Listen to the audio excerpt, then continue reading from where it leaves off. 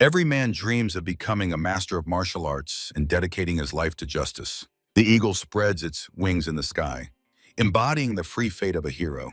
While wars rage in the universe, the world needs a mighty force capable of destroying evil with a single punch. His movements radiate incredible energy, fundamentally distinguishing him from an ordinary person. Many dream of such a flight, but not everyone is given to know true freedom. Against the backdrop of a fiery blaze, a strong hand raises a heavy hammer above the anvil, creating a steel masterpiece. Over the city, at the foot of the mountains, a clear morning blooms, coloring the sky in gentle golden hues. In the half-darkness of the forge, a young man works, surrounded by heat and sparks from the metal. The sun rises above the horizon, gently illuminating the tiled roofs and gardens that have just awakened from sleep. On a quiet street, two boys play as mighty warriors. That is why the blacksmith works fiercely in the whirl of smoke, where something unusual and full of mysterious power is born. Children fight with sticks, dreaming of turning the game into real life. On the veranda during a conversation, a young blacksmith and an elder met, examining new acupuncture needles on the table. The youth respectfully raises the instruments, suppressing the tremor before the exam. From nervousness, the boy's foot slides on the floor, almost breaking the solemnity of this extremely important moment for him. "I have finally finished working on these needles especially for you," the youth said under the watchful gaze of the master. Before him stood the great Jin, the legendary doctor of the district. Against the backdrop of endless stars, a hand grips a needle, the sound of which can transform a dreamy boy into a true hero. The master carefully examines every detail of the needles, into which the blacksmith has put his soul. The doctor squints. The thin needle in his fingers suddenly glowed, as if filled with hidden magical energy of the metal. The elder asks about knowledge in medicine, and the youth answers confidently. The youth's heart froze with amazement. The wise elder offered him to become an apprentice and grasp the secrets of healing. Looking at the butterflies in the sky, Mujin felt how his fate had changed. Just a few months ago, the doctor's morning passed in deep peace and silence, when the city was only beginning to fill with the sounds of the day. The sun promises a day full of concerns for the health of people and herbs. You rewrite ancient scrolls at night to grasp the wisdom of the ancestors until dawn, without closing your eyes. The boy tidies up the yard and brings healing powders to the teacher. Against the background of instruments, a confident hand takes a new needle, preparing for a complex and delicate healing procedure. The young doctor precisely determines the points for future injections on the model. Over the city, the sunny morning returns, the beginning of a new stage in the life of a future great master. The doctor touches the child's shoulder with a needle, and he quietly groans. In the hospital, the wise physician examines the patient, who assures his mother with a smile that the needles do not hurt at all. The gray-bearded doctor gives the boy a treat for his brave behavior. The mother and son gratefully bow to the healer, who rests on a bench as they leave the bright hospital hall.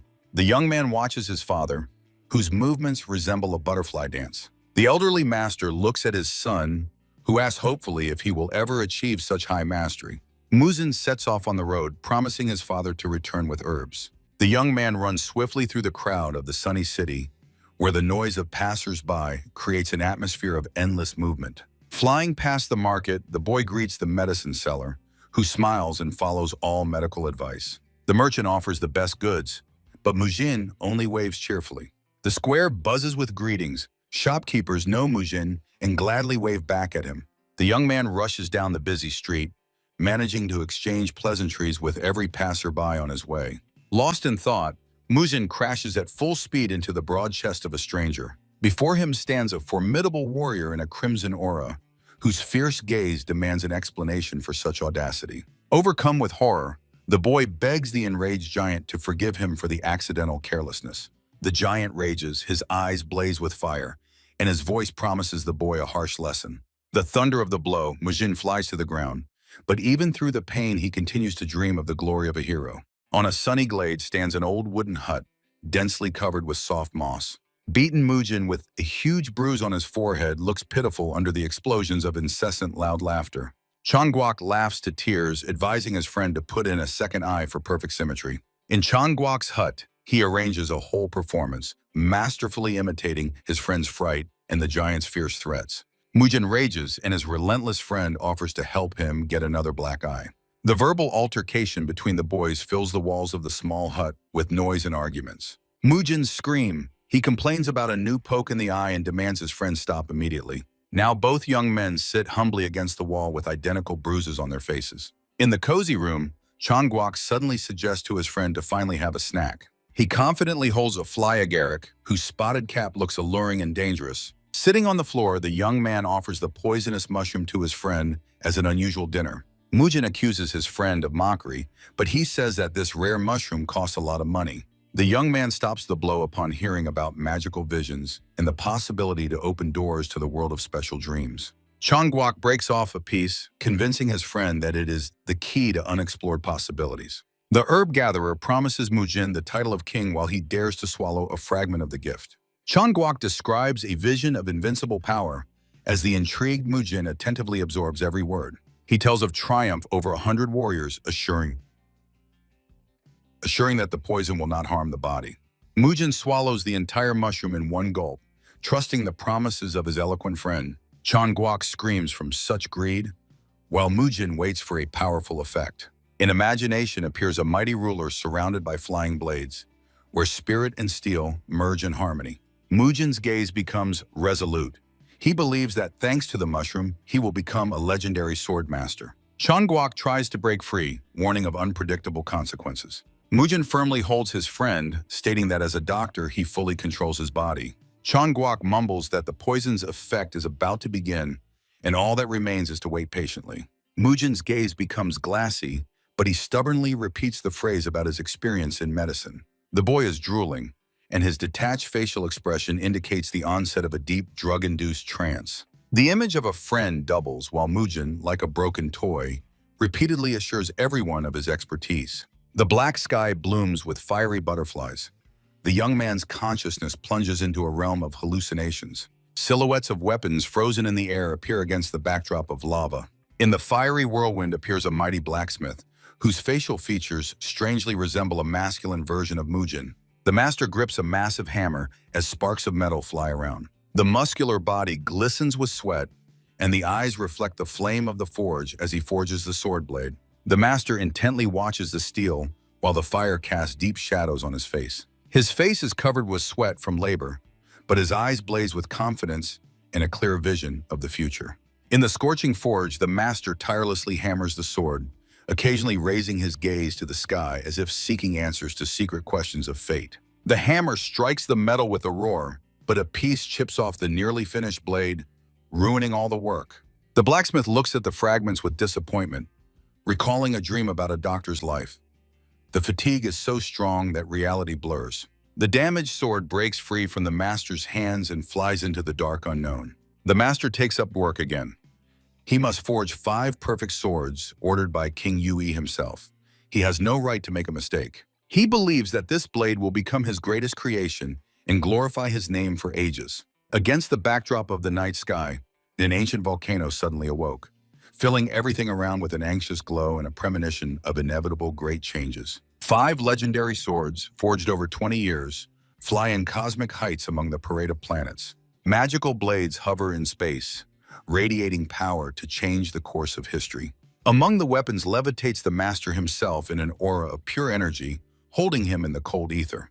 The master's face radiates triumph, for he has finally realized the cherished dream of all humanity, creating the perfect weapon for the gods themselves. The army of immortals watches as the legendary swords of the great master fall from the sky like a fiery rain. A man runs quickly along a path strewn with delicate sakura petals. At the celebration, men raise their cups, and on the table awaits a special chalice for the future winner. Heavenly angels carry in the air a carved table with a cup of divine drink, intended for the true winner of the tournament. The master levitates in meditation, surrounded by his creations, vibrating with an excess of power. Countless hands raise cups in a single surge of joy. You have finally reached the desired paradise. A sakura flower spins in the air as a symbol of the fleeting nature of this beautiful moment. A petal sticks to the eye of the angel girl, causing the sacred table in her hands to tilt dangerously, disrupting perfect balance. The precious cup slips and falls down, threatening to spoil the entire celebration. The master's face is distorted by anger over a senseless mistake that interrupted his peace. The young man regains consciousness on the ground next to the scattered herbs he collected with such great difficulty. The bag is overturned. He looks around confusedly, trying to remember everything. Cold drops of sweat run down his face. Under the roof of the house, a mysterious energy sparkles, foretelling the approach of a great inevitable disaster. The enraged man shouts loudly, threatening the doctor with violence and pouring out all his uncontrollable and terrible rage on him. The angry man turns around and walks away, leaving behind a heavy silence. The young man looks ahead gloomily, feeling the bitter taste of disappointment over the collapse of all his plans. Mujin listens to the story of another herbal gatherer with maximum concentration, trying to catch every word and understand the essence of the events. The boy still does not understand the logic of the events and his role in this strange incident. The young man anxiously notices that the sun has almost set beyond the horizon, ending this day full of shocks. The friend tells that Mujin imagined himself as a great sword master, and in that state decided to immediately return to the clinic walls. The teenagers talk near the entrance to the clinic, rejoicing that the way home has finally ended successfully. The comrades warmly say goodbye and go their separate ways under the evening city sky. Mujin remains alone, feeling despair because of strange visions that do not leave his consciousness. The boy suddenly looks up and becomes purposeful, remembering something very important while sweat continues to roll down his cheeks. The ancient roof with hieroglyphs holds the secrets of past generations. The hand confidently holds a thin acupuncture needle, ready for precise medical intervention. In the sunlit courtyard, a gray-haired doctor calmly talks with Mujin, who has finally returned from his long travels. The son enthusiastically tells about adventures while the father intently studies the needle in his hand. The elderly doctor gives Mujin a wise answer that makes him think. The agitated young man questions his father about the strange guest, from whom emanated an unusual and alarming danger. A thin needle in the master's hands flashes with energy, piercing the entire surrounding space with radiance. The young man feels weakness and grabs his temples, trying to hold back an unbearable pain attack that literally tears his head apart. The pain becomes unbearable, forcing Mujin to close his eyes and grit his teeth. The boy informs the doctor that the attack has finally receded and control over his body has returned to him. The master explains. The governor's assistant complained about the excessive pain of acupuncture sessions conducted earlier. The doctor compares two needles, a new shiny one and an old bent one, demonstrating the difference to his son. Mujin feels sick again. He physically senses powerful flows of unknown energy coming from these ordinary instruments. Despite the fever, the boy tries to speak, although every sound is difficult for him. Mujin barely stands on his feet, his body trembling from heat as he watches the needle in the experienced doctor's hands. The young man sharply intercepts the old man's hand, firmly gripping the fingers with the magical needle. Men stand in the middle of a sunny courtyard, and the tension between them turns an ordinary conversation into something fatal. Now in Mujin's hands gleams a new straight needle, while the doctor is left with only an old bent instrument that has lost its power. In the eyes of the elderly man is genuine shock. He remembered something important from the past. Mujin's eyes flash with energy, his face tenses with strength, and at that moment true magic begins. The young man's face contorts from tension, his forehead pales, and a feeling of unbearable discomfort spreads through his body. In one hand, the man grips a perfect needle, and in the other, a bent one from which emanates a radically different, intangible energy. Mujin walks through the crowd, examining the needles and listening to the resonance in his body. In the middle of the street, a thought enlightens him. This hypersensitivity is his special magical property, which he had not suspected. Pots line up on the counter, vibrating with invisible energy accompanied by a hum. A mustached warrior in a red kimono with a sword on his back tries to outshout the noise of the relentless crowd around him. A sharp pain forces the boy to clutch his temples. Consciousness is clouded by fog. Mujin realizes his body reacts to every low-quality thing, turning its flaws into physical suffering. An old needle in the fingers emits chaotic energy, accompanied by cutting, hearing, and extremely irritating sounds. A mighty blacksmith with a satisfied face holds a heavy hammer while sweat drips from him. A teenager squeezes a bent needle and proves something to the void, probably just the product of Mujin's sick imagination. The boy tries to understand, how does he know which master made this needle? Mujin tries to grasp the thread of truth that constantly slips away from his mind, leaving only doubts. Mujin quickens his pace, directing all determination to the search for answers. Above the city, a sunny sky against which a thick and very heavy column of bluish smoke rises from the tall forge chimney. Near the square stands a large house with a yard, where in the very heart of the forge a fire blazes. 5 swords gleam in the sun with a steel shine and emit pure energy. Mujin's eyes flash. He has finally found what he had been searching for many long years. The young man presses the sword to his cheek. The perfect quality of the weapon instantly soothes his inner irritation and physical pain. Passers-by glance fearfully at the boy who embraces the cold steel in the middle of the street. Muzin carefully studies the details of the handle as a frightening suspicion forms in his mind. The boy is stunned. Reality around him strangely begins to intertwine with his ancient and mysterious dream. His eyes sparkle with energy bursting outward. The burly bearded man lifts a huge stone, demonstrating his incredible physical strength. In the scorching haze of the forge, the muscular craftsman grips the sword's handle, from which a heavy and suffocating heat radiates meters around. In Mujin's visions, the blacksmith tirelessly creates tools, putting a piece of his own living soul into each product. The boy falls out of reality, curiously studying the patterns on the handle. His gaze sharpens, he searches for hidden meaning and details that previously seemed quite ordinary and unworthy of attention. Muzin stops before the gate, where sparks swirl in the air, confirming the proximity of a real blacksmith's forge. Could he really have gained secret knowledge during that strange dream? The boy's foot decisively steps over the threshold of the forge, leaving behind ordinary life for an unknown and dangerous fate. Muzin walks forward, feeling how each step brings him closer to unraveling his own gift in the hidden power of metal. The forge operates at full power, filling the space with the rhythmic sounds of labor and smoke bursting from the tall chimney.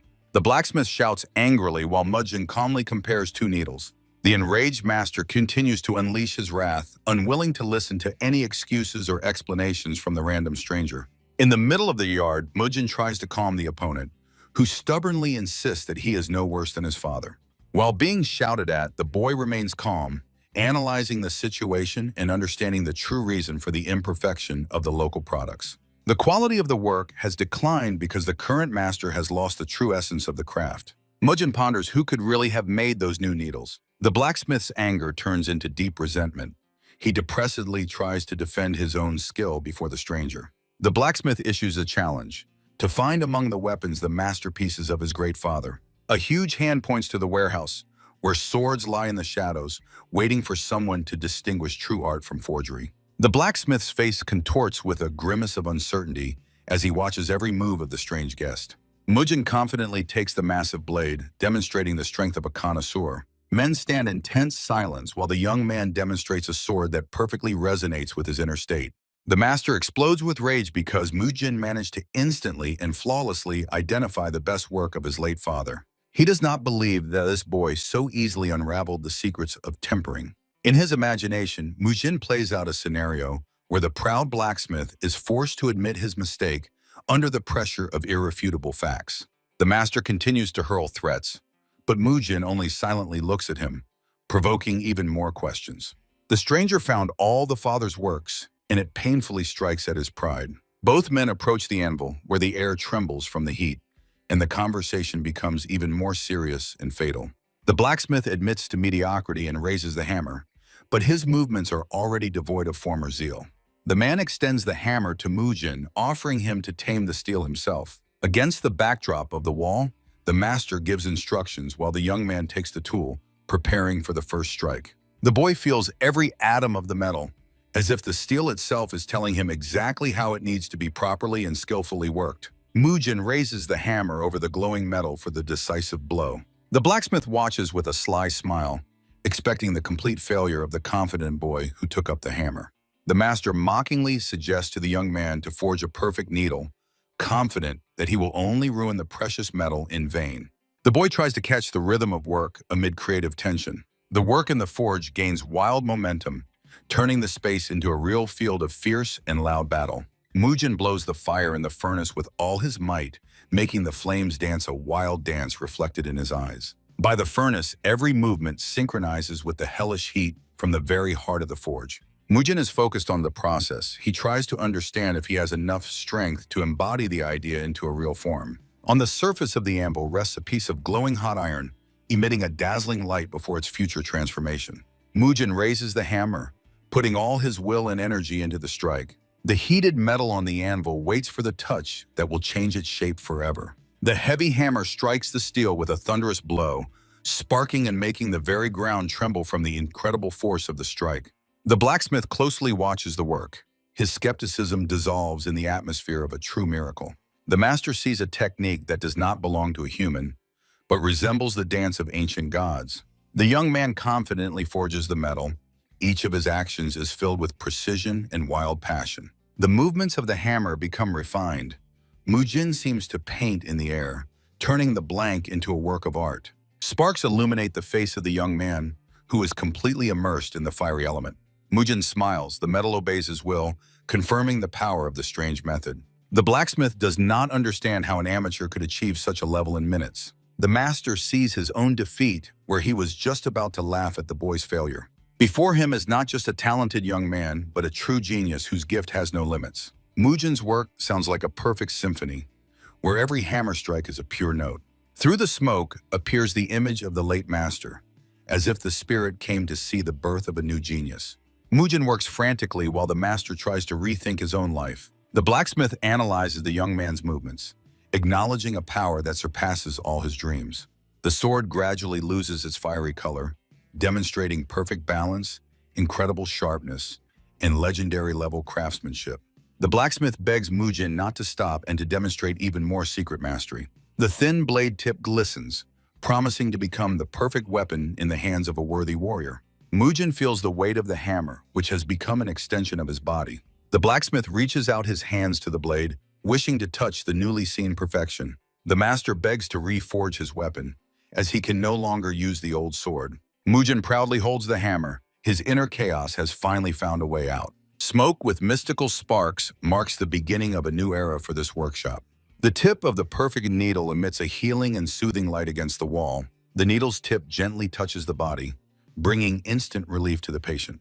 The patient shines with happiness, and the witness of the treatment is impressed by the quick result of the procedure. In the queue, they discuss miraculous needles that literally brought people back to life. New visitors spread rumors about tools that perform real miracles. The clinic becomes crowded with people who came for healing and hope. Everyone strives to learn the secret of the doctor whose needles became legendary in a few days. The stern face of a man with a thick beard and piercing gaze appears in the frame. An endless queue of sufferers lines up near the entrance, arriving every minute under the scorching sun. The city panorama shows crowds of people converging to one point from every narrow street.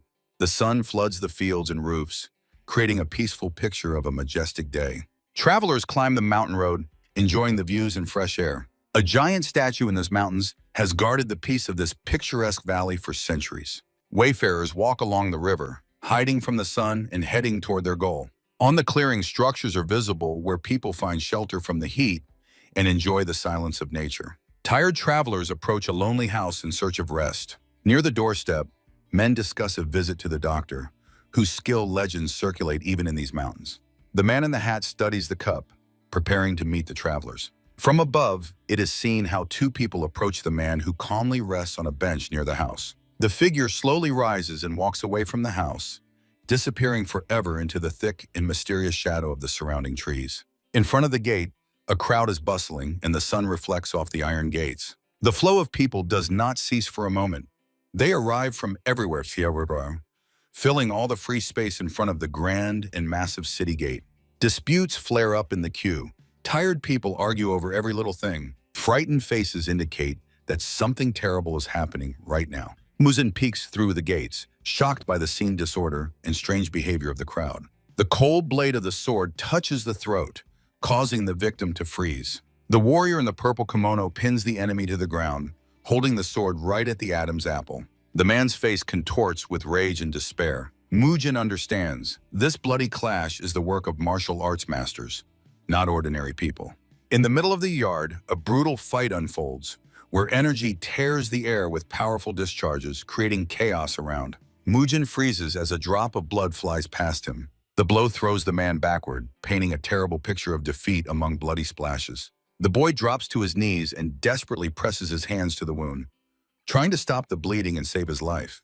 The enraged eye of the warrior foretells a new wave of uncontrollable violence. The wounded man lies on the ground, and strange signs appear on his chest, from which dark liquid oozes.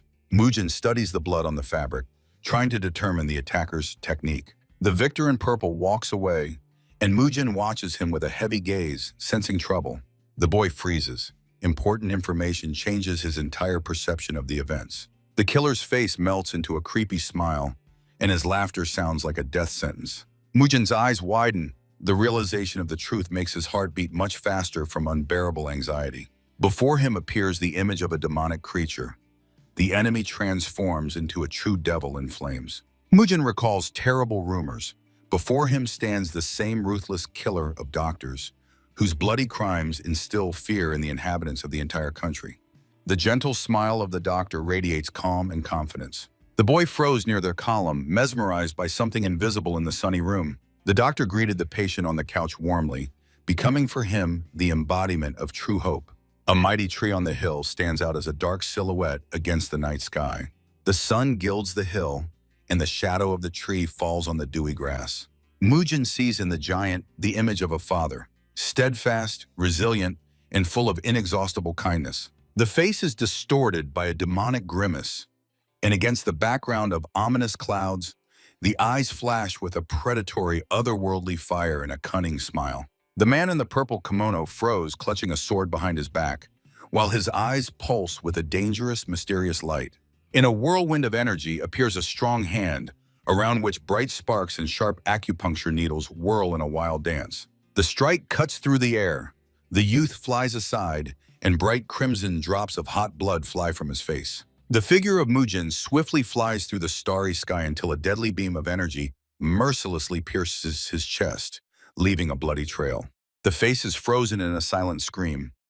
Energy rays mercilessly pierce the boy's body in a whirlwind of unbearable fear and pain. A creature with a devilish visage rushes through the green glow, piercing the space around with dazzling flashes of destructive power. Against the backdrop of twinkling stars, fingers manipulate needles, creating a real storm of molten metal and light around themselves. Mujin's gaze is sharp as a blade. He is ready for the final battle. A warrior with a massive sword stands still before the entrance. Mujin motionlessly watches the figure in purple, rapidly receding into the distance. The boy falls to his knees in fear before the stranger with hair strictly tied in a bun. A desperate scream.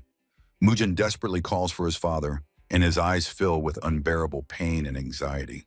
A commanding hand rests on the shoulder, and from this touch, bright energy beams full of power spread against the wall background. The figure with the sword moves away while Mujin, stunned, turns at the sudden strong touch. The man in blue attire radiates calm but absolutely unbreakable confidence. On the cobblestone lies a body, and Mujin emotionally begs the stranger in blue to stop the dangerous swordsman who is walking away.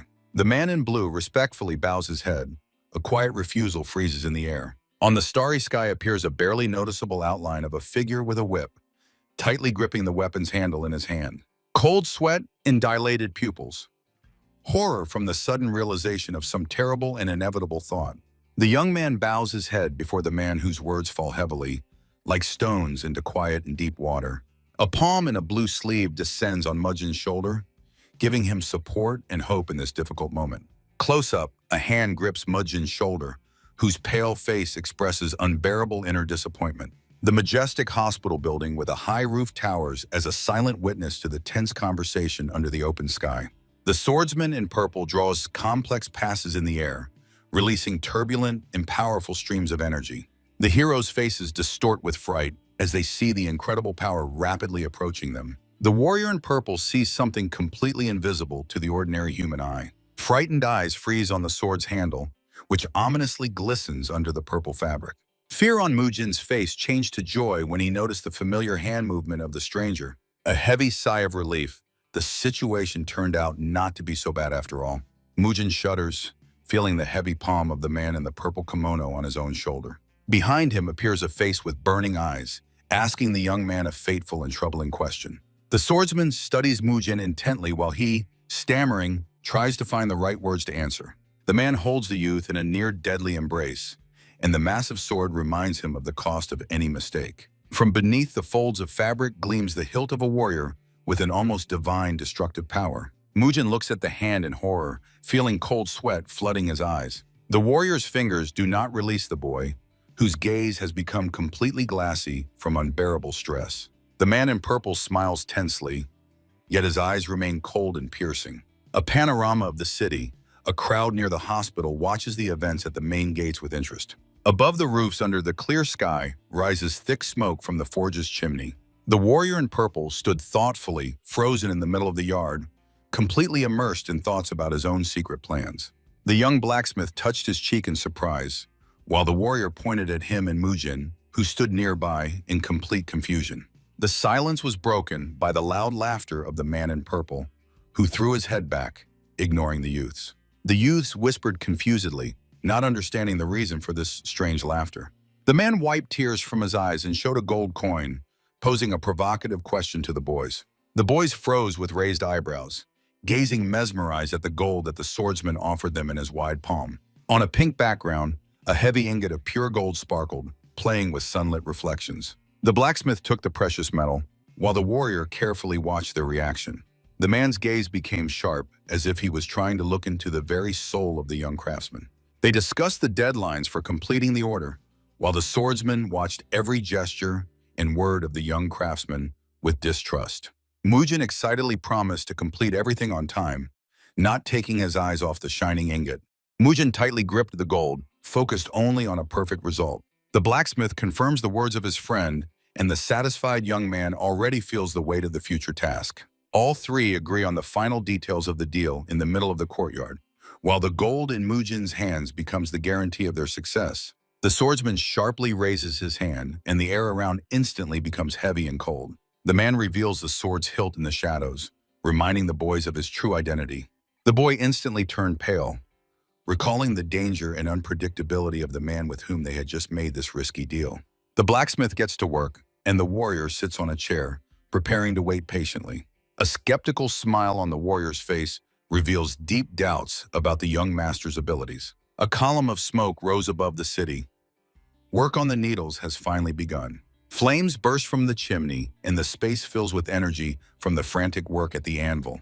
The glowing coal crackles as it flies into the furnace, fanning the heat to an incredible temperature needed to melt the steel. Mujin works the bellows under the watchful eye of the man in purple robes. The swordsman imagines perfect needles, pondering the complexity of this jewelry-making process. Sweating profusely, half-naked Mujin relentlessly strikes the iron with a hammer, which the blacksmith confidently holds with massive tongs.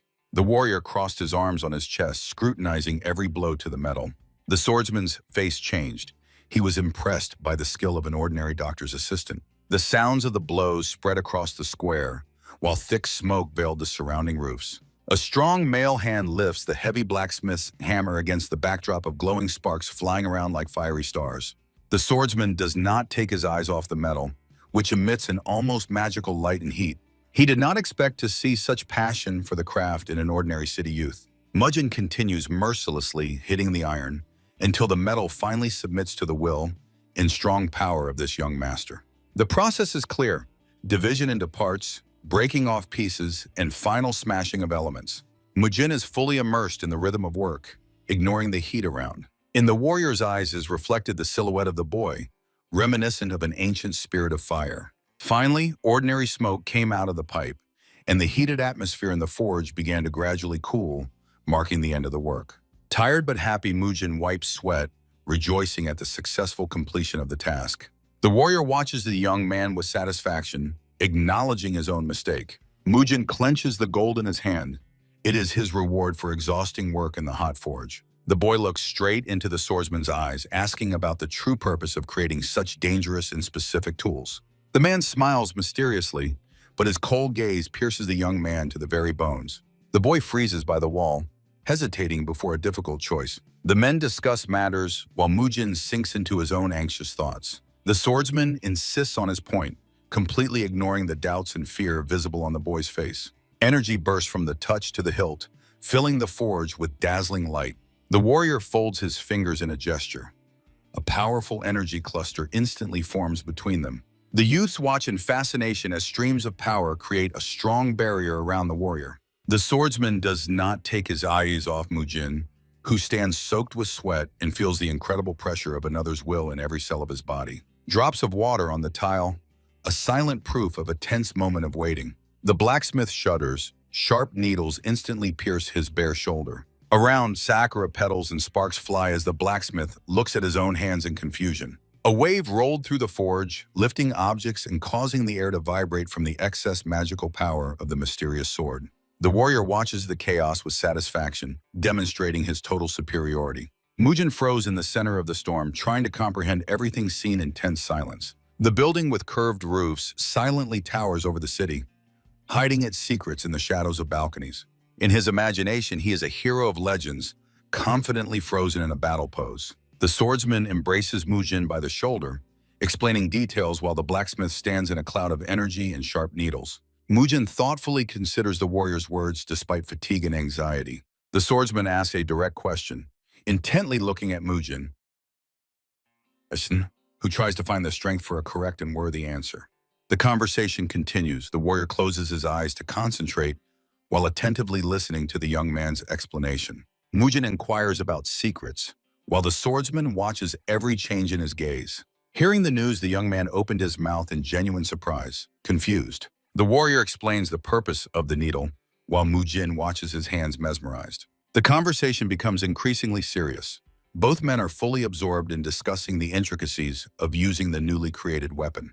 The swordsman tensed, testing the reaction of his new young apprentice. Mujin decisively steps over the threshold of the red gates with hieroglyphs, feeling anxiety from the unknown. The boy climbs the stairs, clenching his fist. His eyes express a mixture of fear and unwavering determination to go to the very end. A joyful thought illuminated Mujin. He laughs, dreaming of future triumph. He imagines scenes of martial arts, where his strikes cut through the air swiftly and lethally.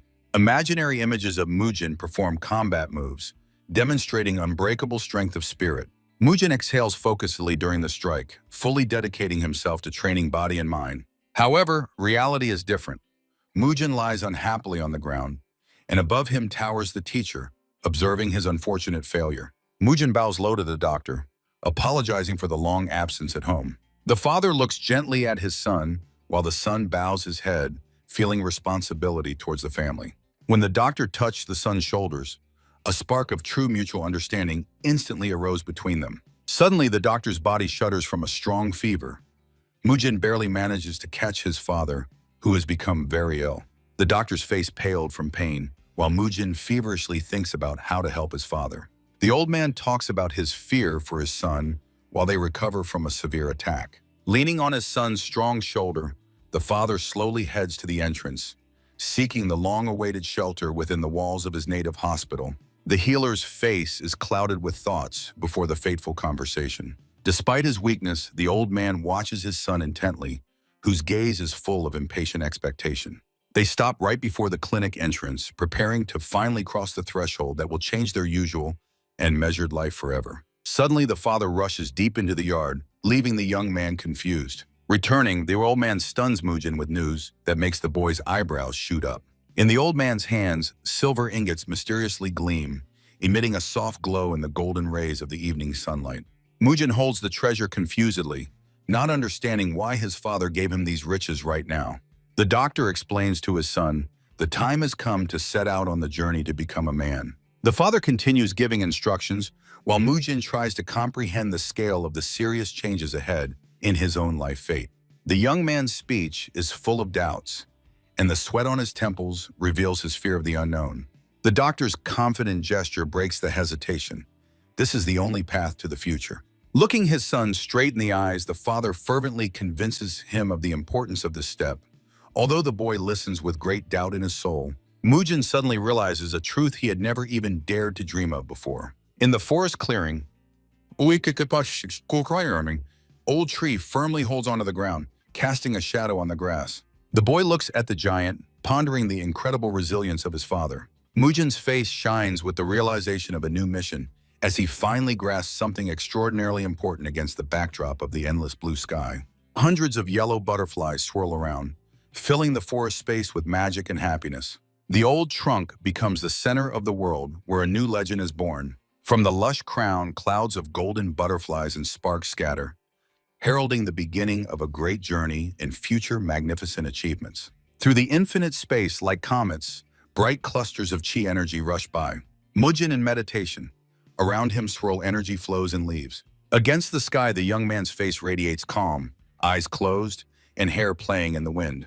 The frame focuses on the young man's eye, behind which hides extreme concentration and intense mental work on something extraordinarily important. Mujin sits in the lotus position, surrounded by a dense, radiant cocoon of power. The silence of the forest is broken only by a light rustle, A ripe acorn detaches from the branch and falls down. Feeling a tap on the crown, Mujin looks up and contemplates the fateful, recalling in his thoughts his distant native home. On a branch, a man in purple lurks, watching the young man. Mujin jumps up as the stranger leaps down in a wild whirlwind of energy. The man in purple freezes before the young man, his gaze full of irony as he slowly utters some mysterious words. The young man takes a fighting stance with a smile, joyfully responding to the opponent. Mujin dreams of the power of a mighty master, although in reality he remains just an ordinary boy who simply tells this story. A silvery gleam suddenly cuts through the air. The stranger's elegant sword swiftly flies through the transparent space. The weapon unexpectedly ends up in the hands of the young man, who stunnedly examines the perfect and cold steel of the blade. A huge log falls from above like heavenly punishment, darkening the sun and making the air tremble from incredible weight. The master skillfully catches the tree and takes a stance, challenging the boy to a fight. The master's gaze hardens. He tightly grips the stick before the fierce clash on the sunny glade. The frightened Mujin is reflected in the cold blade of the sword. The young man draws the blade while the opponent calmly gives instructions with the stick in his hands. Mujin closes his eyes for a moment, imagining how with one lightning-fast move he cuts the hem of the enemy's purple dress. Fanatical dreaminess flashes in the boy's eyes. In his thoughts, he relentlessly advances on the enemy with a giant sword that weighs much more than the strongest rock. The stranger whistles carefreely, demonstrating complete indifference to the boy's actions. The master blows ironically on his index finger, showing surprise at the youth's audacity. The man's boot firmly presses into the thick grass, and from this movement, a powerful wave of pure energy spreads through the ground. Mujin's face tenses. He lunges forward. The boy strikes desperately, but the master easily deflects the attack with his stick. An energy flash at the point of contact between the blade and the wood captures the moment of highest confrontation in this clearing. The angry youth presses with all his might, yet the simple stick seems unbreakable to him. Mujin's eyes widen from complete confusion and sudden realization of his own powerlessness. The master holds the stick above himself, protecting his head from the sword's futile blows. The boy rushes like a blurred shadow, shouting from the colossal tension of all his muscles. Powerful pillars of energy rise around Mujin, and his face shows the use of supernatural power. A close-up shows the boy's dilated pupils at the moment of utmost exhaustion of all internal resources. A steadfast warrior amid the storm, while Mujin's sword flies past. Mujin tumbles headlong through blue streams, and his confused scream is lost in the roar of the energy storm. Far in the mountains above the forest, thick smoke rises and remnants of battle spells scatter into the sky. The body cannot withstand the tension.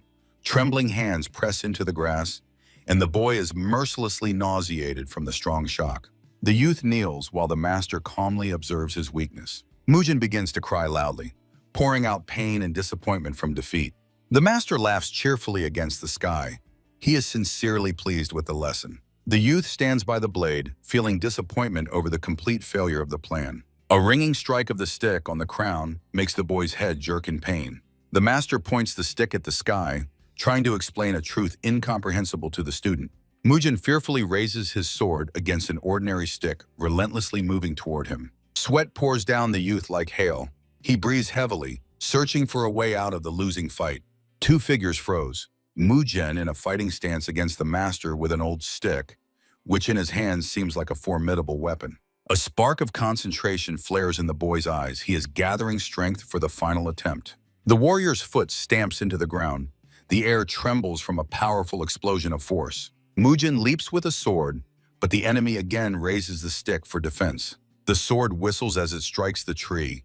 The master watches the force of the blow tensely. Mujin laughs, for he has finally understood the essence of the cunning art. Among the lilac waves, the man in purple slowly walks away, looking extraordinarily majestic and calm. Mujin freezes. A strange energy of true insight flashes in the area of his third eye. The exhausted youth falls face down into the grass. His sword lies aside and remnants of magic swirl around. Turning onto his back, the boy looks at the sky, holding his head and pondering fate. The boy sits on the grass next to the sword, while the teacher crouches down to talk about future trials and duty. The youth receives another blow to the head with the stick, causing him to flinch and listen to the mentor. Mujin analyzes the lesson learned and against the backdrop of the high sky. His gaze is filled with deep reflections on his own strength. The boy listens to the master's explanation, who is actively waving a stick. Exhausted Mujin leans his hands on his knees, struggling to catch his breath. The master strokes his beard contentedly and laughs, pleased with the student's progress. Mujin's body trembles from powerful energy discharges that temper his spirit. In an imaginary scene against the sky, Mujin receives a didactic blow from a stick, symbolizing the strictness and inevitability of his training. Both warriors simultaneously turn toward a suspicious noise from the forest thicket. Through the branches advances a mysterious figure whose outlines resemble an exhausted person in tattered clothes. Only legs and torn clothes are visible as the heroes watch the unexpected guest warily. A tanned young man in gray-brown robes with carelessly tied hair appears in the clearing. Close-up of the traveler's belt. 3 bizarre knots attract the attention of both heroes with their strange and unusual shape. Mujin and the master carefully examine the guest, trying to understand his intentions and origin.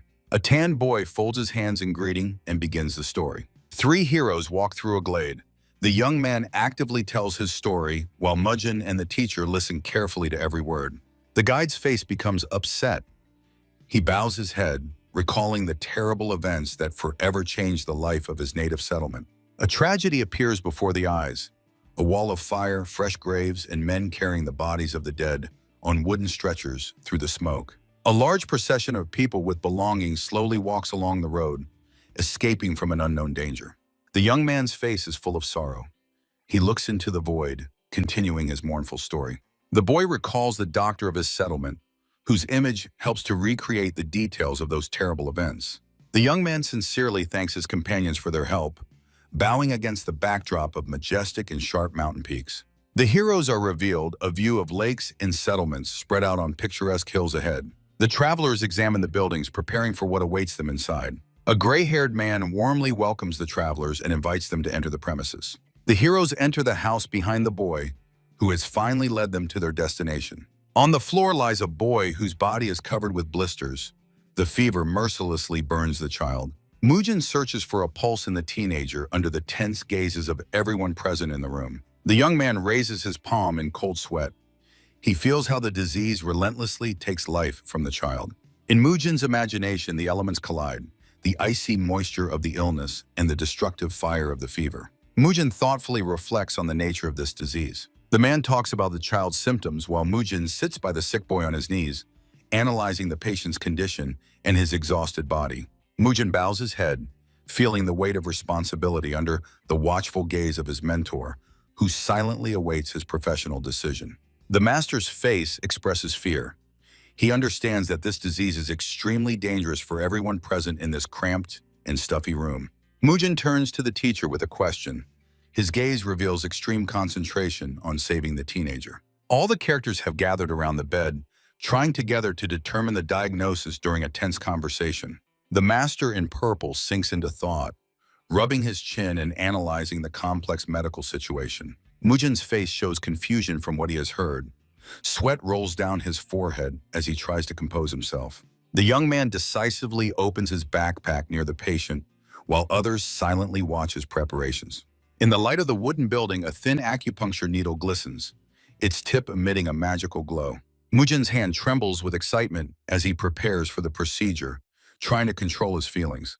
The master in purple points to the necessary spot on the boy's leg, giving the student extremely important and precise advice. The mentor's hand begins to emit powerful energy,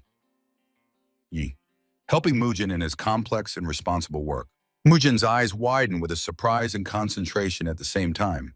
He feels the support of the master's power. In Mujin's visions, the sick teenager is now surrounded by protective energies glowing against the darkness. The imaginary Mujin leans over the child with the needle, surrounded by clusters of power that help him heal. A spasm runs across the boy's face, and a burst of powerful red energy occurs in the area of his forehead.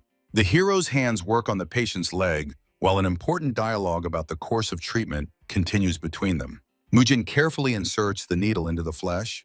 The others present freeze in anticipation, not taking their eyes off the patient. Mujin's figure against the starry sky seems to embody hope. He is fully immersed in magical healing. The needles are already inserted into the child's head, and the master in purple carefully watches every change in the condition. Exhausted Mujin wipes sweat from his forehead while the other heroes anxiously wait to see what will happen to the little one next. Mujin's gaze is fixed on the patient. He intensely notes every detail, ignoring fatigue. Suddenly, the boy begins to move or tremble.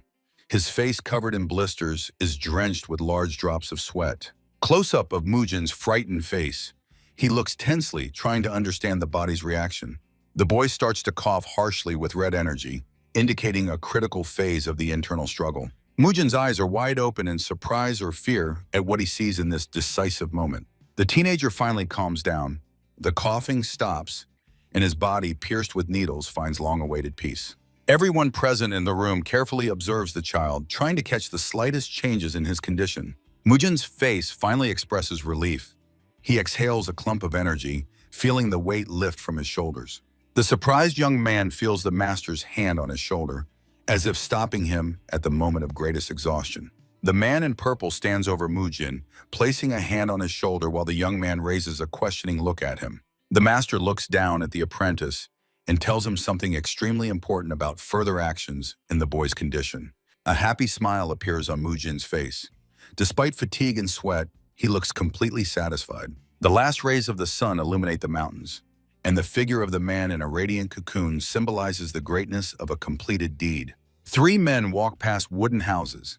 Ahead goes a mustached peasant, half turned to his companions to tell about the misfortune that befell their settlement. The sun floods the road with long shadows, as Mujin, with a backpack and a swordsman in purple clothes, follow the guide deep into the village toward the giant trees. Against the background of an old building, Mujin freezes from what he heard, his face showing sincere surprise, while the companion in purple maintains calm composure and vigilance. Stopping in the middle of a sandy street, the father of the rescued child tearfully admits that without the doctor's help, the boy would have long been dead. Having exhausted words of gratitude, the host hospitably invites the rescuers to rest in a small house, then politely bows and leaves the guests alone. Inside the neglected dwelling reigns emptiness. Mujin and his companion examine the room, where a child's doll lies alone on the dusty floor, abandoned by someone. The man in purple slowly walks around the gloomy room, carefully examining old wardrobes whose fronts still preserve naive and bright children's drawings. In the middle of the silent room, the warrior stops by a lonely wooden table, trying through the remaining furniture to see the history of the people who lived here before. The heavy boot of the stranger stops right by the doll. He freezes, fixing his gaze on the toy that became a silent witness to someone's suddenly interrupted fate. The man's face becomes tense, and his gaze deep and thoughtful. It seems he is trying to unravel the mystery of this place, immersed in his own difficult reflections. The frame focuses on the warrior's face. Furrowed brows and a sharp gleam in his eyes reveal a sudden insight, as if he has finally remembered some extremely important and troubling detail. While Mujin intently checks the contents of his backpack, the man picks up a doll from the floor and studies it carefully, holding it over the table like a key piece of evidence in the case. Frowning, the swordsman sharply shifts his gaze to the doctor and sternly replies to him, not letting go of the found toy with his strong, weapon-hardened hands. Mujin helplessly shrugs and shakes his head, unable to agree with the companion's arguments, who has already come close for a serious, intense conversation. On a small round table appears a modest dinner. Fragrant shashlik, chicken, and fresh salad await the tired travelers, promising a brief respite. Seated on a brick elevation, the men begin their meal, but even during eating, they cannot stop discussing the strange events happening around them. Emotional Mujin, at a mouth open in surprise, asks an important question, to which his companion with a bowl in hand responds with a restrained but entirely approving nod.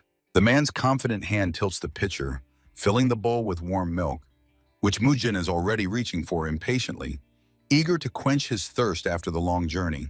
Holding the drink in his hands, the young doctor, with genuine curiosity in his eyes, again addresses the senior comrade, trying to learn the truth about this strange settlement. The warrior's silhouette fills the space. He continues the conversation without taking his eyes off the doll he placed on the table, as if it is also a full participant in their secret dialogue. Against the window background, Mujin's face suddenly changes. He freezes with the bowl in his hands, asking another question that now seems critically important to him. Suddenly, the boy sharply turns his head towards the darkness beyond the glass.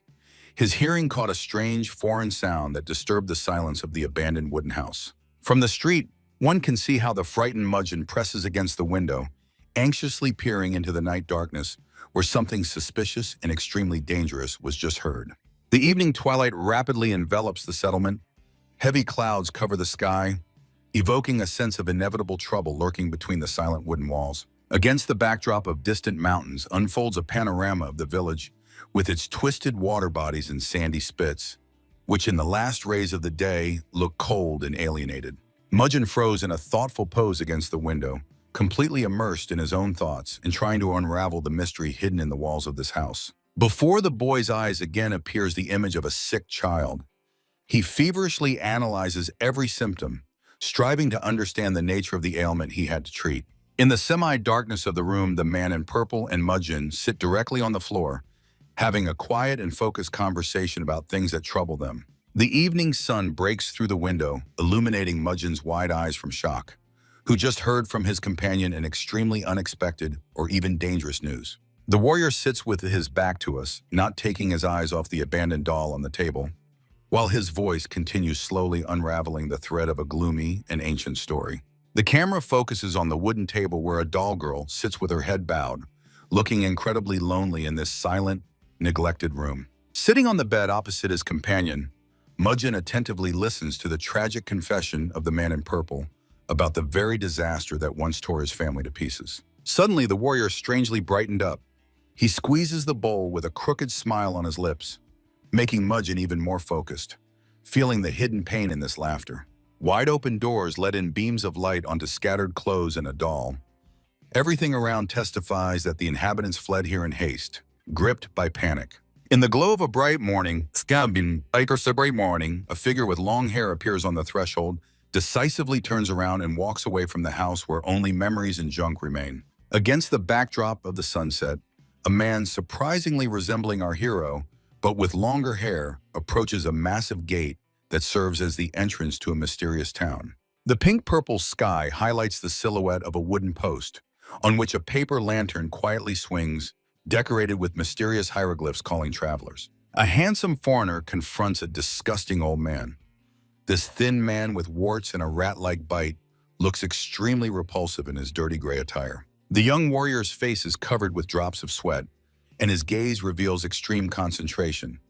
It seems before us is the same man in purple, but in his youth. A scene unfolds near the house.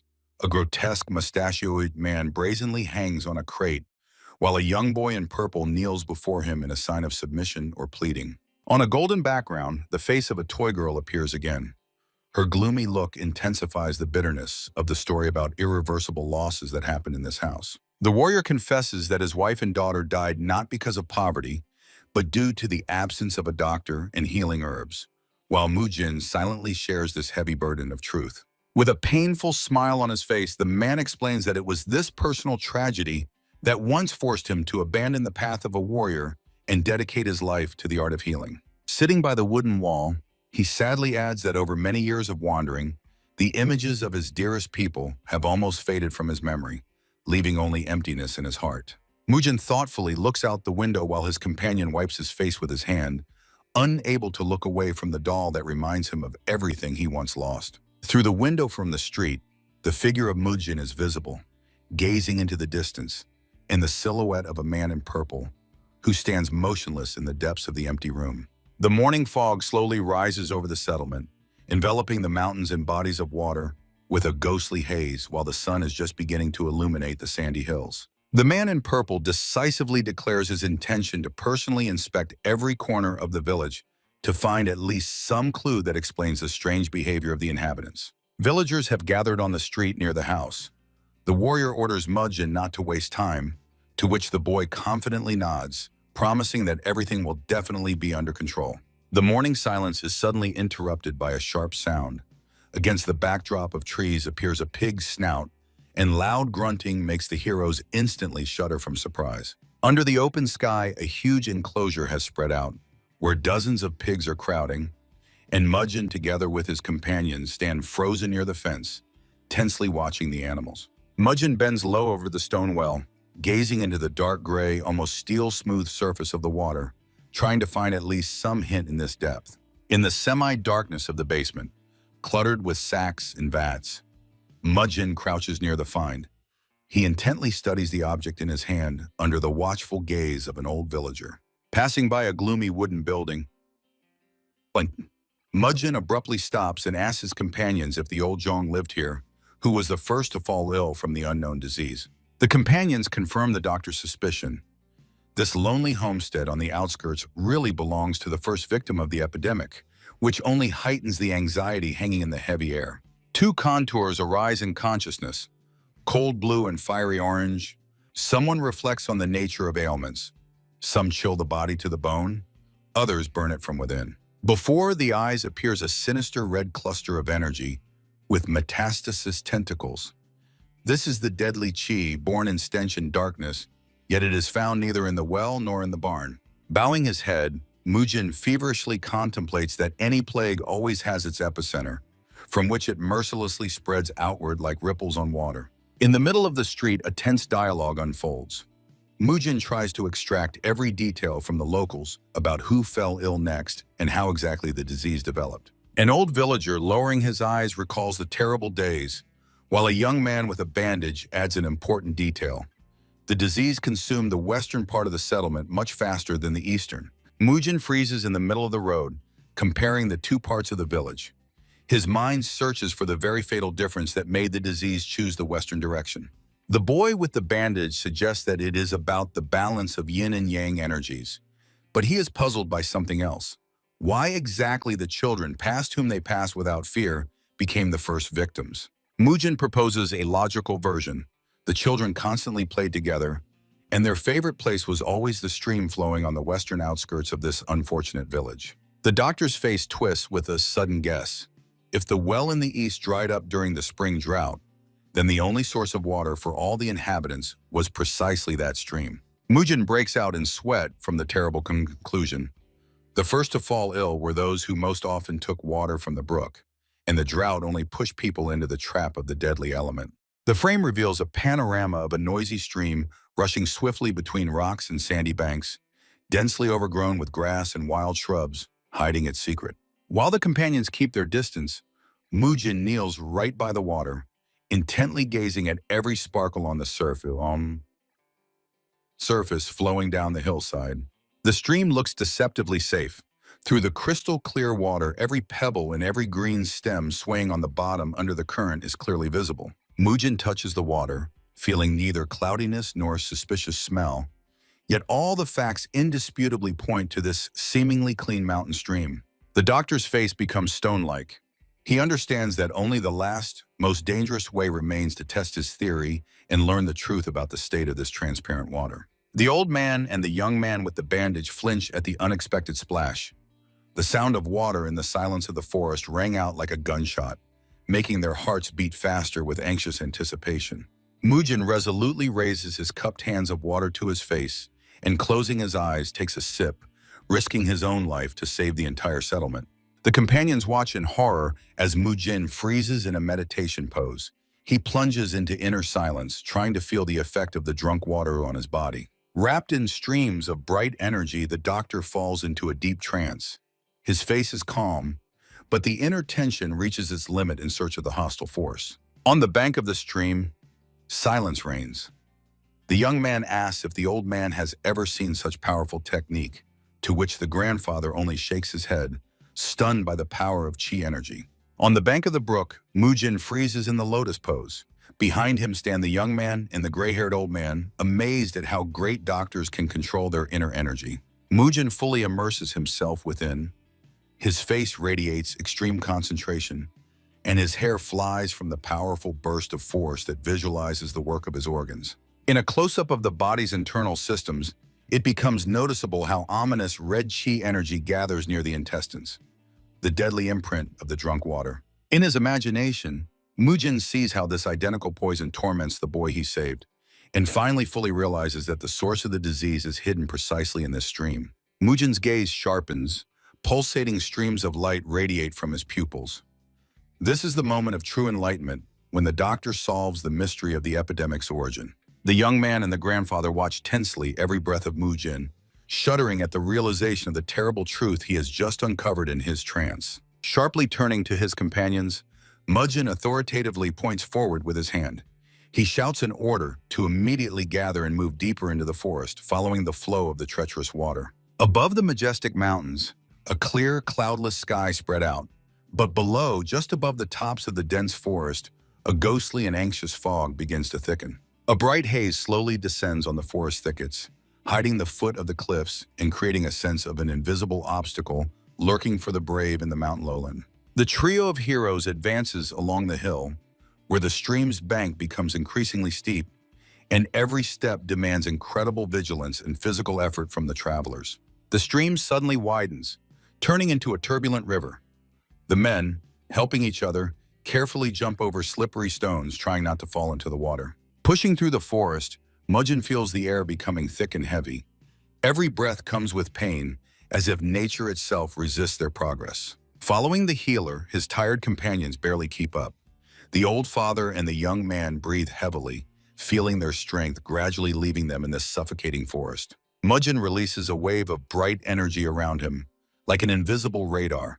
His eyes intently scan the space, trying to detect the epicenter of the invisible strike. Stopping on a narrow path, Mujin asks his comrades about their condition.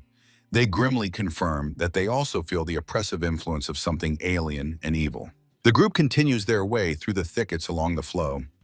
Mujin confidently states that they are very close to the goal, despite the unbearable tension prevailing around. The road leads them deeper into the forest, where a dead silence has frozen between the trees, and the figures of the men seem small and vulnerable against the backdrop of giant trunks and stones. Suddenly, the air is colored in a poisonous purple hue.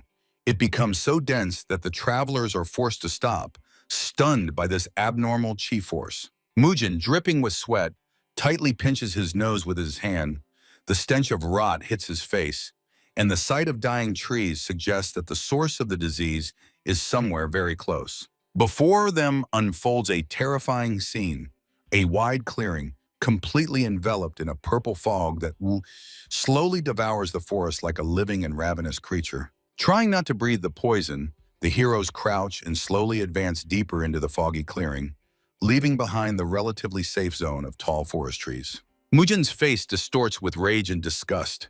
He feels every cell in his body protesting against being in this epicenter of deadly stench. Suddenly, before them opens the maw of a dark cave, from which powerful clouds of purple energy burst forth, carrying with them the spirit of decay and an ancient curse. Mujin and his companions approach the very entrance of the grotto, covering their faces with the edges of their clothing. Purple steam seeps directly from beneath the earth, which literally melts under their feet. The ground becomes unstable, turning into a swamp that sinks beneath their boots. Mujin barely keeps his balance, surrounding himself with the protective glow of a bright white discharge. Amid the purple haze, Mujin and his comrades struggle for every step, trying to withstand the chaotic bursts of energy that try to knock them down. With an enraged face and burning eyes, Mujin makes the final discovery. Beneath this poisoned earth is buried something terrible, which has become the source of all the trouble. Sunlight barely penetrates through narrow windows, highlighting from the darkness shelves with dried roots and clay pots. This is a place where the life of herbs meets death. On the table among rags, seeds, and crushed fruits are scattered, and nearby stands a marble mortar that holds a thick aroma of medicine, so unusual for the suffocating streets. Mujin freezes in the middle of the storeroom with open doors. In one hand, he grips the mortar, and with the other carefully lifts the find, looking at it with utmost attention. The young man's gaze slides upward to the ceiling, where linen bags with herbs are hung. His face brightens with satisfaction, for each found plant is a step towards salvation. Dark pink bundles swaying under the roof conceal a mysterious power. Here, the death of plants becomes the key to life, capable of healing the most severe ailment. Mujin tightly grips the wooden handle like a spear. His muscles are tense, and sweat runs down his face as heavy chunks of dirt rise around from the fierce labor. Instead of living earth beneath his feet lies a purple slime that emits a nauseating stench of decay. This place is soaked only with pain and inevitable suffering. In the depths of the dug pit, among a sticky purple mud, the bones of dead beasts and fish remains, turned into a complete cemetery of nature, gleam eerily white. Leaning on a long stick, Mujin gloomily watches this heap of remains, trying to understand which madman could have created such a quantity of death in one place. At the foot of the cliff, where a stream babbles, Three men with stakes in their hands balance over the abyss, trying to unravel the mystery of these terrible graveyards. Mighty tree crowns sink into a purple haze spreading through the forest, carrying suffocation and a heavy, poisonous smell that takes one's breath away. Breathing heavily and wiping sweat, Mudson turns to his companions. He insists on immediately extracting the remains from the pits so that the poison does not enter the clean waters of the stream. The elder man and the young man, overcoming disgust, descend into the pit under Mudson's watchful eye, who is ready at any moment to come to his comrade's aid. The boy with a bandage, shuddering from what he has seen, asks his father who could have been so cruel as to arrange this mass murder and bury the evidence here. While the men pull the slimy animal corpse to the surface, Mudson realizes the terrible truth. Even a drop of this corpse poison carries a deadly danger. Before the eyes appears the image of a skull wrapped in violet flame, where instead of eyes burns rage. The master of death knew that this poison acts slowly, but inevitably. The settlement where Mudson came to save the child now looks ominous. The mountain in the background seems washed with blood, and the riverbanks are covered with a crimson, anxious fog. Standing over the pit, the young man realizes that the appearance of these dead strangely coincided in time with the moment when the last drop of water in the village well suddenly dried up. Mudson's figure shudders with anger amid the violet smoke. He understands that this is not just misfortune, but a planned and cold-blooded extermination of all living things. Soiled with mud and exhausted from work, the villagers freeze at the bottom of the pit, catching every word of Mudson, whose voice now sounds more serious and threatening than ever. Suddenly, Mudson sharply turns, tensing every nerve.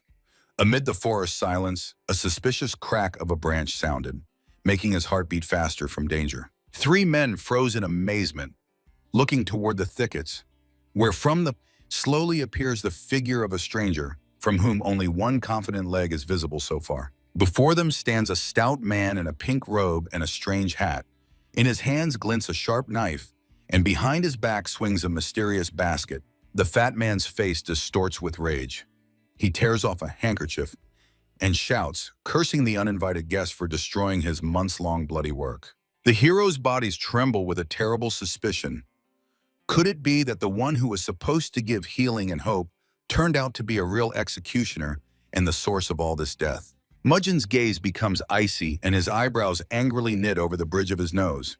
He realizes that Dr. Yen not only knew about the poison, but consciously profited from deaths, collecting money from unfortunate victims. In Mudson's thoughts, the image of the doctor splits. The friendly mask of the fat man slips off, revealing the true devilish face of a demon who only pretended to be a merciful healer for profit. Before the eyes appears the disgusting likeness of a doctor in the form of a gluttonous pig devouring silver. Mudson is nauseated by the thought that the boundless greed of this creature nearly wiped an entire settlement off the face of the earth. Dr. Yen no longer hides. He squints maliciously, clutching a knife in his hand, and the removed scarf around his neck indicates that the game of secrecy is over and the time for open hostility has come. Mudson freezes in a fighting stance amid the purple swamp, firmly gripping a stick. His body trembles with rage, and the only thought in his head demands immediate retribution against the unscrupulous executioner. Standing shoulder to shoulder with the father of the sick boy, the young man prepares to leap, for in his eyes the fat man in the pink robe is the root of all evil that must be uprooted. An old man holding a stick in one hand and the torn head of a dead goat in the other shouts madly at the doctor, asking how he could turn human sorrow into a bloody business. Amid the suffocating purple fog, the father swings his dreadful burden at Dr. Yen, but the fat man deftly dodges the blow, maintaining a contemptuous and evil smile on his face. The doctor squints disdainfully and hisses through his teeth that he always considered himself a good man who simply wanted to get his deserved share of gold at the end of this long game with death. The old peasant's face contorts with uncontrollable anger. He cannot believe his own ears, asking again about which doku this monster dares to speak while people are dying around. The old man rages, his gaze burning with fire, and a cry of despair bursts from his mouth. He reminds the killer of every lost life that he exchanged for the shine of coins, without a drop of remorse. The enraged doctor finds himself at the epicenter of a powerful whirlwind of energy flying straight at him. From the tension and unexpected force of resistance, drops of fear run down his sweaty face. Chunks of purple mud scatter in all directions under the pressure of incredible force. filling the air with heavy clumps of dirt, symbolizing the beginning of an inevitable and brutal battle. The eyes of the old man glow with inhuman fury. He no longer restrains his despair, turning every word into a battle cry that tears the silence of the poisonous forest in half. The head of a dead goat, launched by the firm hand of the old man, flies over the crown of Dr. Yen, causing him to flinch from the proximity of retribution, which literally breathes down his neck. Dr. Yen smiles defiantly as two burly bandits with axes emerge from the fog. He shouts that the fate of the peasants does not concern him, since they dared to spoil his grand plan. Mujin, together with the young man and the enraged father, stand as an unshakable wall against the enemy. Their faces express readiness to fight to the last breath, despite the numerical superiority of the bandits. The doctor points with his thumb toward the pit of corpses, promising that today, the bodies of Mujin and his friends will replenish this graveyard, because the lives of the poor are not worth a broken penny to him. Yen's face contorts into a devilish grimace. He openly declares that they do not deserve to live, and he will personally throw them into the very mud they so stubbornly shoveled. Amid the purple haze, three brave men grip their sticks tighter, challenging the doctor and his henchmen. Their hearts beat in unison, preparing for a clash where there is no room for fear. Hired killers with cold eyes and heavy weapons step forward, preparing to deal with the old peasant who dared to challenge their master killer. Suddenly something changes. The old man's gaze turns completely black, and his figure radiates such a terrible power that even the air around begins to vibrate from his devastating wrath. The old man's foot strikes the purple earth with such force that waves of pure energy spread from beneath it, raising clouds of dirt and making the ground tremble under the blow. The faces of the bandits instantly pale with fright. They see something that makes their hearts freeze with unexpected horror, which they did not expect to encounter in this village. Four special knots open on the old man's belt, a sign of belonging to a powerful caste, upon seeing which the mercenaries realize they have gotten involved in a battle with the wrong person. The face of the boy with the headband turns into a mask of extreme concentration. He sternly warns Mujin that their skills will not be enough to protect him during the escape if they get involved in the fight. Mujin freezes, stunned by what he heard. Surprise is read in his frightened eyes when he hears the proposal to defend the settlement side by side with Yu Chun, the same eccentric doctor he knew. An imaginary picture appears before his eyes. Under the canopy of a giant tree, the old master calmly shares wisdom, while the young man trains with a stick, recalling how the generosity of the settlement's inhabitants saved them from hunger, and they never hesitated to beg. On a dark purple background, shrouded in ominous fog, the figure of an elderly warrior radiates a threatening aura. Gripping the stick, he stands unwavering in a combat stance, continuing his fatal, relentless countdown. In the young man's memories, they sit with the old man on the shore of a body of water opposite the settlement, and he makes a vow that when the time comes, they will fight without hesitation to repay the inhabitants for their kindness with their strength and lives. Amid the purple haze, Dr. Yen and his two heavily armed henchmen are frozen in the mud, tensely listening to every sound of the old warrior's voice, who continues counting down the last seconds before the bloody massacre begins. The three defenders stand shoulder to shoulder against the enemy horde that has already begun its advance. Mujin hears the bandits' threats, promising to leave them no chance of escape if they dare to flee. The elderly guardian's face is covered by his own hand, decisively stretched forward. This gesture, full of hidden power, is accompanied by a strange glow in his eyes, foretelling an inevitable storm. Two mercenaries, one with a bandana and an axe, the other with a topknot and a battle axe, burst from their place, breaking through streams of energy with a shout that the fate of their opponents is already decided and the enemies themselves have made this deadly choice. In a surge of incredible energy that makes the ground tremble beneath their feet, Mujin and the boy with the headband, frightened but determined, prepare for the clash, accumulating all their inner strength for the first strike. The old warrior, armed only with a stick, soars into the air towards two armed bandits. The space around them explodes with streams of combat energy, turning the battlefield into an arena of a deadly dance. Powerful whirlwinds lift Mujin, tearing him from the ground. He looks down in surprise, feeling strong streams of energy carrying him upward, away from the epicenter of the first clash. While the guardian on the purple mud prepares to meet the enemies, behind him the boy with the headband also rises into the air, engulfed by turbulent streams of energy carrying him higher and higher. Mujin finds himself in the air almost upside down. His hair flutters in the wind, and his eyes, widened in astonishment, look at his comrades begging them to run and save themselves while there is still a chance. On the purple ground, the old warrior freezes in a battle stance, gripping a stick. Two mercenaries surrounded by their own energy vortices fly at him like enraged beasts, and behind them looms the sinister figure of Dr. Yen. The young man with a headband, engulfed in turbulent streams of blue energy, swiftly moves upward. His hands are raised, and his face is frozen in an expression of surprise at his own power and speed, carrying him to the skies. The eyes of two bandits blaze with frenzied fire. They rush forward in a wild rhythm, surrounded by powerful auras, ready to tear apart anyone who stands in their way to loot. The old guardian and the young man with a headband, armed with sticks, fly through the air with battle cries toward the enemies. Their gazes are focused on the opponents, and their bodies tense in anticipation of a deadly strike. Amid the purple fog, Mujin's figure performs a breathtaking somersault in the air. He flies, trying to control himself and orient in this chaos of martial arts. Two settlement defenders with sticks in their hands rush toward two bandits who, with their heavy weapons, fly at them like two deadly meteors, ready for a devastating collision in the air. Mujin, continuing his flight, feels drops of tension running down his sweaty face. He feverishly thinks that if they fight all together, perhaps they will have a chance to win. While flying upside down, Mujin feels the space around him saturate with a new, extraordinarily powerful energy. The expression on his face instantly changes, and his eyebrows furrow angrily over his nose. The face of one of the attackers with a top knot distorts with rage. He rushes through the air, raising a heavy axe above himself, ready to deliver a devastating blow to his victim. Mujin, continuing his movement in the air, witnesses this terrible scene. His gaze becomes extremely intense, capturing every detail of the approaching deadly threat.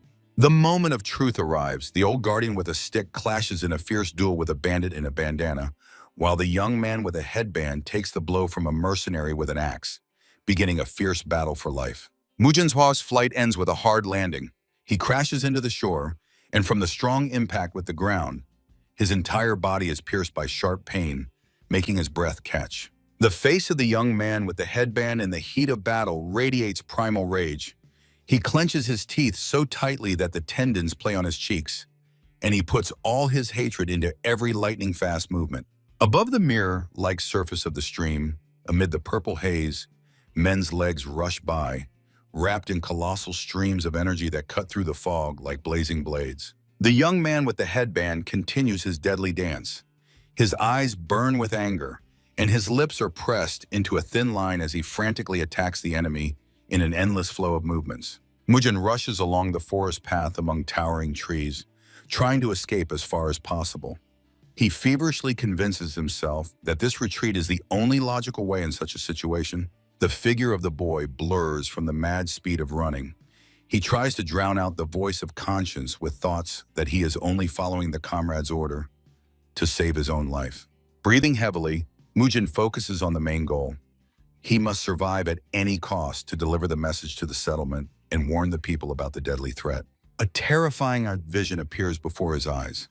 The bottom of a pit where, among the corpses of animals, lie the bloodied heads of an old warrior, a young man, and Mujin himself with lifeless, glassy eyes. In this imaginary pit reigns the chaos of death, chopping parts of human bodies mixed with dirt and blood, and a severed hand reminds of the terrible fate awaiting those who remain. Mujin stops in a sunlit glade to catch his breath. He bitterly thinks about his weakness, for if he were a true master, he would not have had to flee disgracefully. In the darkness of his subconscious, the image of Dr. Yu Chun arises, an eccentric martial arts master whose figure, turned away, radiates calm and unattainable power. Sweat blinds Mujin's eyes as he stands in the middle of the forest. The image of Yu Chun does not give him peace, becoming a symbol of the courage and skill he so lacks now. Against the backdrop of a deep starry sky, the young man sees three. Yu Chun, the old guardian, and the boy with the headband. They stand shoulder to shoulder, looking into infinity, like a true fighting family. Mujin realizes a terrible thing. His friends consciously chose an uneven fight. Although they are not masters of the highest level, their devotion to the settlement proves stronger than the fear of death. Mujin's lonely figure among the tall trees looks broken. He stands with his head lowered, while the feeling of guilt lies like a heavy stone on his heart, tearing it from the inside. Men's boots touch the purple earth again, where the fog becomes thicker. The legs feel a strange vibration, whether from the trembling of the earth or from a sudden surge of inner energy. Suddenly, Mujin's gaze changes. He sharply turns over his shoulder, his eyebrows furrow angrily, and a warlike fire flashes in his eyes. He no longer intends to run away. The tall crowns of the trees support the cloudless, sunny sky, and strange sounds break through the forest silence. Either someone's desperate laughter or dull blows against the trunks. Mujin rushes through the forest thicket like a living projectile. His figure is enveloped by powerful streams of energy that cut through the air around his heated body. The boy's face is maximally focused. Heavy drops of sweat run down his temples, while he looks intently forward trying to calculate the exact source of the sound. Mujin continues his run, his eyebrows furrowed angrily toward the bridge of his nose, and his eyes express iron concentration on the goal. Sweat blurs his vision, but he does not slow his furious pace. Ahead, a light flickered. The forest was finally ending. At that moment, he remembered how he protected a child from the Qingcheng sect. Then he was beaten, but the pride of the master was stronger than the pain. The boy's body is tense to the limit. Every muscle works ahead of time. He drives away doubts, engraving in his thoughts the only truth. A true warrior never allows himself to think like a coward. If only this path would not end. If the fight had ceased before my arrival. A treacherous thought flashed in Mujin's head as he approached the dangerous clearing. The path widens, visible streams of combat energy swirling around the trunks. The boy understands. If he turns around and runs now, the ghost of this shame will haunt him forever. Towering trees part, revealing the path to the epicenter of the clash. The loud sounds of battle become clear, and a dangerous vibration from the strikes of steel is felt in the air. Mujin freezes in the thicket, breathing heavily. His gaze is fixed on the bloody spectacle, where a gang of robbers has surrounded a brave young man with a stick and an exhausted elderly master. The young man with a headband moves like a whirlwind, his staff tracing complex arcs in the air. Each of his attacks is accompanied by bursts of energy that hold back the enemy's assault. The elderly master with long mustaches fights at the limit of his strength, his fists clenched until the joints turn white, his face distorted with rage, and his hair fluttering in the wind from powerful bursts of inner strength. Mujin watches from an ambush, seeing how deep wounds bleed the men dry. His heart pounds in his chest as he tries to find a way out of this deadly trap. On the purple ground unfolds a brutal dance of death. Bandits with heavy axes fiercely attack the young man and the old man, trying to break their desperate defense in one blow. The figures of the defenders look exhausted, their movements losing former ease under the weight of fatigue, yet they continue to grip their weapons, preparing for the last breath. The young man's face in the bandage paled from exhaustion, sweat flooding his eyes, but he continued to look at the enemy with unwavering determination, although every second of the fight cost him incredible effort.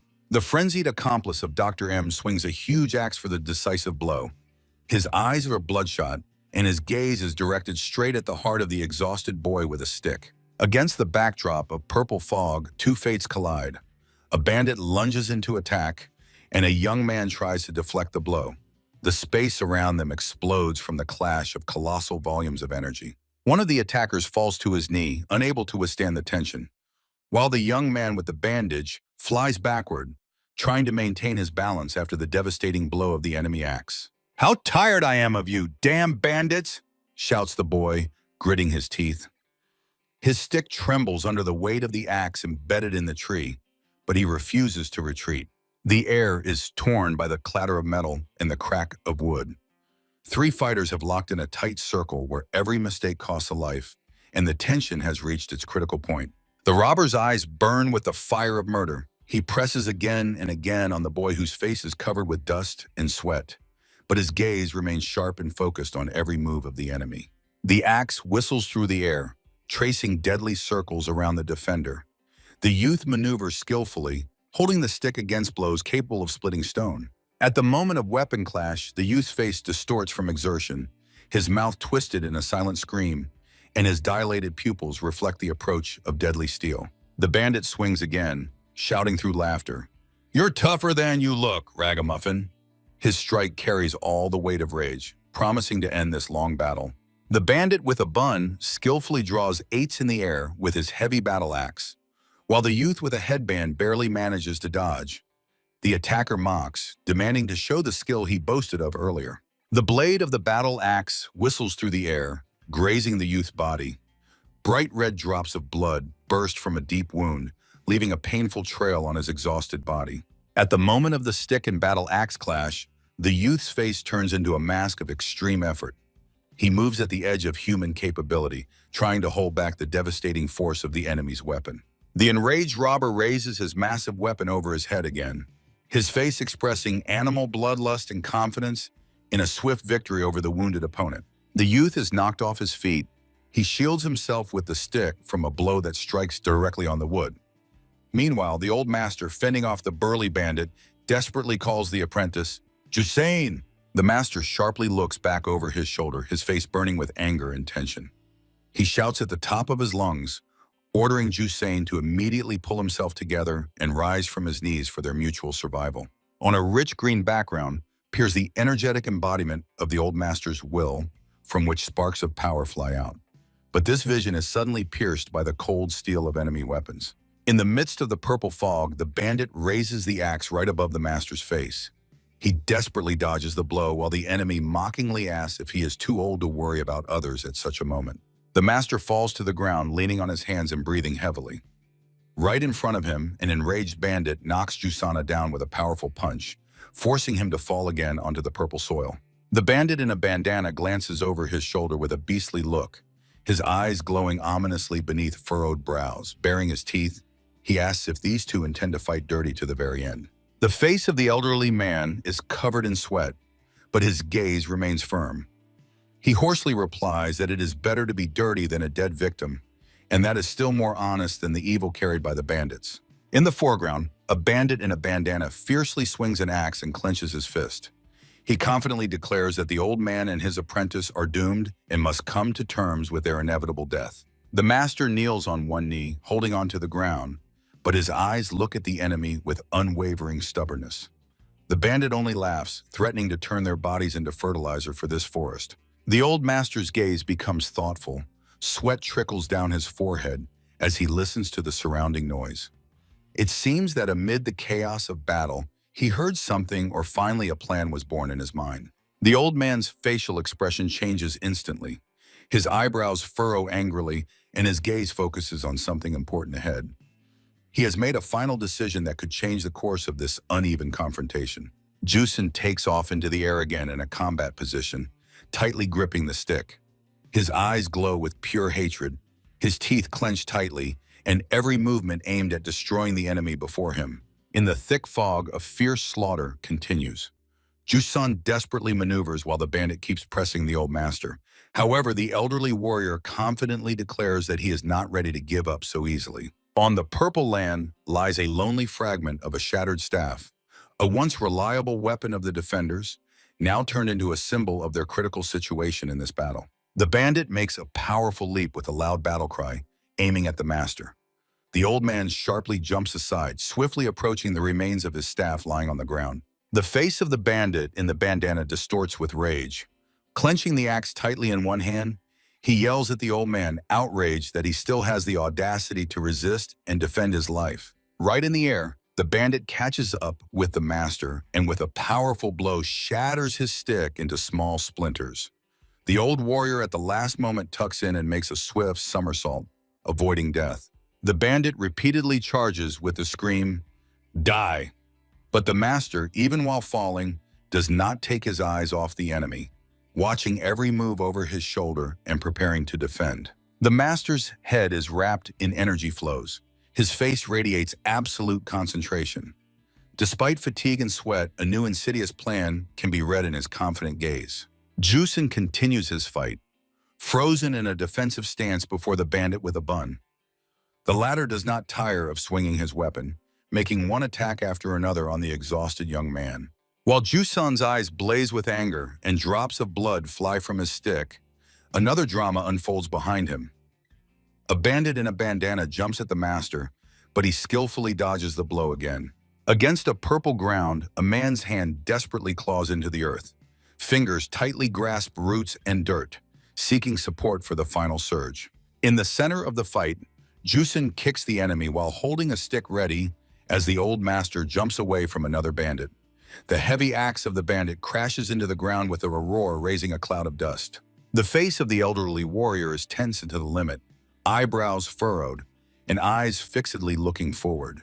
He is in constant motion, ignoring the fatigue that clouds his vision. A memory arises in his mind, a peaceful village painted in the yellow-orange hues of sunset, where by the riverbank an old craftsman quietly sat next to the very young Jusin. The master soars in a high jump, surrounded by a golden glow of energy. In his hand is clenched a piece of root and mud, which he prepares to use as his last weapon of despair. Outrage and shock are read on the face of the bandit in the bandana. He screams from surprise as a piece of dirt hit him right in the face, blinding him for a moment. The figure of the old warrior falls on the bandit with an axe right in midair. He grabs him by the shoulders with all his weight, trying to knock the enemy to the ground. Chaos unfolds on the purple background. Yusong, with a precise kick, knocks one attacker off his feet, forcing him to fall on his back along with his massive sekira.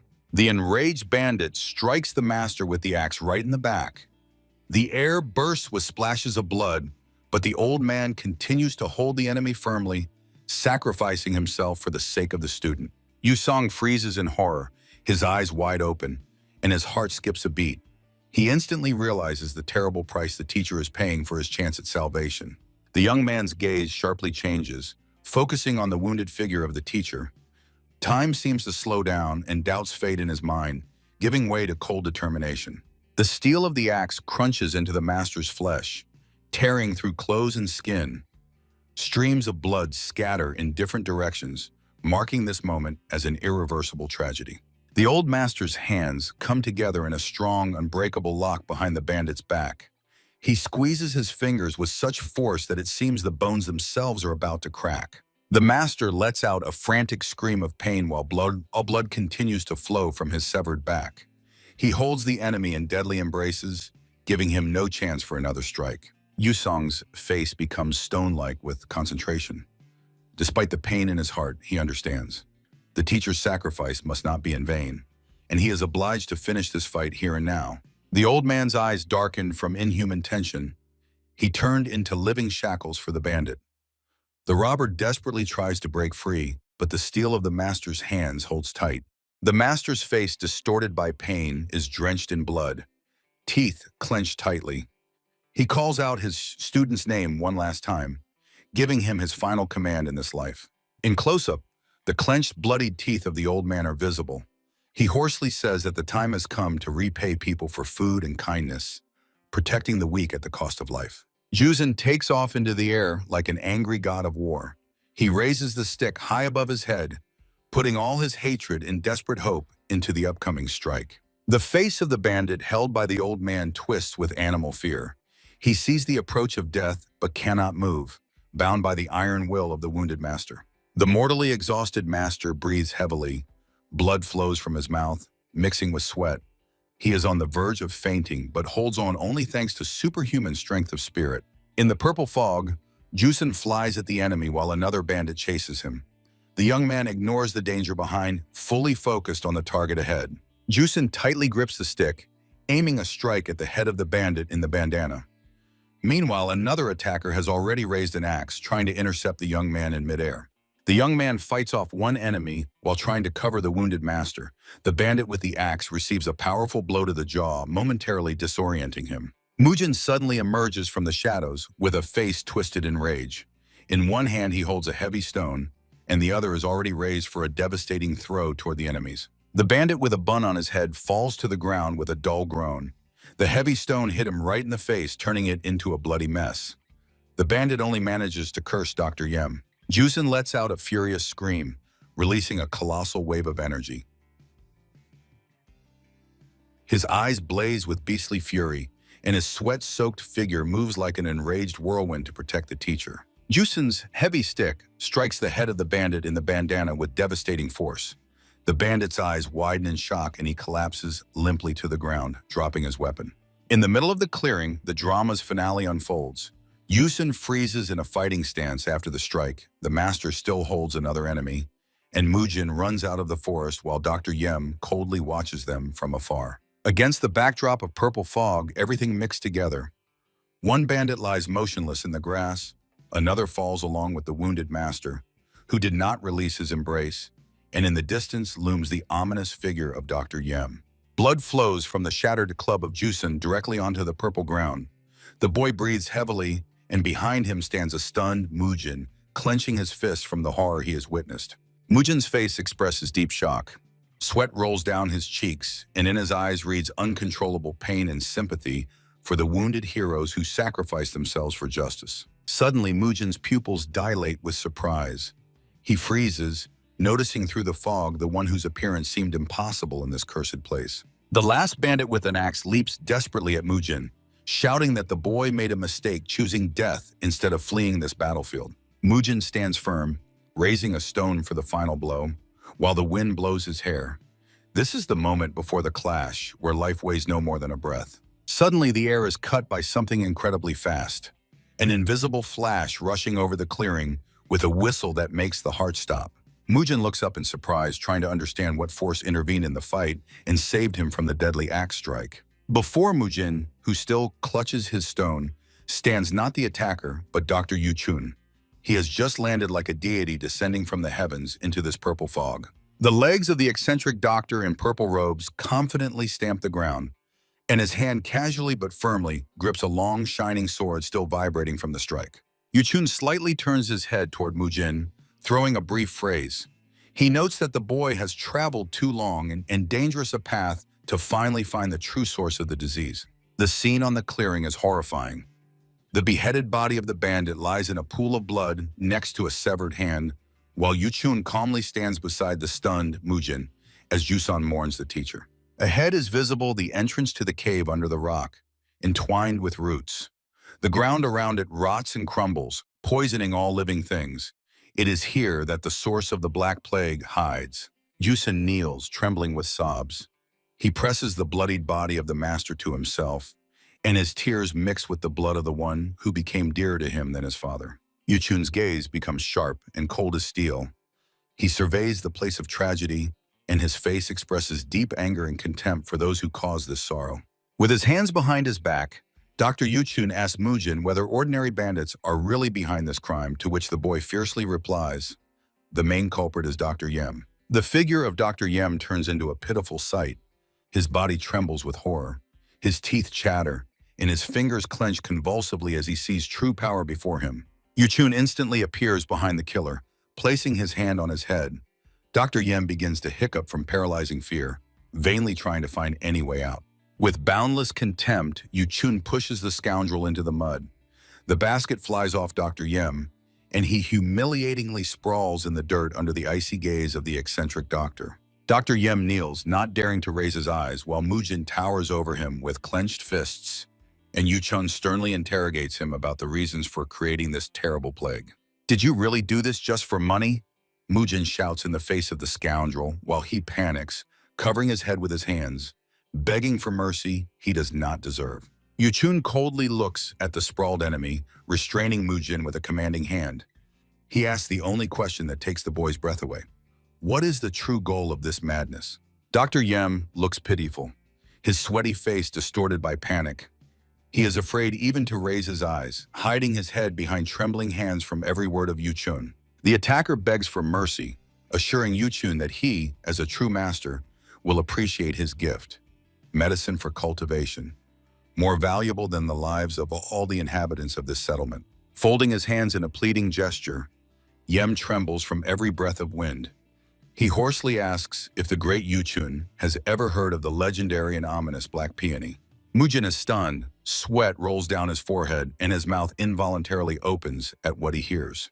What he is learning now goes beyond his worst expectations. Against the backdrop of the endless, starry sky blooms the Black Peony, a flower nourished by the dark energy of the world. It stands alongside the mythical snow ginseng and the pills of immortality. Before his eyes appears a gloomy battlefield under a gray sky. The ground is covered with mangled weapons and the bodies of warriors whose lives were cut short in a bloody dance for the sake of others' ambitions. From the eye socket of the fallen hero's skull, right through the blood-stained clothing, a delicate flower sprouts. So thorn. The black peony is a beautiful and at the same time terrible plant that feeds on death. Dr. Yem, sitting in the mud, desperately points his hand aside, promising to give this treasure to Yu-chun and Mujin if they agree to preserve his worthless life. Yu-chun sinks into thought, his face becoming focused, while Mujin, standing behind him, tries to comprehend the scale of the crime this killer has committed. A trembling finger points to the entrance of a cave, from the depths of which a strange, otherworldly light breaks through. Long roots hang from the cliff like the tentacles of a monster guarding its treasure. The magical flower pulses again with energy against the blue-violet sky. Waves of power radiate from it, capable of both lifting a warrior to the heavens and destroying his soul. Is it really her? The black peony? Mujin asks barely audibly, his eyes wide with horror, and his heart pounding from the realization of the price people paid for this plant. Mujin explodes with anger, raising his fist over the doctor. He suddenly realizes that Yem deliberately lured them here, hoping to buy his freedom at the cost of this cursed flower. The boy jerks sharply when he feels Yu-chun's heavy hand on his shoulder. The doctor does not allow him to carry out the reprisal, looking at the situation much more deeply and insightfully. Yu-chun explains to Mujin the enemy's treachery. An ordinary person who tries to tear off the peony will instantly die from the excess of deadly energy that this treacherous serpent relies on. Yem's face pales again. He realizes that his plan is exposed. Sweat blinds him, and the fear of Yu-chun turns into a true agony of awaiting judgment. The killer bows while Yu-chun reveals his scheme. The disease was needed only to turn the settlement into a cemetery and feed the flower with human death. While they argue, Ju-san mourns the master alone. His tears fall into a pool of blood, and desperate sobbing breaks the silence of the glade where life has just gone out forever. Yem hits his forehead on the ground, assuring that he would never dare to poison such great masters. He whines that the peony is too complex for him, and he only wanted to survive. Against a deep blue background, Yu-chun's face looks cold and penetrating. He barely turns his head, noting that Yem's knowledge is too deep for an ordinary doctor from a god-forgotten mountain village. Wrapped in purple mist, Yem trembles all over, sitting in the mud. He tries to justify himself, babbling that his knowledge is just a random trick he once learned. Yu-chun stands under a starry, greenish-blue sky, surrounded by the glow of the majestic black peony, which he calmly holds in his hand. Behind him, streams of energy rage, and the voice sounds like a verdict. Yem must die. The killer's face distorts with incredible shock. He looks at Yu-chun and cannot believe his own eyes, for he holds the deadly flower with bare hands, unafraid of its lethal power. The world around Yem begins to spin, drops of sweat fly aside, and the space fills with clouds of black energy and splashes of molten red blood. Time for the criminal has stopped forever. With one swift sword movement, Yu-chun cuts off Dr. Yem's head, while Mujin watches, standing nearby. Powerful streams of blood rise up, marking the end of the bloody deception. In the purple mist of the forest, Mujin and Yu-chun stand over the finale of this drama. At their feet in the mud lies Yem's severed head, whose empty gaze has finally frozen in eternity. Yu-chun raises the black peony to the sky, watching as magical vibrations emanate from it. He puts a full stop to the story, proclaiming that everyone chooses the moment of their own death, and Yem has made his choice. The misty mountains and forest thickets stand frozen in silent sorrow, while a bitter reflection lingers in the air about why such inhuman doctors continue to appear in this world. The dark entrance to the cave, surrounded by the intertwining roots of old trees, hides inside a mysterious light coming from the petals of the mystical black peony. On the cold ground rests a severed male head wearing a traditional hat, and nearby thick red blood spreads, testifying to a recent brutal execution. Among the ravaged clearing, Yu-chun holds the black peony and reflects that knowledge of medicine does not yet grant the right to be called a doctor, while Mujin listens attentively to his words. Against the backdrop of the ghostly forest, Mujin anxiously gazes at the face of the eccentric doctor, asking if he is all right, since he holds a deadly, dangerous flower in his hands. Turning over his shoulder against the misty trees, Yu-chun replies to Mujin that he is perfectly fine, as he earned his high title of doctor not through random gambling games. While Mujin leans over the young man, holding the old man with long mustaches on his knees, Yuchan orders him to take the unfortunate away and leave, promising to tame the flower's poison on his own. Mujin gently touches the shoulder of the grieving boy, trying to soothe his sobbing. But he himself cannot tear his astonished gaze away from the figure of the doctor in purple robes. Yuchun freezes in a lotus pose with the flower on his legs, his eyes closed, but around him pulses such a powerful energy that it visibly lifts the edges of his long robe in waves. Mujin's face distorts with a mixture of amazement and genuine horror as he sees the beginning of an incredible process unfolding right before his eyes against the backdrop of the mountains. Between the doctor's palms, folded at chest level, bursts a turbulent stream of purple energy, fueled by the power of the black peony and flowing upward along his arms. In the clearing, clubs of violet glow rage through which Mujin tries to break through to the doctor. But an invisible barrier makes him tremble from supernatural pressure. A man's boot confidently stands on the mud, which has turned violet due to magical energy, flows piercing the very ground beneath the meditating master's feet. Mujin freezes with a frightened expression, tilting his head to the shoulder and staring into the huge vortices of energy that generate countless silent questions in his mind. At the bottom of a deep pit among the remains of dead animals, heavy clouds of dark violet power rush, filling the surrounding space with a sense of inevitable danger and death. Through thick fog under a gray-violet sky, stars barely flicker, while Mujin realizes that the eccentric doctor forcibly draws all the poison spilled in the air into himself. Giant vortices of pink-violet flame whirl in the air, rapidly ascending toward the figure of Yuchun, from whom dazzling and extraordinarily bright light begins to emanate.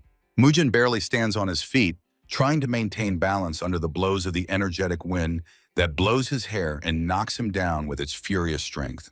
Enveloped by the energy flow, Mujin covers his face with his hands, choking from the terrible stench of poison while his eyes reflect absolute shock from what he has seen. Streams of dark energy merge into a single blue-pink whirl, twisting around one point, creating a powerful funnel of incredible destructive and magical force. Among the empty eye sockets of a donkey skull at the bottom of the pit, violet tongues of magical flame dance, caught by a wild vortex that leaves no chance to all living things around. Drops of sweat fly off Mujin's face, whose eyes have widened from incredible tension, while the furious wind mercilessly strikes his face against the backdrop of violet glow.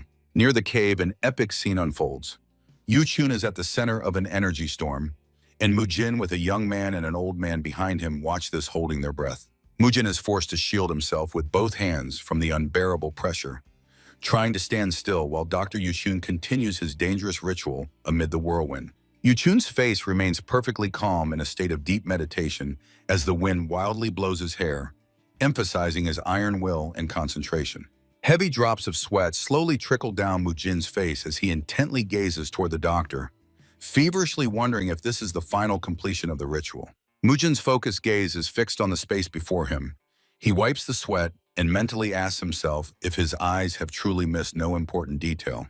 Against a clear blue background, among shimmering stars and transparent glass polyhedrons, a peony flower shines majestically, radiating magical light.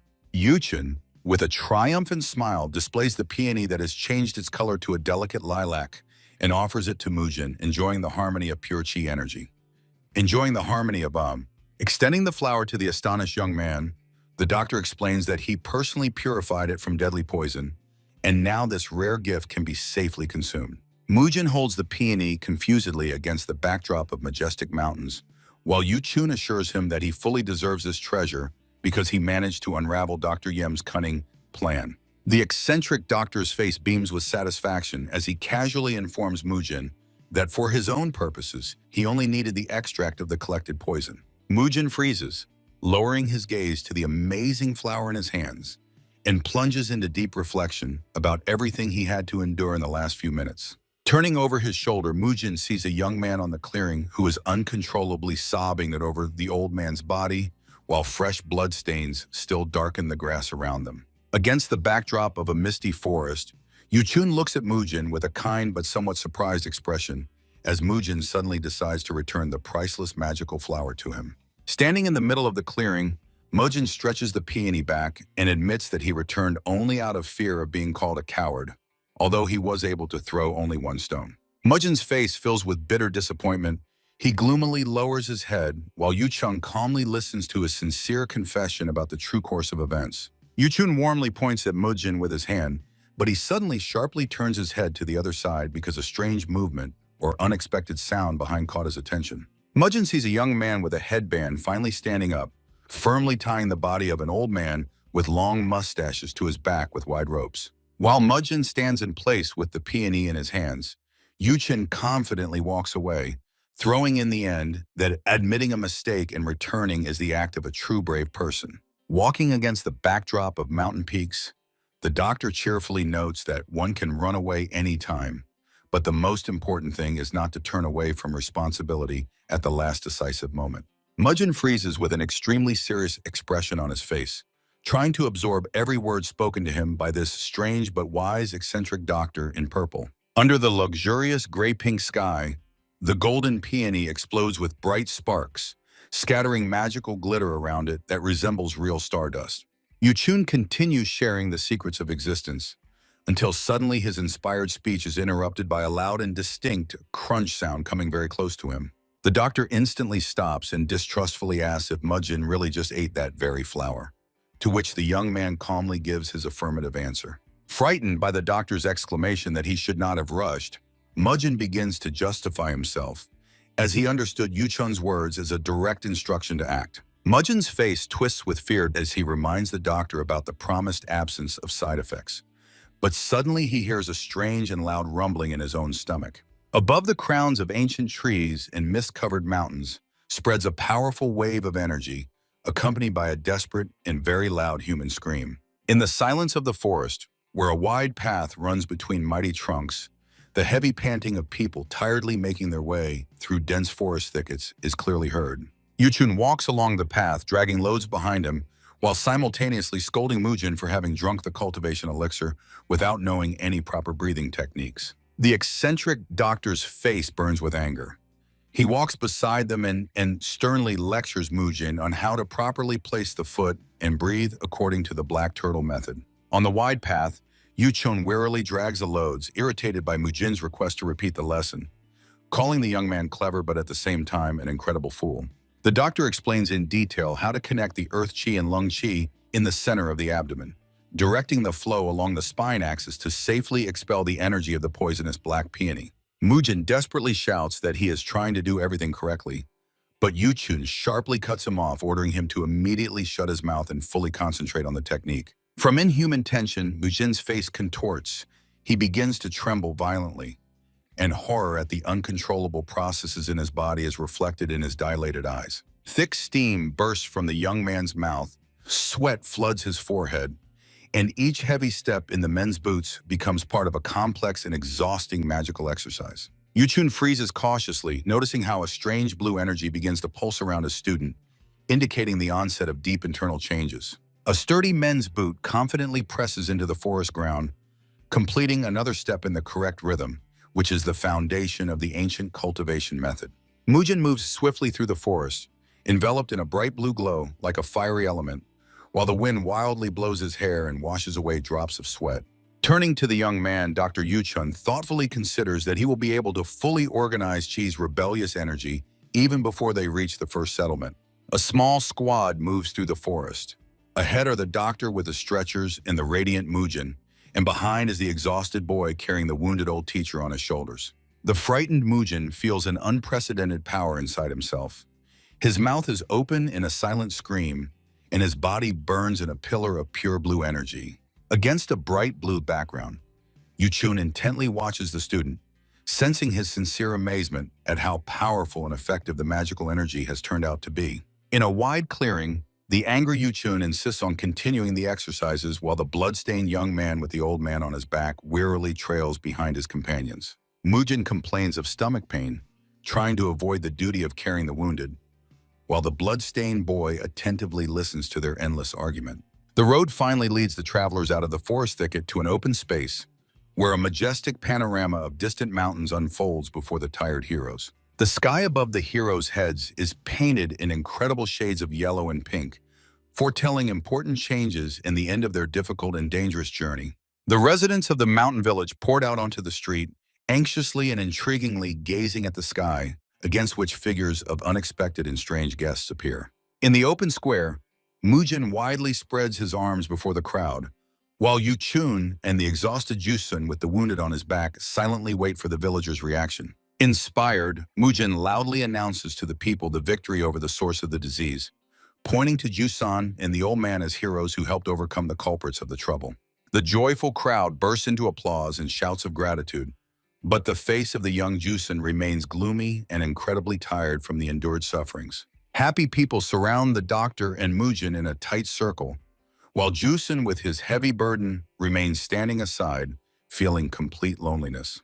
Mujin sincerely rejoices together with the settlement's residents, not noticing how seriously and intently the mysterious doctor in purple watches this whole spectacle. Amid the general festivities and bright sky, Yu Chun's gaze suddenly becomes sad as he turns away from the crowd, immersing himself in his own difficult thoughts.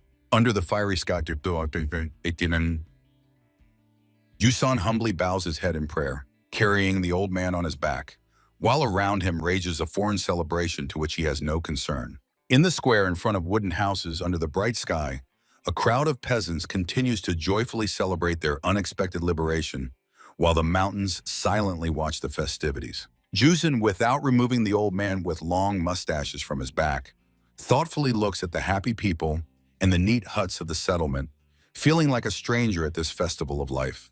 The celebration ended. Only Yusan, with his heavy burden on his shoulders, remains in the empty square, standing alone near abandoned burdens and scattered bottles. Jusan looks one last time at the place of recent festivities, turns around and, firmly holding the elderly man on his back, slowly leaves the square, heading in an unknown direction. The evening sky burns with yellow-purple colors over the multicolored mountain ridges, at the foot of which wooden huts are cozily clustered, reflecting in the mirror-like surface of the water body.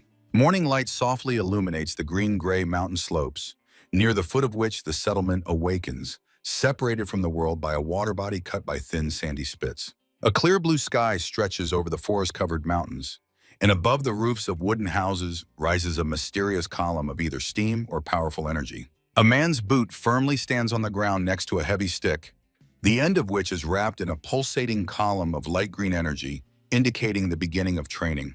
In the clearing, in front of the brick stands with boiling pots, Mujin trains. He froze in a fighting stance with a stick burning with green energy, intently looking forward. At a frantic training pace, Mujin swings the energy stick in front of the boiling pots, moving so fast it seems as if he is in several places at once. Mujin carefully examines his stick, trying to replicate the teacher's movements, and attempts to perform complex steps in different directions, honing his footwork technique. Mujin suddenly lands on his knees before the pots, throwing his head back in a calling cry, when suddenly Yu Chun appears behind and angrily remarks that the student will stir dust into the medicine. Surprised, Mujin listens to Yu Chun's order to immediately prepare for a long journey, confusedly objecting that there are still sick people in the village who need the doctor's help. Mujin dreamily raises his eyes to the sky, imagining himself as a hero among joyful girls amid sakura petals, and thinks it would be nice to stay here a few more days. Yu Chun sharply interrupts the student's sweet dreams, reminding him that they came here only at the request of a poor man, and Mujin wonders if the teacher saw where the young man with the old man on his back went. Mujin's face contorts with horror and amazement when he hears Yu Chun's suggestion that the poor man probably already buried his master and is starving somewhere despite his heroic deed. In Mujin's imagination appears a terrifying image of Jusan against a blood-red background and tongues of flame. The young man holds a stick dripping with blood, and his eyes glow with a frenzied fire. Against the greenery, Yu Chun coldly explains to Mujin that the poor man who killed the master, regardless of whether it was just or not, ceases to be just a poor man and becomes a dangerous threat. Against the dark blue sky, Yu Chun attentively listens to Mujin's gloomy reflections, who stands nearby, lowering his head in deep sorrow and doubts about what he heard from the teacher. The pots continue to boil on the brick stands under the continuous conversation of the men about what it really means to take someone's life and what consequences it entails. The landscape of the morning brown-green mountains, at the foot of which a wooden settlement sprawls, reflected in the body of water with sandy spits, froze in silent grandeur. Under the bright sunny sky, a crowd of happy peasants joyfully waves their hands in farewell to Mujin and Yuchun, and ahead of everyone stands a boy who has just recovered from a serious illness. Mujin, with a backpack on his back, cheerfully turns to the crowd, waving goodbye, while Yuchun, holding a shield behind his back, confidently looks ahead at the wide sandy path. Illuminated by the first rays of the morning sun flooding the mountains in the settlement, Mujin, with a backpack, and Yuchun walk along the wide sandy path, leaving the hospitable people forever. Along the dense forest against the backdrop of majestic mountains and bright sky, Mujin, with a backpack, confidently strides, following the man in purple who holds a shield behind his back. The travelers delve into the forest thickets. The Dr. Yuchun confidently walks ahead with a shield, and behind him hurries Mujin, carrying a heavy backpack with medicines and supplies on his shoulders.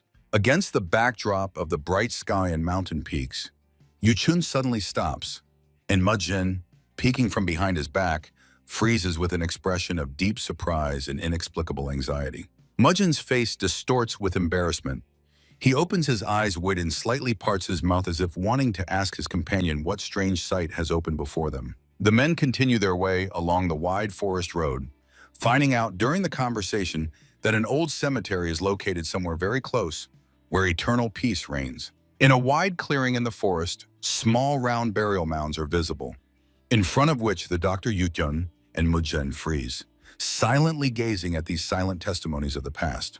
A sunbeam brightly illuminates one separate mound, near which lie two fragments of a broken staff on the ground, the former weapon or support of the one who rests here. Against the backdrop of a cloudless blue sky and green hills, the hands of Mujin and Yuchun are folded in a humble prayer gesture, paying tribute to the memory of the fallen.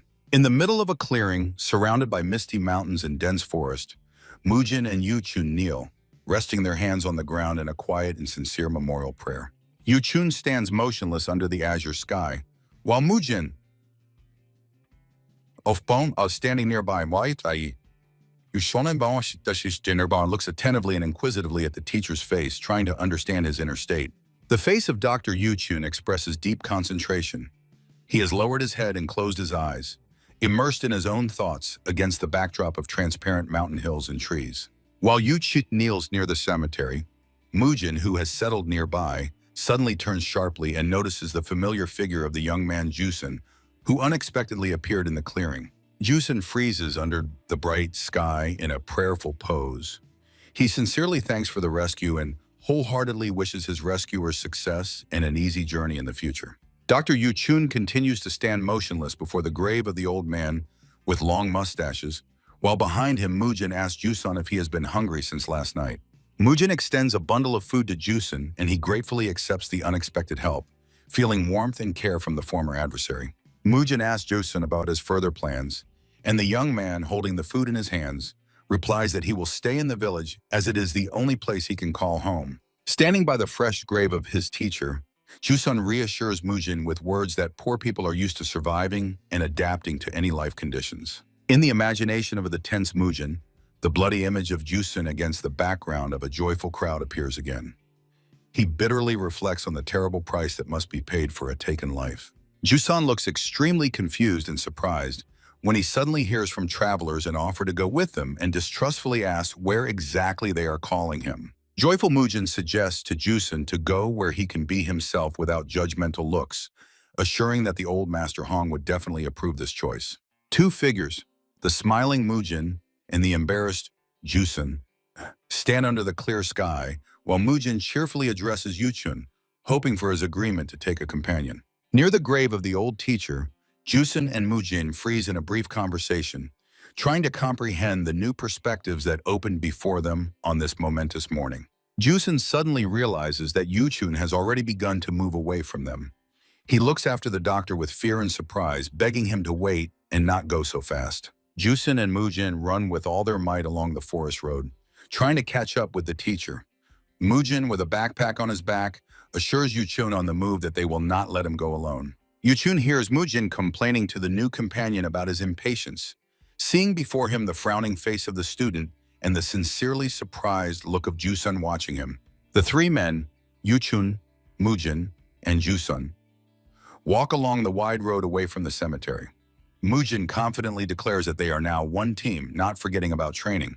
The solitary grave of the elderly master with long mustaches rests at the foot of the hill, and next to it lies a memorial staff split in half, covered with mysterious hieroglyphs. Two fragments of the staff on the ground near the travelers eloquently testify that Hyun is buried here, a true hero who, despite his poverty, earned eternal memory. Dr. Yoshun, without stopping, barely turns his head back and throws over his shoulder to his young companions a single but meaningful word: Luoyang. The morning haze slowly rises over the majestic river, in the middle of which, on an island, stands an impregnable settlement, surrounded by a strong stone wall. In the forest clearing, the figure of Dr. Yuchun looks majestic. He skillfully maneuvers the sword, while Mujin and Jusun listen intently to his lesson about the true essence of the weapon. Yuchun swiftly soars into the blue starry sky. His movements become lightning fast, and the blade of the sword draws patterns in the air of a shape the teacher calls by the refined name Wasp. The master continues his dance of death under the night sky, tracing a perfect circle in the air. These incredibly fast and dangerous movements are called Ivy. The eccentric doctor radiates powerful energy, his eyes blazing with strength, and his clothes flutter in the wind as he performs a circular technique called Summit. Mujin and Jusung stand in fighting stances on the clearing with swords in their hands, watching Yuchun smoothly descend from the heavens, surrounded by bright energy sparks.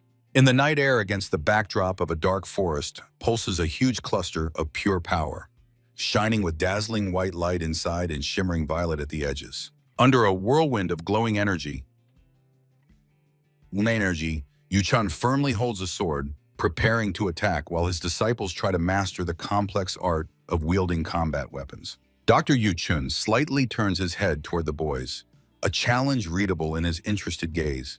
He asks if they are capable of repeating such a complex technique on their own. The faces of the young men against the night sky look exhausted. Sweat covers their eyes, and their gaze reveals a complete lack of strength after an incredibly hard training. The enraged Mujin bursts into a shout, saliva flying from his mouth, and his eyes wide with fury. He does not understand how the teacher can demand such perfection from him. On the clearing, Jusong silently watches the harsh exchange between teacher and student, where Mujin proves the impossibility of destroying a tree in such a short training period. Yusong looks at the mountains with fear and wonder. Sweat rolls down his face as he realizes how complex and dangerous the things Yuchun tries to explain are. Mujin takes a stance again, awaiting the teacher's evaluation, while Jusong also tries to repeat the sword movements but awkwardly asks for advice due to his own clumsiness. Under the bright sky, Yuchun continues methodically correcting every movement of Mujin, who despite fatigue tries to catch at least some difference between the complex attack forms. Jusun carefully watches every step and movement of his comrade's legs, trying to remember all the master's instructions to later correctly perform this technique himself. Jusun's gaze becomes dreamy and satisfied for a moment. He enjoys the beauty of nature and the moment of calm amid the exhausting day of combat training. A quarrel flares up again in the clearing. Yuchun demands impeccable posture and respect, threatening Mujin for disobedience with sending him to the very heart of the terrible icy hell. The morning training is in full swing. The figures of the youth soar into the air from strong palm strikes. They wave their arms, trying to maintain balance. Under the tall trees, Mujin and Jusun desperately jump, applying the purple cloud step technique. Although their faces are distorted from excessive effort, Mujin lies motionless on the grass, arms and legs spread out, his eyes closed, and a huge bump adorns his head, the result of an unsuccessful combat maneuver. Yuchun, with a victorious look, raises Jusun's hand up, proclaiming him the winner after 30 fierce fights, while he tries to hold on heroically. Tired, Jusun wipes sweat from his forehead, but deep thought shines in his eyes. He reflects on the strange and strong bond that has arisen between Yuchun and Mujin. Mujin rages again, threatening the teacher with a real attack. But Yuchun only laughs cheerfully in response, knowing that the student is still too weak for such a challenge. Watching this scene, Jusun quietly concludes, despite constant quarrels and shouts, true relations of a wise teacher and a loyal student prevail between these two. Jusun stands at the forest edge, watching the funny quarrel between Mujin and Yuchun. It seems to him that they resemble an uncle and nephew. The figures of the heroes stand out clearly against the mountain sky, their faces glowing with sincere joy from mutual respect and warmth. Mujin focusedly performs complex exercises, sweat streaming profusely from his face, while nearby Yuchun watches the student with hidden kindness. In the forest clearing, Yuchun laughs loudly and asks Mujin to repeat the form, while he, like an angry child, stomps his feet in fury. Yusun's head in profile against the greenery, he is frozen in thought, silently analyzing this sincere dialogue between the master and his pupil. Joyful Jusan on a light background looks inspired. He fingers the knots on his belt, immersed in pleasant memories. The sun slowly rises over the mountain settlement, reflecting in the river where long ago Hongyun and little Jusan once sat. The scene of a peaceful morning impresses with grandeur. A mighty river encircles an island where behind high walls a cozy settlement is securely hidden. Heavy raindrops drum on the tiles of the majestic building's roofs, while the sky above the fortress fills with thick gray clouds. The massive city gate stands as the last line of defense, through which travelers pass, hiding from the approaching storm. On the rain-soaked square, Jusan bows his head in prayer, thanking his friends, while Yuchun promises that fate will surely grant them a new meeting. Standing under the downpour, Yushun advises Jusan to change his name to avoid danger from those who know about the tragedy and death of Hongyun. The humble figure of Jusan stands still in the middle of the city square under the pouring rain. The young man expresses his boundless gratitude one last time. The city comes alive under the sound of the downpour. Passers-by hurry about their business, and among the crowd Jusan turns and waves goodbye to his friends one last time. The silhouette of Yusan gradually dissolves in the distance amid the rainy square, but he still continues to wave his hand to his companions. The bad weather intensifies, forcing the residents to seek shelter, while the fortress walls reliably protect them from the wind and cold streams of water. Mujin's sad face reflects his state. He slowly lowers his hand, feeling a strange emptiness from the fact that his friend has left. Yuchun instantly notices the disappointment on the student's face. They stand side by side as the outlines of buildings blur through the rain. Mujin admits that Yusun became his first true friend after he left Sichuan, and this loss resonates with pain. Mujin's face twists with offense at the doctor's irony. He says that the student will never win against Yusun in a duel. The angry young man tries to prove his strength, actively gesturing and assuring that last time he was one step away from triumph. Yuchun confidently walks down the street, ordering Mujin to be silent while he tries to find out exactly where they are heading. Through the veil of rain, part of the massive roof of the building appears, above the entrance to which proudly hangs a sign, Fen Family Forge. Before them stands an elderly blacksmith with a hardened body and wise eyes. He asks if they intend to rent his forge. Yuchun silently observes the situation, and next to him stands Mujin, folding his hands in a pleading gesture, showing his request with his whole appearance. Against the backdrop of the building, the figures of Yuchun and Mujin promise the blacksmith an unusual reward, the opportunity to see the master's work, implying Mujin's hidden talent. In the spacious and clean courtyard of the smithy, on the even stone floor, a calm conversation unfolds between the travelers and the elderly host, who listens attentively to the guests. Under the cozy canopy stand bamboo furniture, and the old blacksmith, having agreed to the strange proposal, slowly steps aside while Yuchun and Mujin prepare to work. Mujin's face simultaneously shines with success and shows genuine surprise. He feverishly thinks about how exactly their plan worked and why the host so easily let them near the furnace. Yuchun pushes Mujin toward the glowing fire, meanwhile negotiating with the host about firewood and materials in exchange for making a small farm sickle. Mujin's figure by the smithy wall radiates dissatisfaction and concentration, while Yuchun genuinely rejoices, loudly announcing that the first official order has already been accepted. Mujin carries a bundle of firewood under his arm, complaining that he has become an attraction for the teacher, but Yuchun orders him to stop whining and immediately start on the sickle. Standing against the backdrop of the rainy street, Yuchun instructively raises a finger upward, reminding the boy that he must repay with his own labor for a whole month of exhausting training. Mujin freezes before the blazing furnace in thought. He weighs the master's words and finally agrees that such payment for combat science is quite fair and honest. The old blacksmith rests under the awning, listening to the rain, while inside the smithy, Mujin embarrassedly admits to Yuchun that he has never before made similar things. Sitting aside, the elderly master attentively watches the conversation near the furnace, curiously noting for himself that the young man is taking on making a sickle for the first time in his life. From the smithy's chimney, smoke rises into the gray sky. The blacksmith looks at it with hope and secretly prays that the blacksmith god is not angry that his forge has been idle for so long. The old man with a wart on his nose falls silent and listens to the inner sounds of the workshop, where finally the first confident and clear knock of the heavy metal hammer sounds. Holding a cup with a drink, the blacksmith reflects that the rhythm of the hammer perfectly harmonizes with the sound of the downpour. He sees in Mujin the potential to become, if not a legend, then a wonderful craftsman. Looking at the rainy street, the old blacksmith immerses himself in his own past. He recalls his youth when he was full of ambitions, and for a moment sadly lowers his gray head. Suddenly, the master's gaze becomes sharp, and his eyes widen from a sudden revelation. He guesses something extremely important that radically changes his attitude. In a swift flight against the background of a blue-purple starry sky shines a forged sickle, symbolizing the perfection of form and the strength of spirit of the young man who created it. The elderly blacksmith holds the finished tool in his hand with amazement. He looks extremely embarrassed as before him appear Mujin's tired hands extending the product. Mujin holds the shiny sickle and awkwardly asks if he did everything correctly, and the old man's trembling hands confirm the incredible quality of this first work in the boy's life. Mujin's hand touches the very stream of molten energy coming from the furnace, while on the other side of the frame, the blacksmith's hand firmly grips the forged sickle against the heat. The old master's face suddenly changes. He sharply raises his hand up, causing in Mujin a mute surprise and complete incomprehension of what the blacksmith is about to do.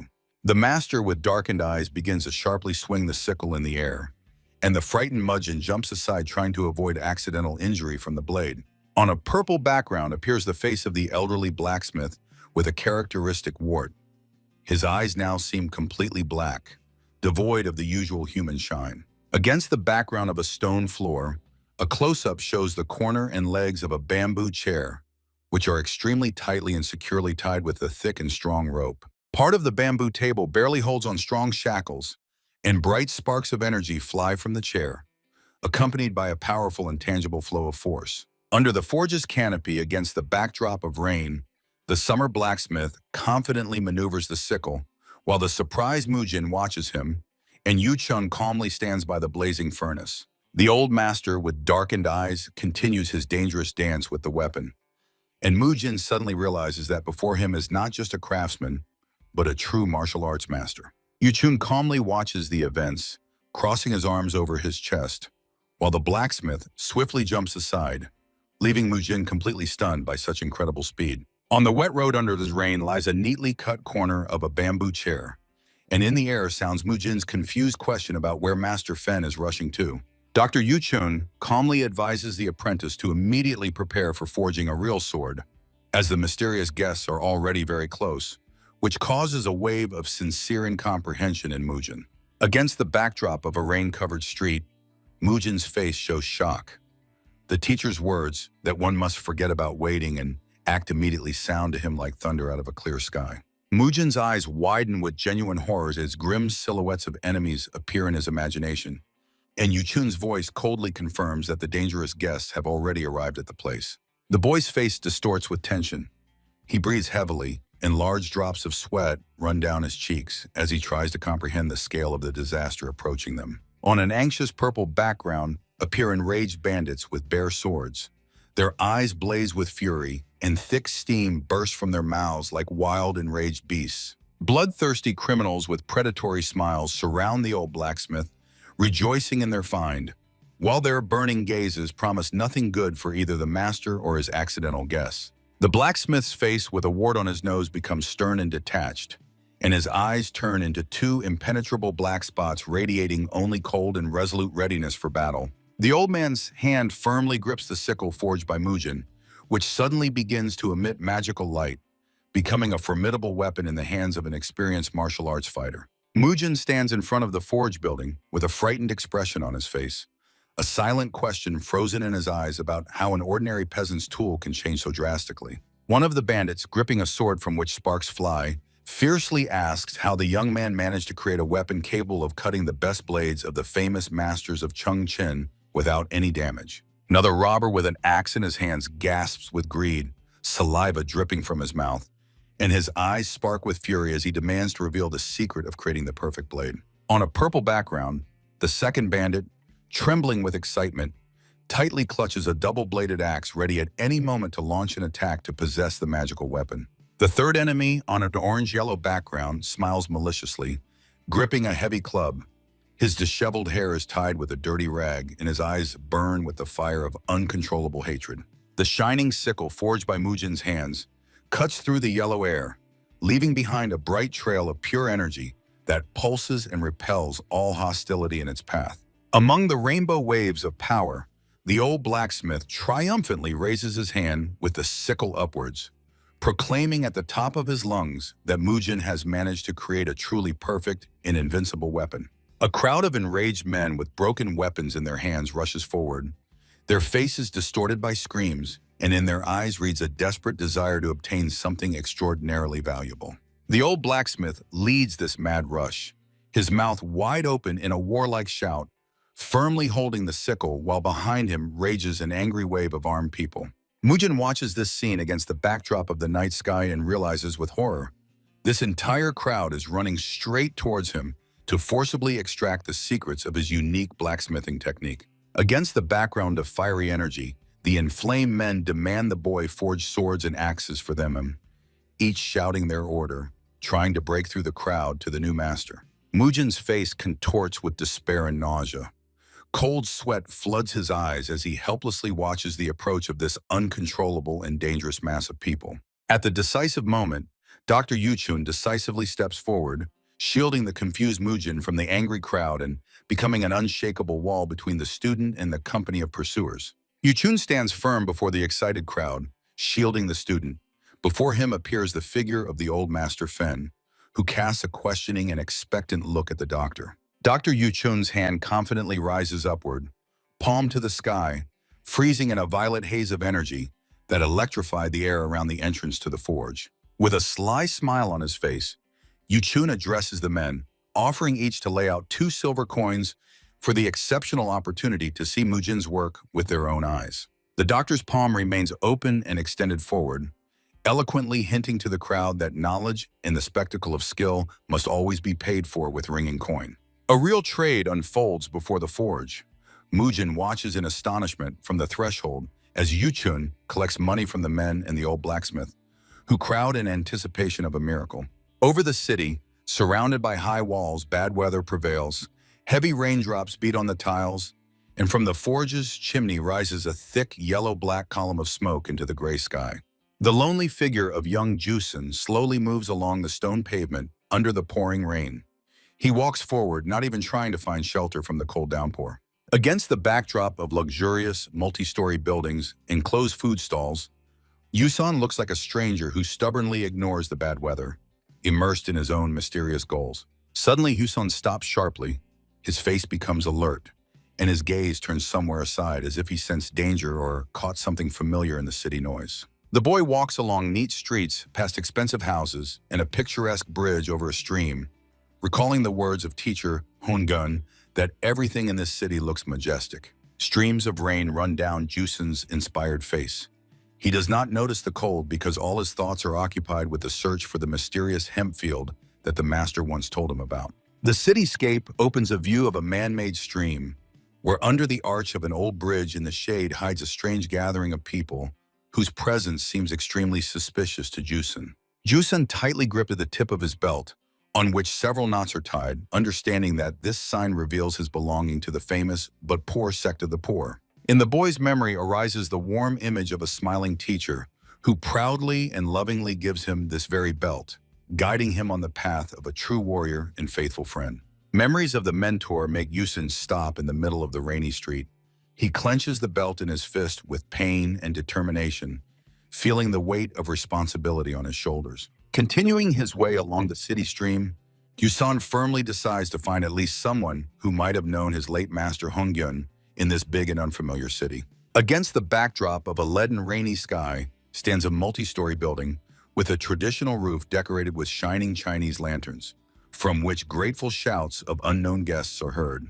In the middle of the rain-soaked street, the tavern owner with a flattering smile sees off a group of warriors, assuring with a sweet voice that students of the beggar sect are always sincerely welcome in their establishment. On the dark pink robe of the neat owner, a belt stands out clearly, at the end of which 3 knots are tied, indicating his special status in this hierarchy. Against the backdrop of majestic city architecture, under the relentless rain, Yusan stands motionless, respectfully folding his hands in a greeting gesture, hiding his true thoughts behind calmness. Walking across the road from the noisy crowd, the young man recalls stories about the sect's presence on the street, but realizes that in 20 years his teacher's name could have been forgotten. The street is drowned in downpour and the light of long lanterns, while Chusan gloomily reflects on how much the current sect differs from Hungyun's descriptions, impressed by the tavern owner's greed. The owner in the pink robe, confidently twirling a gold coin between his fingers, explains in a businesslike tone that joining the Chongqing branch requires a considerable contribution, which is supposedly easily earned by labor. Passing by bright lanterns, the thoughtful Jusun comes to a bitter conclusion. Even to be officially considered poor in this secular faction, one must first have a lot of money in their pocket.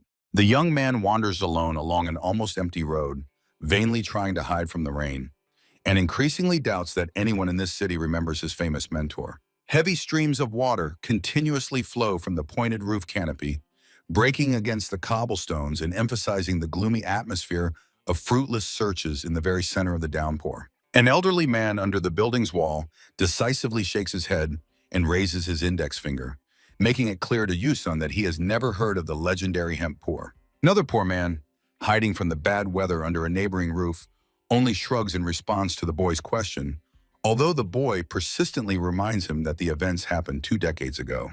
The crowd by the wall, among whom stands a woman with a baby, only silently shakes their heads, as the name of the 4-knot elder of the sect is completely unknown and alien to them. Jusun continues to wander the city in search of any clue about Hongyun, but as he approaches another group of poor people, he prepares in advance for another failure in silence. The boy slowly walks along the river, emerging from under the bridge where the destitute huddle, and politely thanks them for the conversation, despite his hope of finding the teacher gradually fading. Stopping by a cold stone wall, Yusun freezes and looks with a long, thoughtful gaze at an old piece of his mentor's belt, which he tightly clutches in his palm. Suddenly, the boy shudders from surprise when a frightened poor man runs swiftly past him under the bridge, desperately clutching his head as if escaping from an invisible danger. Through the veil of rain, Yusun watches the soaked figure of a man from whom water streams down, while the man complains in a trembling voice about the unbearable cold that pierces to the bone. The young man's face reflects deep thought and slight hesitation. He carefully examines the unfortunate poor man, trying to decide whether it makes sense to ask him the same question again. A skinny man with sunken cheeks and infinitely sad eyes, hearing the call of Yusan, slowly turns around, looking exhausted from the constant struggle for survival. Respectfully bowing his head in greeting, Yusan asks the stranger with hope about the hemp poor man with 4 knots, explaining that he lived in these parts about 20 years ago. The boy's face instantly lights up with uncontrollable inspiration when he hears the poor man begin to recall a man who really had 4 knots and was 10 years older than him. Seeing Hussein's exuberant joy, the frightened poor man recoils, trying to avoid confrontation with the youth who excitedly shouted that this was exactly the person he was looking for. The exhausted man skeptically asks if it is really about that attractive beggar who constantly spent time in the hemp fields, while Jusan actively confirms every word. The joyful smile instantly disappears from the youth's face, replaced by bitter disappointment when he learns that the poor man had only 1 knot, and therefore it is a completely different person. In the middle of the majestic city, under the veil of a heavy downpour, Jusan stood motionless on the bridge, feeling like a stranger among the crowd of poor people whose fates intertwined in gloomy silence. On the embankment, harsh words echo that the hemp poor man was just a lazy scoundrel who never mastered martial arts, wasting his life in the fields. Seized by a sudden surge of anger and despair, Yusan abruptly rushes off, running wildly along the stone embankment while the rain tries to stop him with his cold blows. Huge raindrops break on the surface of the river, reminding the boy of the story about the theft of a mysterious item in old Grandma Jen, who might know the true truth about his teacher. Water mercilessly runs down the youth's face and hair, soaking through his headband, while each drop grows heavier with the realization of a possible betrayal by the one he trusted. Black clouds completely swallowed the sky, leaving only faint blue glimmers, and through the rumble of the storm come fragmented shouts of passers-by, amazed at the strange behavior of the lonely youth. The face of Jusan is distorted with unbearable pain and disappointment. He looks at a piece of an old belt as the rain streams mix with his first, still invisible tears. On the riverbank under the stormy sky, the boy falls to his knees, bowing over the symbol of his belonging to the sect, and through clenched teeth he hurls curses at the late master. Trembling from cold and rage, he feverishly tries to untie the knots on the belt, but his numb fingers do not obey, only tightening the knots of his own fate and disappointment even more. Gasping from the downpour, Jusan bites into the coarse fabric with his teeth, recalling how he earned these knots through endurance and hunger, and now realizes how worthless this reward was. The torn pieces of Master Hongyun's belt, which once seemed sacred, now lie abandoned in a dirty puddle, gradually disappearing under the blows of the relentless rain. The youth frantically tramples on the remnants of the fabric, remembering his 15th year of life in the third knot, which now seems to him just another step in a great and long lie. Clenching the scraps of the past in his fist, Yusun finally understands why Hongyun's techniques were so imperfect. His teacher simply had nothing to pass on to his student. Soaked to the bone, he raises his eyes to the sky and screams with unbearable anger, cursing the lying teacher whose life turned out to be nothing but a series of fabricated stories and empty promises. Suddenly, the dark sky is split by a dazzling white-blue lightning, briefly illuminating the figure of the youth whose inner world is collapsing faster than the electric discharge fades. On the bank of the great city, Jusan continues shouting curses, feeling how anger pierces every cell of his body, for he entrusted his life to a person who simply used him. His hand tightly grips Hongyun's belt, as if trying to strangle the very memory of the years spent under the care of one who turned out to be a common fraud in rags. The stormy downpour over the river grows stronger, hiding the figure of the boy standing at the very edge of the shore, struggling with the desire to forever erase his past in the murky waters.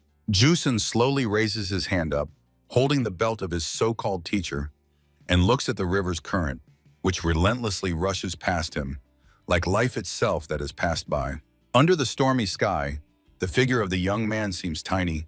He stands with his hand raised upwards, as if showing the heavens for the last time the symbol of his betrayal and unfulfilled hopes. Falling to his knees again, he lowers his head while the rain mercilessly beats on his shoulders, and the raised hand with the teacher's belt begins to slowly lower to the very surface of the turbulent water. Jusan curses, choking on despair, because what hurts him most is not the lie itself, but that he cannot even look the teacher in the eyes and ask why, since he has long been dead. Standing at the very edge of the shore where the water foams from the heavy downpour, the young man slowly bends and dips one hand into the cold river surface, saying goodbye to the past. The fingers finally unclench, and he lets the river water take away the last thing that connected him to Hongyun, the old belt with knots that no longer have any meaning.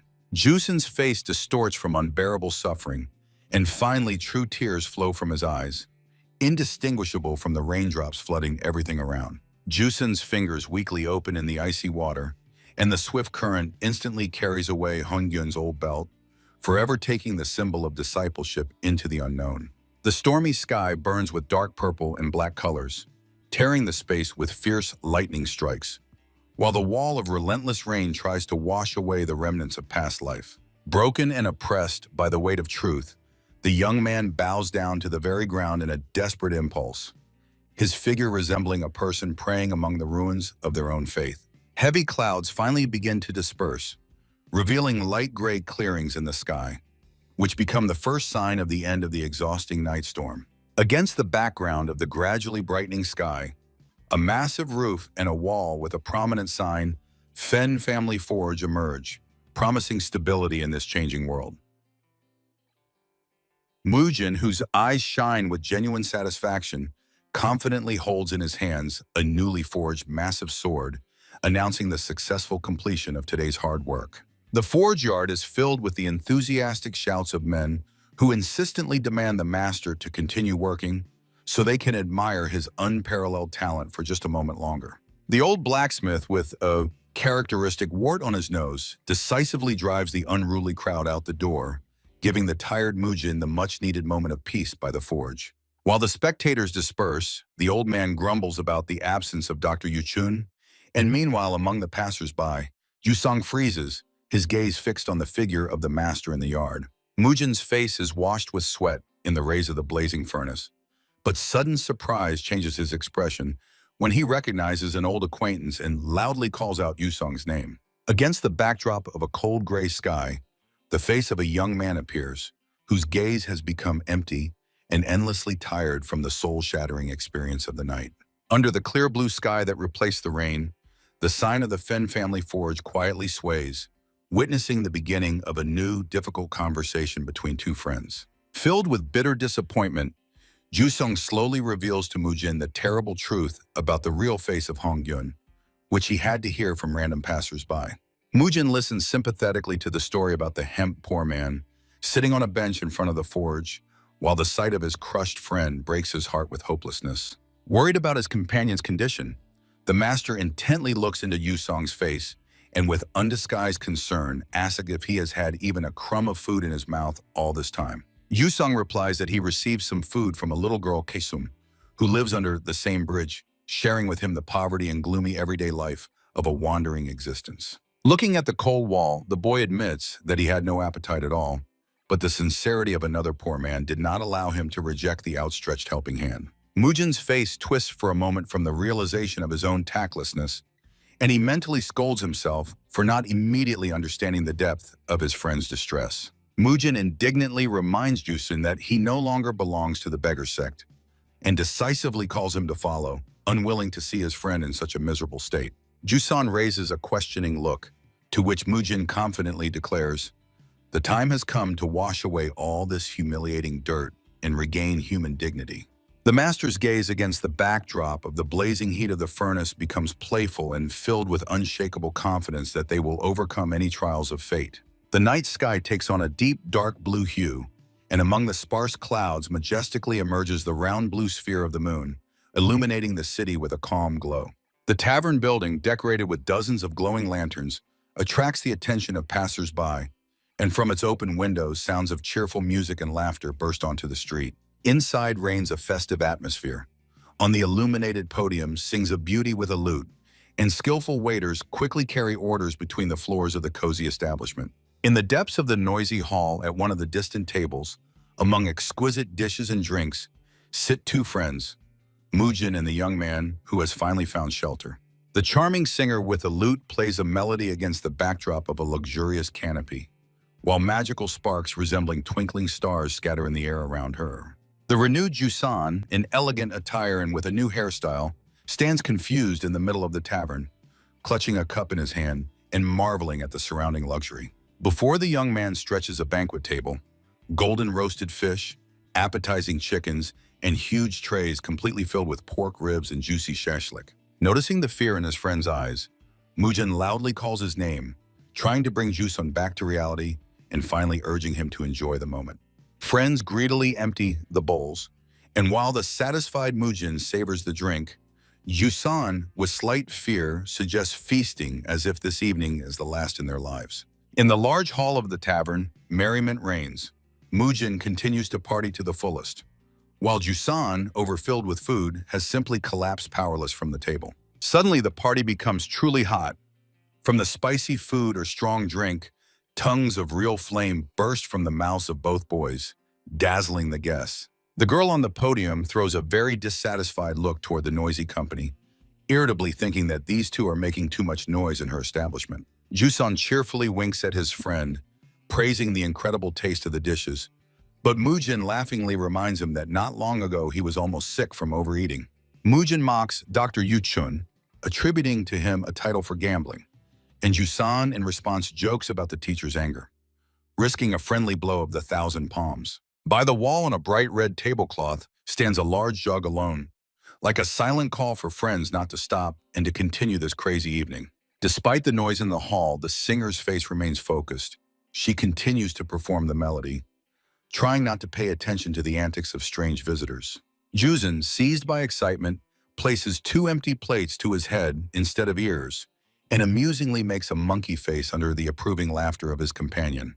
Mujin puffs his cheeks, trying to break the world record for eating dumplings, while Jusun behind him almost chokes with laughter watching this spectacle. On the red fabric of the table now towers a whole mountain of empty pots, eloquently testifying to how grand this unexpected banquet turned out to be.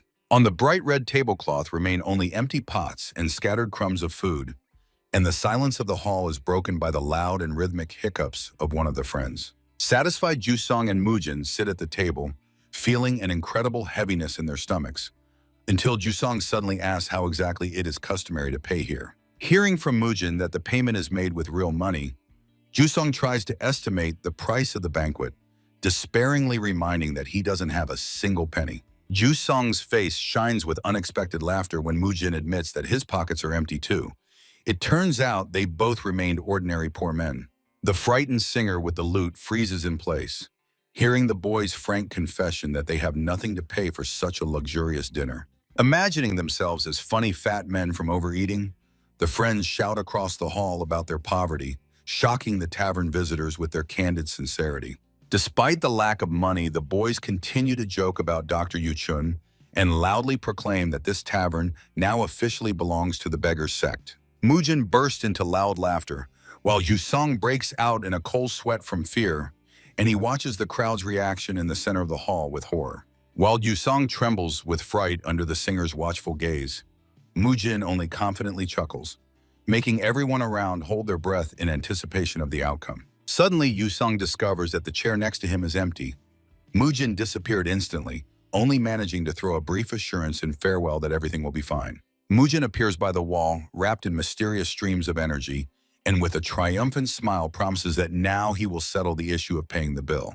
In one hand, the master still holds a pot with a drink, and with the other, he swiftly pulls a sharp steel knife from his sleeve, gripping its handle tightly. The singer's face distorts with horror. She watches every movement of Mujin with wide eyes, while shiny sparks dance anxiously around her. With a happy and confident expression, Mujin raises a metal dagger to his eyes, carefully examining the blade as if it were the very coin for payment. On a deep purple background, cold steel flashes. The sharp blade of the dagger gleams, heralding the beginning of a dangerous act. The tavern singer froze in horror, clutching her lute tightly to her chest, her eyes filled with genuine numbness. While the girl watches, Mujin holds a pot with a drink in one hand and slices the air with incredibly fast combat movements with the other. The enraged Yusong bursts out shouting, trying to drown out the noise and find out from Mujin what the hell he has arranged with this crazy dance. The crowd around buzzes. Some consider the warrior a drunkard, others demand the continuation of the spectacle, and Yusong only watches the chaos with fear. Mujin's eyes burn with an otherworldly light, while behind his back the stunned Yusong and a tavern worker try to comprehend what is happening. Ignoring everyone, Mujin continues his invisible fight, skillfully combining holding the jug with lightning-fast strikes of the sharp dagger. Only the stern profile of the warrior, in his hand firmly gripping the weapon's hilt, stand out against the rough stone wall of the old tavern. Mujin's gaze grows heavier, and his eyes flash with a sinister red fire as the hand with the blade draws deadly patterns in the air. From every movement of the warrior, pieces of dark energy scatter, causing the tavern worker to panic and call the guards to stop this magic. Mujin moves at the edge of human capabilities, surrounded by a whirlwind of black power, as if fighting an entire army of invisible, ghostly enemies. Through the tavern hall, guards run headlong, striving to subdue the warrior, while the frightened Jusong retreats as far as possible from the epicenter of events. From the balconies, mocking shouts of amused spectators pour down, while the guard sternly demands to stop this drunken spectacle in the middle of the establishment. By the wall where music once played, Mujin froze with a jug in his hands, and on the surface behind him appeared a mysterious, newly created drawing. The warrior slowly raises the pot, preparing to take a sip, under the watchful and hostile gazes of two guards who approach closely. The gleam of steel and splashes of the drink mix in a single dance as Mujin begins to pour the liquid in a circle, performing complex combat moves. The faces of the guards stretch in astonishment. They do not know how to react to this strange mixture of martial art and outright madness. Jusang and another random witness froze in tension, not taking their eyes off Mujin, whose presence presses on everyone in this hall. Against the background of the wall with the image of the divine face, Mujin finally calms down and takes a long, confident sip directly from the pot. Slightly drunk, but with a firm voice, the warrior asks if he should stop, since this is exactly how he intends to pay for his rest. Pointing with a dagger at the guards, Mujin forces them to instantly change their tone. They excuse themselves, saying they only wanted to find out why the music stopped. The singer, obeying the strict order of the warrior not to spoil the mood of the guards, touches the strings again, filling the hall with trembling sounds. The tavern visitors sit with open mouths, stunned by how quickly the situation changed from a deadly threat to a strange performance. Against the backdrop of multi-tiered balconies, Mujin once again falls into rhythm. Sparks fly from his blade, illuminating the darkest corners of the noisy tavern. The final flash, and the gleaming dagger blade disappears in a swift motion, leaving behind only the whistle of sliced air and a quiet echo. Mujin focuses his gaze to the maximum, trying to catch the perfect trajectory and precisely aim the gleaming tip of the dagger at the very essence of the stone. While the girl continues singing under the canopy, the warrior diligently works with the dagger near the back wall of the podium, skillfully carving complex and mysterious patterns. The entire tavern hall freezes in observation of the strange spectacle, and Husong stands tensely opposite the stage, not taking his eyes off every movement of his comrade. The work is finished. Mujin's hand, against the wall background, triumphantly raises the dagger tip upwards, showing everyone present the result of his incredible labor. With a sharp and confident movement, the warrior directs the blade vertically upward, as if cutting through the very air and preparing the audience for something truly grand. A sudden flow of unknown energy pierces the darkness of the hall, brightly illuminating every corner and making the visitors hold their breath at what they see. In the shining stream, against the blurred interior of the tavern, appears the majestic hand of God holding a flower between the fingers in the outlines of a golden divine crown. On the wall stands a figure full of grandeur of Buddha. The radiant image emits calm, instantly changing the surrounding atmosphere to one of reverence and solemnity. Mujin looks with curiosity into the empty drink pot, probably sincerely regretting that the tasty liquid ended right at the moment of his creative triumph. The shining face of God Shiva impresses with its balance and calm, looking at the noisy tavern through the prism of divine wisdom and eternal peace. The tavern building shines with lanterns against the night sky, and from inside comes Mujin's firm promise that with this masterpiece he will fully pay the bill. A thick fog settles on the stone streets of the big city, while passers-by ponder the teacher who promised that skill will always find gratitude. Standing under the streetlights, Mujin and Jusan cautiously discuss the teacher's words that the 1,000 hands of Buddha effect will truly be amazing. Mujin imagines a crowd of men with burning gazes flying through the air, ready to give all their possessions and even animals to thank him for his work. Inspired by his own success, the warrior friendly embraces Yusan by the shoulders, conspiratorially looking into his eyes with a feeling of true triumph and joy. The tavern owner addresses Mr. Tan, enthusiastically calling his work divine, while Mujin's faithful dagger habitually flies back to his hand. The warrior carefully examines the weapon in his own hand, listening to the surprised conversations of people who do not believe such a masterpiece was created in just 2 hours. Mujin climbs a bamboo ladder to the balcony, while the owner promises friends to prepare the best dumplings for the road so they won't be hungry. Under a rain umbrella, the warrior sits on the edge of the bridge, watching from above, as Jusan below distributes free food to the poor living in damp slums. Jusan hands a hot dish to little Sun, who once fed him, and asks the girl to eat well while an elderly man patiently waits his turn. From above on the wall, Mujin hides from the rain and warmly watches the kindness of his friend, who sincerely wishes health to the little girl. Under the umbrella, Mujin's face lights up with joy. He finally sees on Jusun's face that very true, inspired smile that had been absent for so long. Heavy clouds covered the sky over the large city, and a thick downpour washes the empty streets and rooftops of buildings, creating an atmosphere of melancholic calm. While the storm rages outside, friends peacefully sleep in beds under a reliable canopy, finally getting a chance to rest after long and exhausting adventures. In the morning, they lazily discuss hangovers and the need for a break, as their daily visits to taverns have made them completely lose track of time and days of the week. In a spacious room with large windows, Mujin and Jusan have a leisurely conversation, trying to understand why the sounds of rain so strongly draw them back to the tavern. Mujin laughs in agreement with his companion, not rushing to get out of bed and enjoying the coziness of the room while the storm relentlessly rages outside. Through the noise of the gray rain, Yusun suddenly shudders and raises his head in surprise, as he clearly hears someone from the street desperately calling his name, Hon Jusun. The young men simultaneously look out the window and see through the dense wall of rain the figure of a person who is trying with the last of his strength to attract their attention. Before them appears the tired and completely drenched face of a poor man named Samgu, whose appearance eloquently testifies that some inevitable misfortune has occurred. Against the backdrop of the gloomy sky unfolds a disturbing story about the disappearance of Sun, the girl always warned about her route and was afraid to go far in such bad weather. Frightened and extremely nervous, Samgu barely restrains his trembling. Assuming the worst, little Sosun might have been captured by cruel and ruthless river bandits.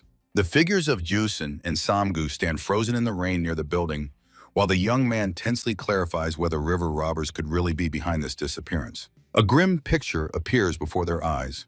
Against the background of purple clouds, a group of bandits with fiery eyes and heavy axes lurks near the darkest river water. Angry Samgu clenches his fist, telling about witnesses of the kidnapping and terrible rumors about masters who buy small children for their dark purposes. The man's face shows deep despair and primal fear as he is terrified to death that little Sosun might have already become another victim of these beasts. Jusun compassionately places a hand on the grieving Samgu's shoulder, confidently promising his sect brother that he will definitely deal with this terrible situation. Jusun's gaze becomes resolute. He knows exactly who can help and asks Samgu not to worry prematurely, but just to wait a little for good news. Raindrops run down Samgu's face and hope flashes in his eyes. He sincerely thanks for the help and promises to also try to talk to his superiors. Under the rainy sky stands a tavern lit by lanterns, from which a sober warning comes. Do not expect too much from the leadership of the poor sect. Outraged Jusun sharply asks how they can be so indifferent, since they are members of the poor sect and must stand by each other in such times. The tavern owner with the sect sign on his belt leans heavily on the table, explaining that they cannot risk people without ironclad evidence of kidnapping. The man sadly shakes his head, wiping sweat from his face, and complains that an extremely difficult season has just begun, which literally ties their hands. Jusun frowns thoughtfully, recalling the owner's hospitality in the past, and suspects that the change in attitude is directly related to his lack of power nodes. The owner explains that the spring rainy season in Chongqing is a time of maximum tension, as this year's rains are much stronger than ever before.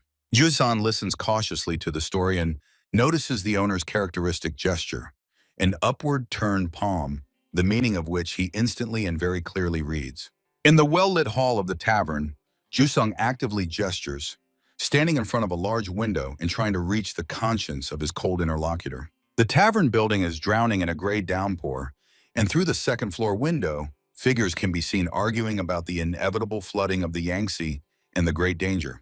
The serious owner talks about floods that force every member of the sect to build barricades instead of fighting armed river bandits. Alert Jusun carefully considers what he has heard, understanding that due to the disaster, the sect simply has no free people to save the little girl. On the stone embankment near the bridge, where the poor huddle, Jusun talks with Samgu about how the tavern owner's words cannot be trusted even a bit. Jusun's face is full of sincere sympathy as he looks at Samgu, who at that moment is mercilessly shaking from experienced grief and injustice. Hiding from the rain on the embankment, the men continue the conversation about how barricades are being built upstairs, and the owners do not care about the fate of the destitute people. Against the background of the stone wall near the bridge, Jusun looks extremely surprised and tries to find at least some arguments to refute Samgu's gloomy words. Looking at the rainy city, Jusun fervently argues that martial arts masters must have at least a basic sense of justice. On the anxious purple-red background, Samgu shudders with bitter sobs, asking what kind of sense of justice ordinary bandits can have at all. Samgu says that in recent decades he has not heard about conflicts between bandits and the sect, and they will not risk their lives for a random poor person. Under the cloudy sky, Samgu cries, saying that the poor sect members are only afraid to lose their masks and status while other poor people hurry to calm him down. Jusun remembers himself as a child next to teacher Hong Yun in the face of an old pauper with sunken cheeks, who told him about those cursed knots. Angry Jusun thinks that all this about the noble poor was a lie, but at the same time convinces himself that he should not feel guilty about it. Standing on the embankment, the young man watches as the poor under the bridge comforts Samgu, suggesting to simply trust the sect, since Yusun was the only one who listened to them. Yusun opens an umbrella to go out into the downpour. He is upset and thinks that it is not his duty, and he has already done more than enough in the settlement. Through the rain along the wall under the bridge walks Yusun, and towards him passes a random person in thistle clothing, who because of his bizarre appearance resembles a mushroom. On the wet embankment, Yusan, immersed in his own thoughts, is compared to this passerby, who in his strange outfit really resembles a large mushroom. As the downpour intensifies, Yusan walks away from the bridge, but the random passerby in the mushroom clothing suddenly stops and slowly turns towards him. On the embankment, only the legs and reed clothing of the mushroom person who turned to Yusan are visible, while at this time Yusan has already begun to move away from the bridge under the umbrella. Yusan instantly stops, hearing a sharp shout. "Hey you, Yusan, the one who seeks the hemp poor." The stranger's voice cuts through the noise of the heavy rain. Before him stands an elderly woman in a reed cloak, Grandma Yen. She sternly asks Yusan about what kind of relationship exactly connects him with Ma Zhongyu. Hearing the teacher's name, Yusan thinks that even that was a lie. He replies to Grandma that he heard that he was just a petty thief who ran away. Huge drops of rain drip from Grandma Yen's clothing as she seriously interrogates what exactly this man stole and why Yusan even assumed he was a thief. The figures of the woman and the young man froze on the embankment under the downpour, while the grandmother tells Yusun that the poor man from the hemp field never actually stole anything. Yusun's face becomes tense as he suddenly suspects something very bad. This poor hemp man might have stolen not gold, but a living person.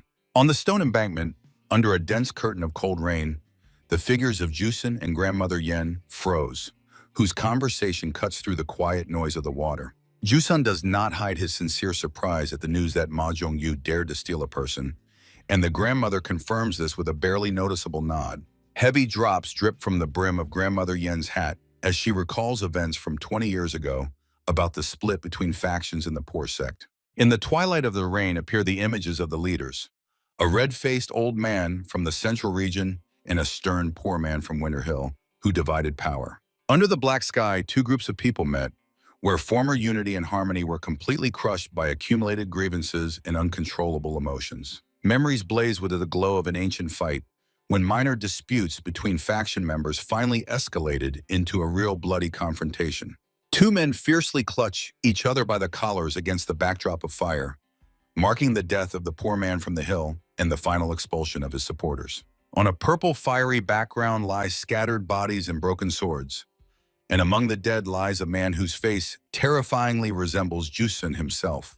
Amid chaos and bloodied steel, the poor man from the hemp field managed to break free from the trap, taking with him the only son of the fallen comrade. On that fateful day, the sun broke through the clouds, illuminating the young Ma Zhongyu, who carefully held a baby wrapped in swaddling clothes close to himself. Yusun stands under an umbrella, umbrella from which water drips. His eyes darken with heavy thoughts, and his clenched lips reveal inner tension and anger. The figure of Grandma Yen stands out clearly against the gloomy sky as she meets Yusan's gaze, who asks for the real name of the deceased. Amid the noise of the river, a short answer echoes. The real name of the one who once held Winter Hill in his hands is Hong Jun. Grandma Yen doubts that Yusan is looking for Hong Jun's son specifically, so she prepares to leave, leaving the boy alone with his heavy reflections. She turns toward the city, throwing a final request. If Yusan ever meets Ma Zhongyu, let him know that she is waiting for him. When the old woman looked back, the embankment was empty. Yusan instantly disappeared, leaving behind only a lonely umbrella on the stones. The boy stands in the middle of the downpour, his body trembling with rage. Ma Zhongyu's whole life was a complete lie, from his name to his martial arts. Raindrops or bitter tears of realization that his entire past reality was a fabrication flow down Yusun's face. He freezes on the riverbank, shuddering from the emotional pain that tears him apart inside more than any physical blow from an enemy. Overcome with despair, Yusan lowers his hands into the cold river water, as if trying to wash away from his memory all the falsehoods he has known until now. With a frantic scream, he plunges into the stream, seeking salvation in the water's element from thoughts that prevent him from breathing and thinking clearly. His gaze becomes glassy and sightless, and the streams of water on his face mix with rage, turning him into a truly furious beast. The blurred figure of the young man above the river surface desperately grabs water with his hands, trying to catch at least some hold in this sea of lies. Leaning in the water near the very shore, Jusong rummages on the bottom, ignoring the cold rain and the piercing wind that hits his back. He lifts long, slippery seaweed above himself, and in his head pulses only one obsessive thought about the knots that defined his status. Jusong stands knee-deep in the cold river, facing the endless downpour, and desperately whispers the names of the knots that tear his soul apart. Not far from the shore, where the eroded land meets the water, the young man's figure suddenly disappears in the waves, fully submerging into the river abyss. Only the empty earthen shore near the hill remains a silent witness to the tragedy, while the rain continues mercilessly lashing the surface of the dark river. Suddenly, the water surface breaks, and Yusong surfaces, greedily gasping for air. But the fire in his heart still does not extinguish from the cold. Unable to withstand the pressure of thoughts, he again plunges into the murky water at the foot of the hill, searching there for answers or at least a moment of peace. Deep underwater, Yusong swims through transparent currents, puffing his cheeks with air and desperately paddling his hands among thousands of silvery bubbles. His eyes are wide open underwater. He intently gazes into the river darkness while whirlpools of oxygen bubbles swirl around him. In memory emerges the image of young Hongyun under the clear sky, holding a baby, swearing to protect him at the cost of the 4 knots of the mountain guard. On a warm golden background appears the face of the baby with thick eyebrows and black hair, in which the features of the future Jusang were already discernible.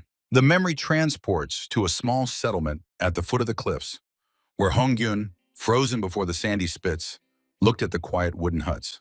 A young mother with a baby in her arms shudders in fright when Hongyun appears in the doorway with a screaming child and 3 knots on his belt. On the sunny shore, the gray-haired teacher carefully wipes little Jusun after bathing, while the child tries to catch a bright butterfly.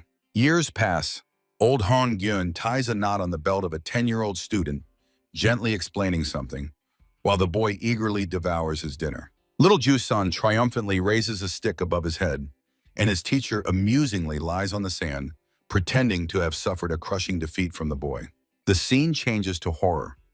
Bloodied fragments of Hongyun's stick lie on the ground, revealing the terrible truth about the real purpose of those knots. Before the eyes appears the teacher's face distorted by pain in his last moment of life. He went to death only to become a shield for Jusun.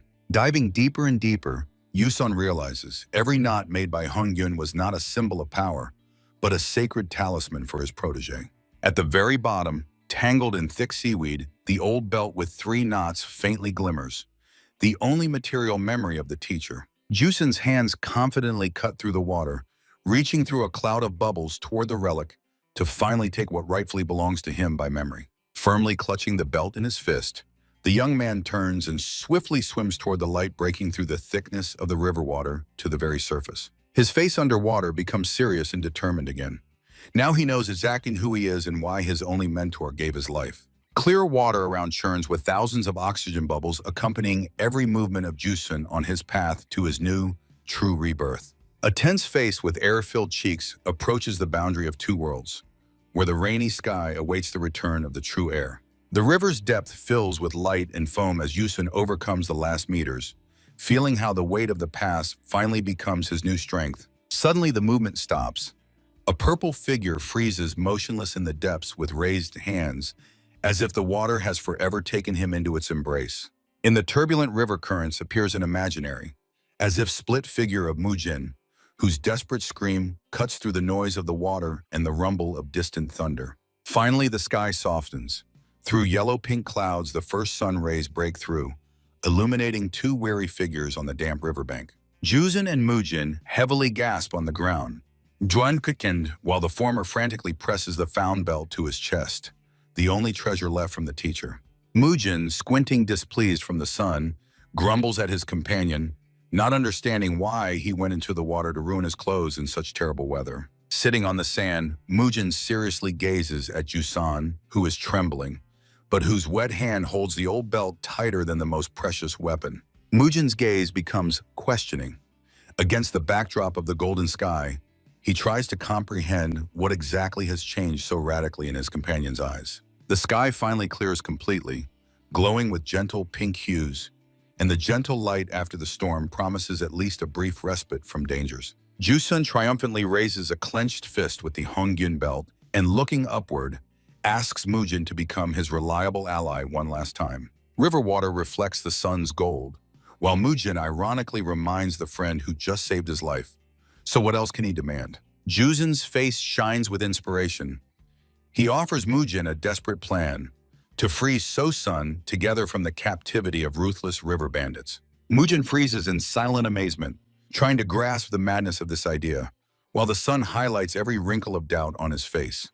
The yellow-blue sky with light pink clouds briefly gives an illusion of calm before the start of a new, even more dangerous adventure. A hand grips the dagger's hilt, and at that moment a barely noticeable but powerful energy begins to emanate from the blade, signaling readiness for battle. The landscape changes sharply. At the foot of tall mountains, under a new wave of relentless rain, a solitary two-story wooden building stands tall. Under the gloomy sky, a group of people, bending under the weight of sandbags, hurriedly builds a dam, trying to tame the raging river element. From the mountain heights, there is a view of the turbulent stream and the roofs of the inn nestled by the road under the ceaseless flow of water. Hiding behind a huge rock, Yusan grips a heavy stick, while Mujin quietly asks if he has a simpler rescue plan. Pressed against the wet rock, the friends watch the enemies. Mujin anxiously finds out if they really have to fight this entire horde. The young men carefully peer into the windows of the two-story house, assuming that So-sun is held there, and prepare for a secret infiltration inside. Mujin notes that their clean clothes will instantly reveal them as strangers, to which Yusan, without hesitation, suggests smearing themselves with mud or even undressing completely. Suddenly, both sharply turn over their shoulders.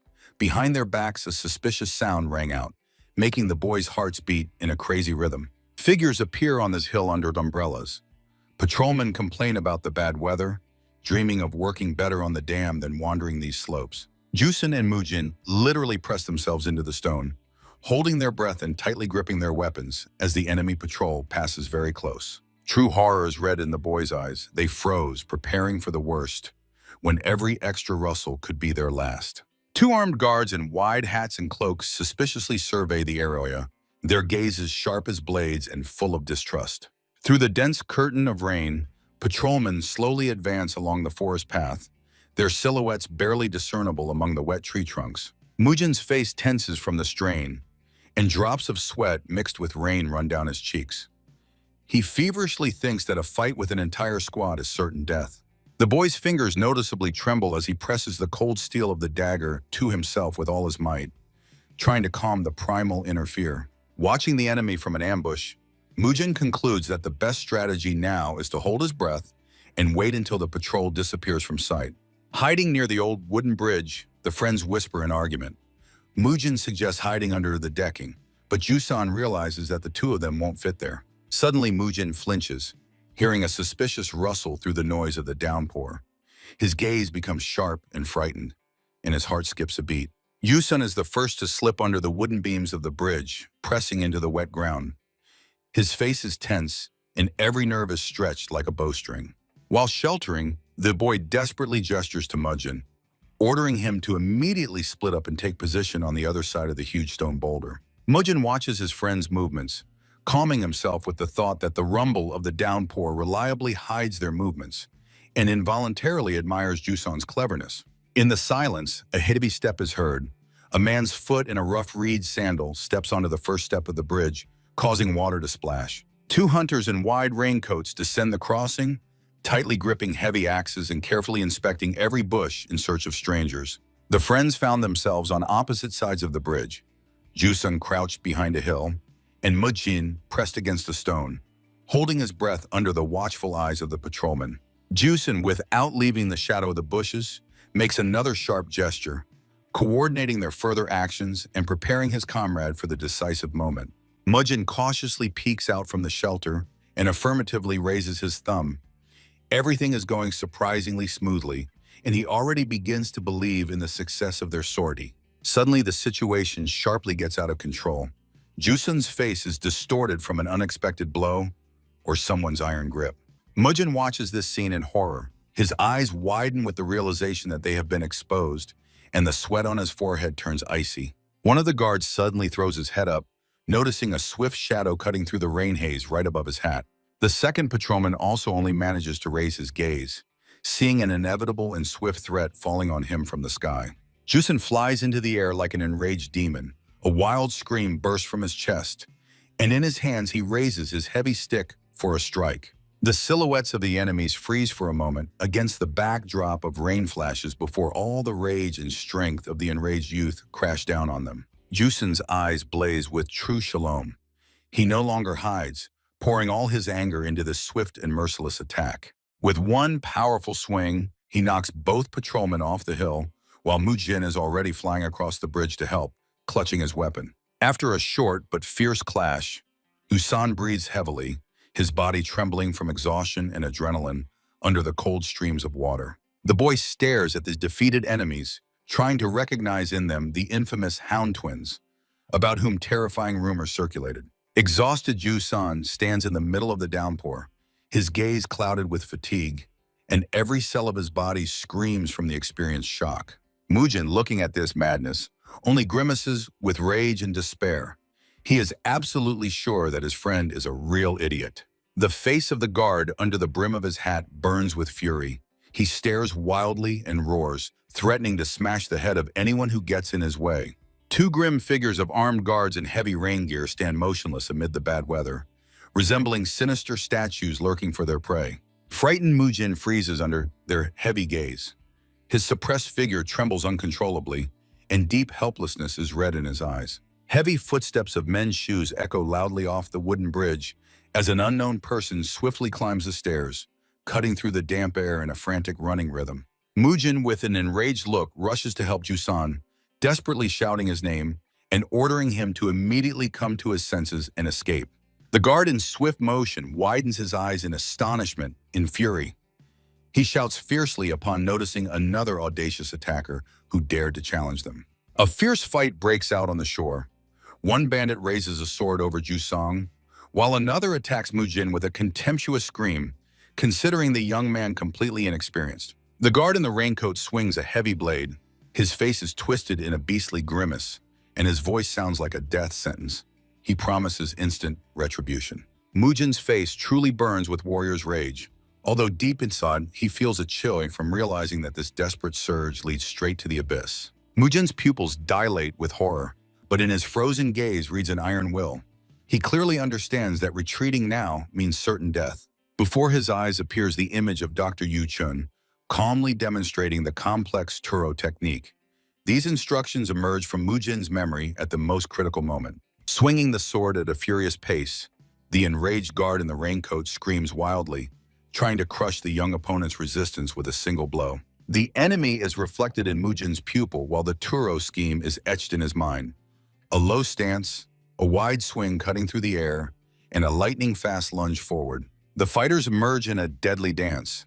Mujin recalls the lesson about 3 deceptive strikes, after which the blade must uncontrollably rise, piercing the enemy's defense. Mujin drops to the ground beneath the guard's feet, waiting for the very moment when the opponent falters to deliver the decisive blow right to the enemy's heart center. The blade mercilessly cuts into the bandit's chest, and in the next moment, heavy red drops of blood scatter from his body, mixing with the streams of cold rain. Mujin's hand, tense to the limit, firmly grips the dagger's hilt, which has already deeply pierced the enemy's chest, stopping his attack forever.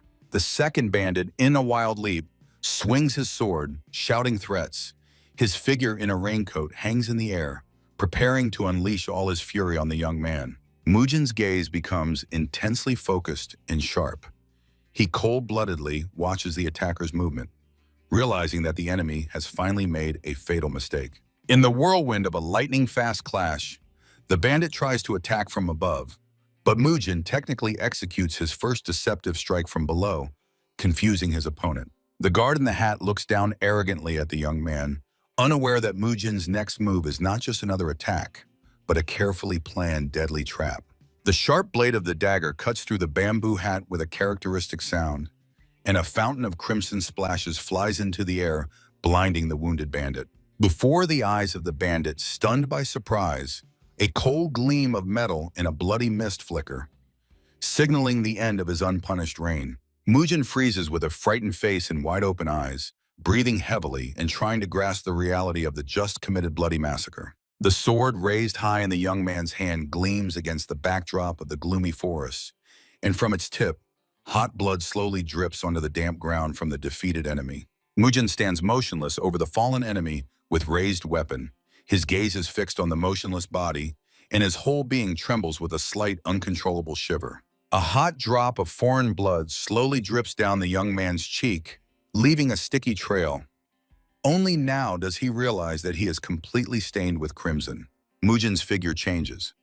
Now he is dressed in the rough armor of the slain guard, which looks on him like an alien and gloomy masquerade of death. Two young men in trophy raincoats freeze behind wooden crates, watching the two-story building.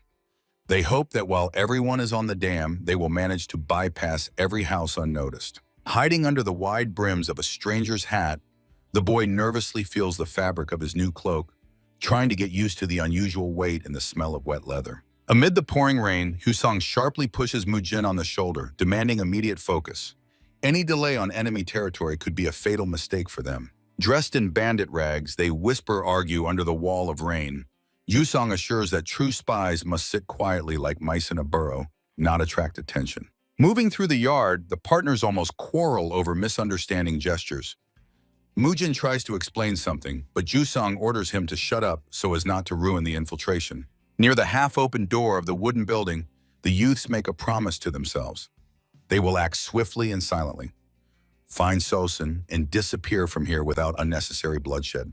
The room is filled with jars and boxes, but inside, not a soul. Jusong finally explodes, demanding that Mujin stop shouting the names of techniques during every attack. Having entered inside, Mujin justifies that this is how he was taught, reminding his friend how he himself recently shouted so much that he almost summoned all the bandits of the district upon their heads.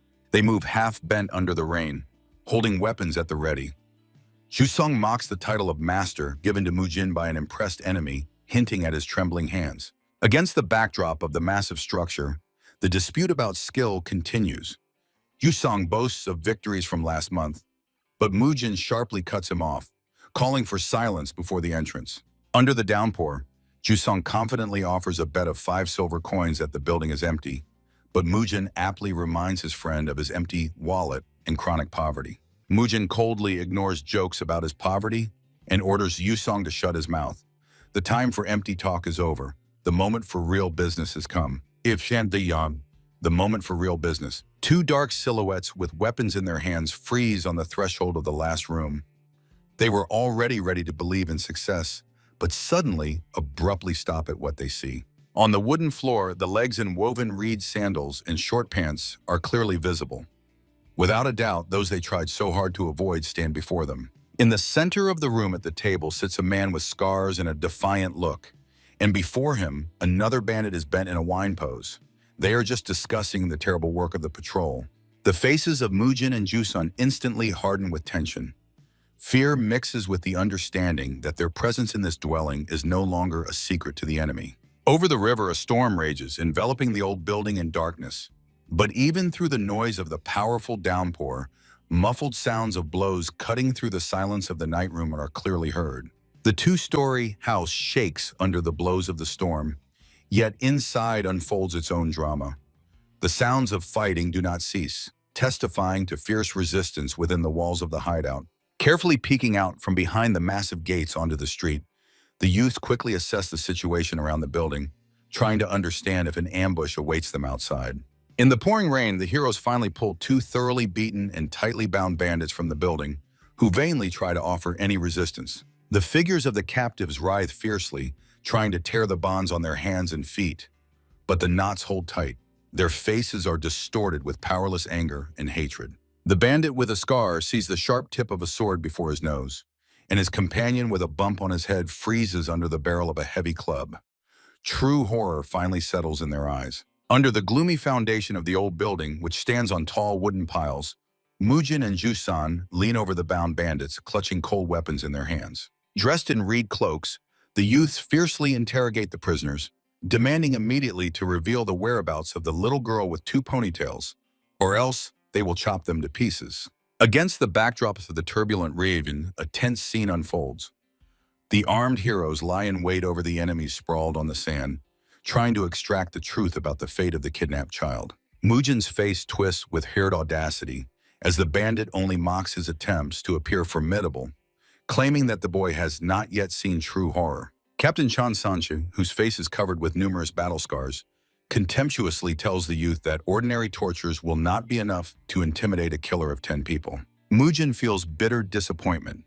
He sincerely hoped that the mere sight of a sharp sword at the throat would be enough to make the experienced robber talk. The boy's fingers grip the sword's hilt tightly, its tip aimed directly at the audacious captain. Yet in the youth's soul grows a troubling understanding of his own powerlessness. Under the brim of his reed hat, Mujin tensely contemplates how to break the enemy's will, while behind his back the dark river roars and the rain incessantly drums on the wooden piles. Standing under the massive foundation, the partners seek a way to loosen the bandits' tongues, realizing that they have neither a place for torture nor experience in such matters. Rain or cold sweat streams down Mujin's cheeks. He feverishly clings to the very word torture, trying to find at least some clue in his memory. While the surprised Jusun continues to guard the prisoners, Mujin suddenly turns and silently walks away, leaving his partner in complete confusion about his next actions. Looking at his comrade's back, Jusun tightens his stick and exclaims a confused question, trying to understand where and why Mujin went at such a critical moment. Against the backdrop of dark water appears a wooden box divided into sections, where in each compartment lies a mysterious bundle of fabric hiding a dangerous content. Mujin intently examines the supplies of aconite, a deadly wolf poison he took just in case, knowing that in the right proportions it becomes a tool of pain. Cup-shaped palms under the downpour, the youth collects rainwater to prepare a potion, simultaneously convincing himself that he absolutely does not want to become an executioner. The master's hands skillfully mix the ingredients in a small vessel, stirring them with a needle. This dose should be enough to scare the bandit captain half to death. While Mujin is conjuring the poison, sitting with his back to everyone, Jusan mistakenly concludes that his friend was simply afraid of responsibility and retreated before the enemy. The tied-up bandits on the ground watch the scene hopefully, while Chang Sanche confidently asks what strange game these odd youths have started under the foundation of the house. Suddenly, the tip of the needle appears before the bandits' eyes, dripping a shining liquid, releasing an ominous purple smoke that instantly poisons the surrounding air. Mujin laughs sinisterly, explaining to the captive, if he is not afraid of steel, then he will definitely appreciate the poison that bursts the veins of everyone who feels its touch. The thin needle, held between the youth's fingers, glows with an otherworldly light, and a thick purple boing envelops the scene, giving it the appearance of a true night horror. Through the veil of poisonous smoke, Mujin's gaze becomes inhumanly bold. He describes in detail the agony awaiting the enemy, claiming that this pain is worse than any wound.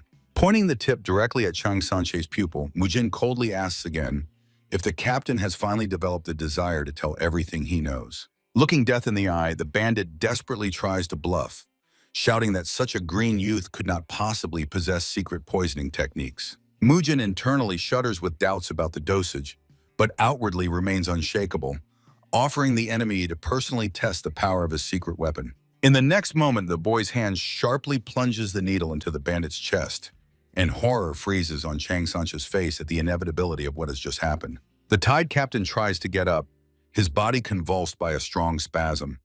He still manages to croak that he feels nothing, but suddenly his voice abruptly cuts off. Sanche's eyes widen from unbearable pain.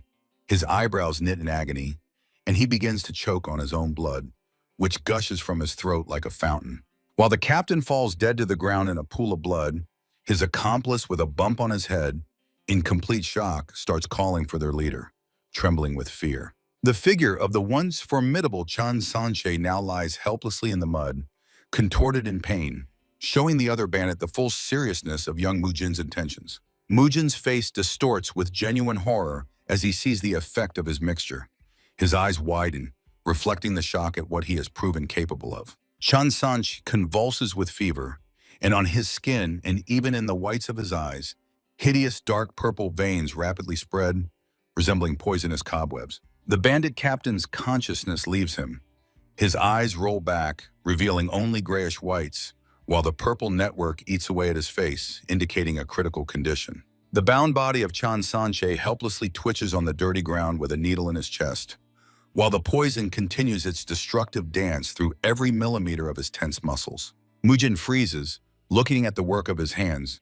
From behind, only his slumped shoulders and raised hand are visible, as if frozen at the moment of the greatest emotional breakdown. Confusion is read in every feature of the young man. His gaze darts from one victim to another, filled with the frightened realization that the situation has gotten out of control. Mujin's fingers tremble uncontrollably, barely holding the thin acupuncture needle, which has just become the instrument of unbearable torment for the hardened bandit. Under the massive piles of the old house, where the sound of the downpour mixes with the dying man's wheezes, Mujin thinks with horror that the life of Captain Chan Sancho has finally faded. While the leader's body with the motionless needle in his chest freezes on the wet sand, his partner, in complete despair, calls for the captain, shuddering at every sound of the storm. Mujin sharply switches his rage to the second bandit, gripping his throat with a deathly grasp. The captive's frightened face contorts from lack of air and fear. Pressing the prisoner, the young man grits out a warning through his teeth. Now that he has seen the effect of the poison, it is better to tell everything voluntarily to avoid the same fate. Mujin's eyes blaze with true fire of anger, leaving no room for pity.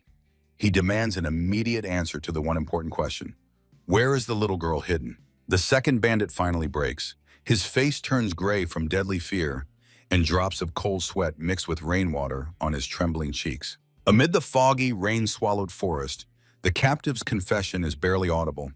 The child is hidden in a cave, far from strangers' eyes, under the reliable guard of darkness. A wide dirt road, washed out by relentless rain, leads straight to the gloomy maw of the cave, above which tree roots hang, and from the depths a faint, anxious light breaks through. Through the dense curtain of cold downpour, the gloomy outlines of mountains and forest thickets are barely visible, while Mujin realizes that he has taken life with both sword and medicine by his own hand. The wide dirt road leads to the mysterious cave entrance, overgrown with thick greenery, from the depths of which a faint light breaks through, contrasting with the gray rain. Before their eyes appears the gloomy maw of the cave, from which a mysterious golden glow emanates, beckoning the heroes to enter inside and leave the bad weather behind. Mujin and Jusun in hats and cloaks freeze on the threshold, looking into the long corridor where torches on the walls cast their long and anxious shadows on the wet ground. Mujin confidently raises the burning torch under the low vault of the earthen grotto, and bright tongues of flame snatch the rough walls of the underground passage from the darkness. Armed young men slowly advance inward, and Mujin bitterly reflects that to save his loved ones, he had to become a killer, even if that was a mistake just once. The figures of the friends continue their path through the endless underground corridor, firmly holding weapons and a torch that illuminates their faces filled with determination and doubts. Jusun casts a look full of sympathy at his comrade, while he reproaches himself for what he has done, and bright, fiery sparks fly around them from the blazing torch. Mujin's face is frozen in deep thought, his head heavily bowed down, and a glowing glare swirls around, emphasizing the weight of his inner struggle. The young man shudders from his own thoughts against the dark wall, feverishly trying to convince himself that the death of the scarred enemy was only an unfortunate dosing error. Continuing to move, the friends recall the bloody past of Chang Sanche, who boasted of killing many people, and conclude that such scoundrels definitely deserve death. Under the low vaults of the cave, Mujin admits that although the fatal dose of medicine could have been a mistake, he does not regret for a moment the death of the one who brought only sorrow. Mujin insists that they should find Susan as soon as possible and get out, since wet clothes stick unpleasantly to the body, causing a disgusting sensation. Jusun walks focused beside his partner, peering into the darkness of the dungeon, silently agreeing with every word of his friend, preparing for any danger. Suddenly, Mujin's face becomes extremely alert. He freezes under the stone vault, feeling something bad that instantly makes his heart beat faster. Realizing that there is no turning back, the young men break into a run, and the sound of their heavy boots echoes loudly through the gloomy and damp corridor of the cave. Mujin suddenly stops, his gaze full of anxiety and tension, as an unknown threat makes him hold his breath and peer into the impenetrable darkness. The corridor splits into two parts. From the left passage flows a vague light, while the right entrance yawns with absolute darkness, hiding the unknown within. Armed heroes freeze before the fork, assessing every movement and trying to understand exactly where this dangerous path, lit only by their torch, leads. Listening to the smells, the friends note that one tunnel smells of current, while the other seems clean, so they decide to immediately check one of the chosen paths. Jusin suggests to his partner to stay on guard and cover the rear, while Mujin himself sets out to scout one of the mysterious branches of the branching cave. Jusin sharply stretches out his hand to his friend's face, stopping him mid-word, and whispers an order to freeze, as he heard the approach of someone unfamiliar from deep within the tunnel. Mujin focuses and freezes with weapon and torch in hand, intently looking at the floor and waiting for further instructions from his attentive partner. Jusin swiftly lies down on the ground, closes his eyes, and firmly presses his palms to the rough soil, trying to catch the slightest vibration from the footsteps of an unknown enemy. Pressing his ear almost flat against the damp earth, the boy tensely catches every echo coming through the stones, trying to recognize the nature of the sounds. Mujin freezes under the low vault, tightly gripping the torch with trembling fingers, and anxiously asks his comrade how numerous the group of enemies approaching them is. Before their eyes stretches an endlessly long underground corridor, whose walls are barely illuminated by sparse torches that snatch cold stone from the darkness. Jusin sits on the damp ground, his face contorted from nervous tension, cold sweat running down his cheeks, while he warns in a trembling voice about the inevitable appearance of the enemy. In the middle of the narrow passage, two figures in heavy boots freeze, staring into the depth of the tunnel where, in the flickering light of the flames, an angry crowd of bandits is already clearly visible. Juzon instantly rises and takes a combat stance against the backdrop of the earthen floor, decisively gripping his heavy club with both hands for a future counterattack. Mujin, whose face was distorted with rage and wariness, slowly draws a sharp sword from its sheath, coldly stating that the situation has become critically dangerous. On the uneven vaults of the corridor, illuminated by torches, grotesque and gloomy shadows of bandits begin to dance, rapidly advancing on the youths from the depths of the dungeon. Mujin's gaze burns with anger. He raises the blade tip upwards, promising himself to take as many of these vile creatures to hell as possible before he falls himself. The young man makes a swift combat lunge, literally slicing through the air in a sharp leap, while his sword glistens in the semi-darkness, preparing for the first deadly clash. A pack of pirates armed to the teeth, shouting threats and brandishing crooked sabers, inevitably approaches the heroes under the pressure of the low stone vaults of the cave. In the furious fight, Mujin faces two enemies at once, delivering lightning-fast sword strikes in the air, from which heavy crimson drops of fresh blood scatter in all directions. The boy's eyes glaze over with rage. He feels a sharp pain from the received wound, but in a moment realizes that this bloody scene was only a product of his agitated imagination. Mujin stands, gripping the hilt with trembling hands, while behind him spreads an ominous red light, and the thought pulses in his head that such a desperate plan will only doom them.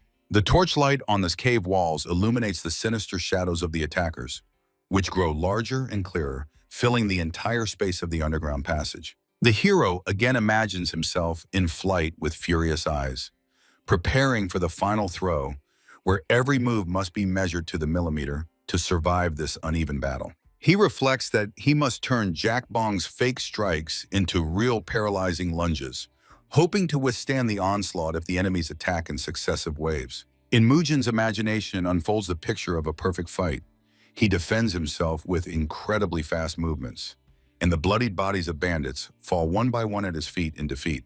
The young man calculates attack options from different sides, understanding that using certain techniques can be dangerous, as the enemy is capable of pushing him back into a dead end. A terrible picture arises in his thoughts. Enemies surround him, and he receives numerous through wounds, bleeding out in the air, which would mean a complete and irreversible end. The real world returns with the echoing stomp of feet. A crowd of armed pirates relentlessly advances through the illuminated tunnel, closing the distance to the youths with each heavy step. Mujin prepares for a real clash near a torch burning on the ground. His body involuntarily shudders as he feverishly searches for a way out of this deadly trap. Steam bursts from his mouth. His eyes burn with determination. And in his thoughts fights the realization that he does not know how to fight a crowd, but he will never beg for mercy from these beasts. The heavy gate in reed sandals echoes off the earthen floor of the cave, announcing the arrival of someone extremely strong and confident in their impunity. Ahead of the bandits steps the one-eyed leader with coarse hair and scars, who brazenly mocks the youths who dared to break into Chang Sanchi's lair without permission. The one-eyed pirate stands firmly on the ground, tightly gripping a massive and terrifying axe in his hands, promising a swift and painful retribution to anyone who stands in his way. The scarred face of the one-eyed bandit twists with rage as he hoarsely asks if these are the overconfident fools who dealt with his sentries. Mujin's hands, against the bright yellow glow of the torch, clutch the sword hilt with a death grip, preparing for a swift strike that will leave the enemy no chance. Sweating profusely, Mujin coldly cuts off, saying that empty talk is unnecessary, as the bandit will soon die anyway, although in his soul he understands there are far more than 20 enemies. The one-eyed leader, surrounded by a crowd of armed pirates, brazenly grins, demonstrating that the youth's threats only amuse his battle-hardened gang. Mujin freezes with his back to us, looking at a solid wall of angry enemy faces that have blocked their only path to salvation in this damp dungeon. The pirate with the eye patch bursts out with a coarse laugh, mockingly advising his subordinates to take down the audacious youths before the main leader of their criminal den arrives here. The air around suddenly tears apart with flashes of violent energy, accompanied by loud pops, signaling the start of a real magical confrontation. A pack of heavily armed bandits, sensing their numerical superiority, launches a massive assault, filling every free inch of the narrow corridor. Mujin and Jusang stand shoulder to shoulder in combat stances, surrounded by whirlwinds of violet glow pulsing in time with their tension-accelerated heartbeat. Mujin's face in the moment of movement becomes unrecognizable. His eyes blaze with altered, otherworldly light, and his expression becomes stern and merciless, like that of the god of death himself. Fingers grip the sword in a battle position, and the last echo of fear in the youth's mind fades away, giving way to a single cold decision to fight to the end. With one sharp movement, Mujin cuts through the space, swinging his blade and swiftly breaking into the ranks of the bandits, turning his rage into deadly steel. In the whirl of battle, the boy realizes a harsh truth.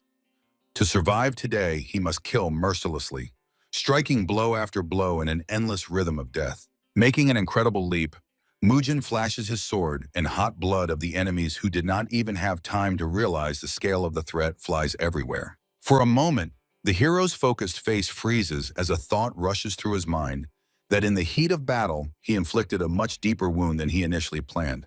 Mujin's figure becomes the center of bloody chaos.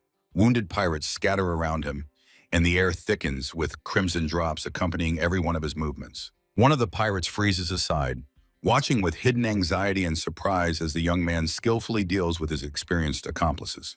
Mujin spins in a frantic dance of death, managing not only to attack but also to swiftly defend against new waves of river bandits attacking from all sides. Through the haze of enemy blood flying into his face, Mujin understands. Any pause now would mean instant death, so he continues his frantic fight. A huge bandit jumps out of the darkness, raising a heavy weapon above his head and threatening to split the young man in half with one mighty blow filled with animal rage. Mujin briefly catches a glance and sees the enraged Jusen nearby, whose presence gives him the strength to continue this exhausting and bloody underground battle. Another attacker, receiving a devastating blow of incredible force, flies deep into the tunnel, crashing into the stone walls with a loud crunch of his own broken bones. Jusen fiercely bursts into the thick of the action, skillfully wielding his staff and scattering enemies in different directions, leaving them no chance for a successful counterattack. The trio of pirates standing behind watch with fear and distrust as Jusen acts professionally, turning their comrades into a pile of helpless bodies. The one-eyed leader with a disfigured face fiercely watches the duo of heroes, involuntarily admitting that these guys turned out to be much stronger and more dangerous than he thought.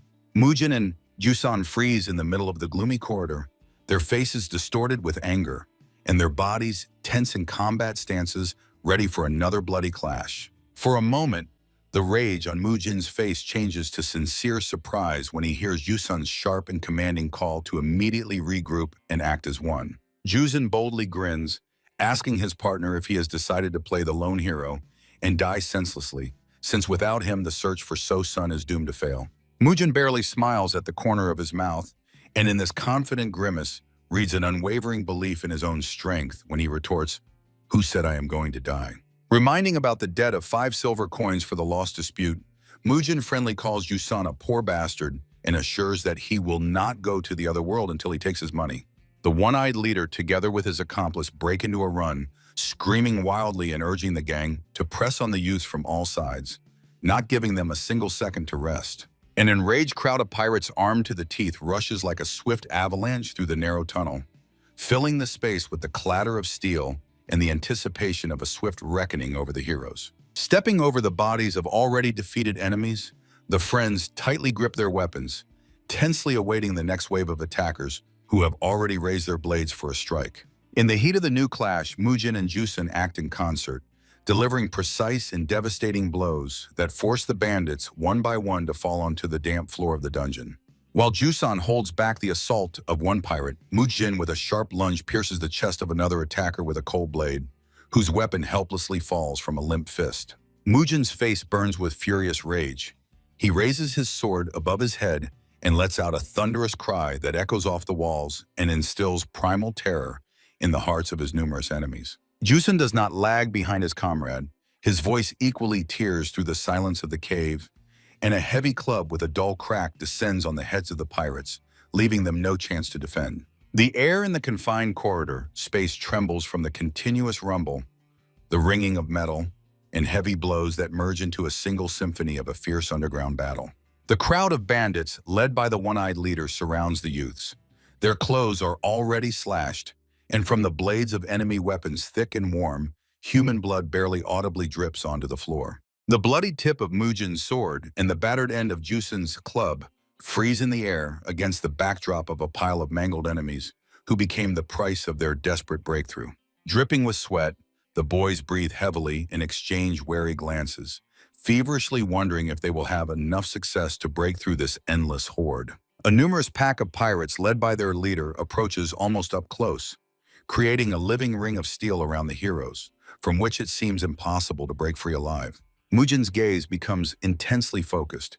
He dismisses all extraneous thoughts, concentrating only on the enemy's movements and his own breathing rhythm before the decisive moment.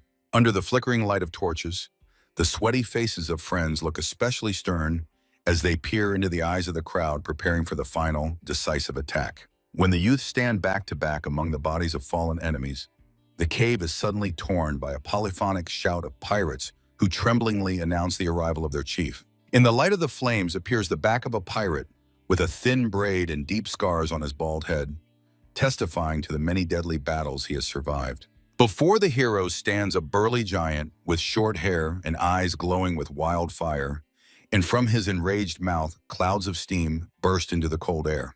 Mujin freezes from unexpected fear, feeling his hands tremble, and in complete despair, thinks about what kind of new monster has just appeared from the underground darkness. The frenzied face of the new enemy resembles an enraged buffalo, whose superhuman strength and burning gaze promise the youths nothing but a quick and painful death.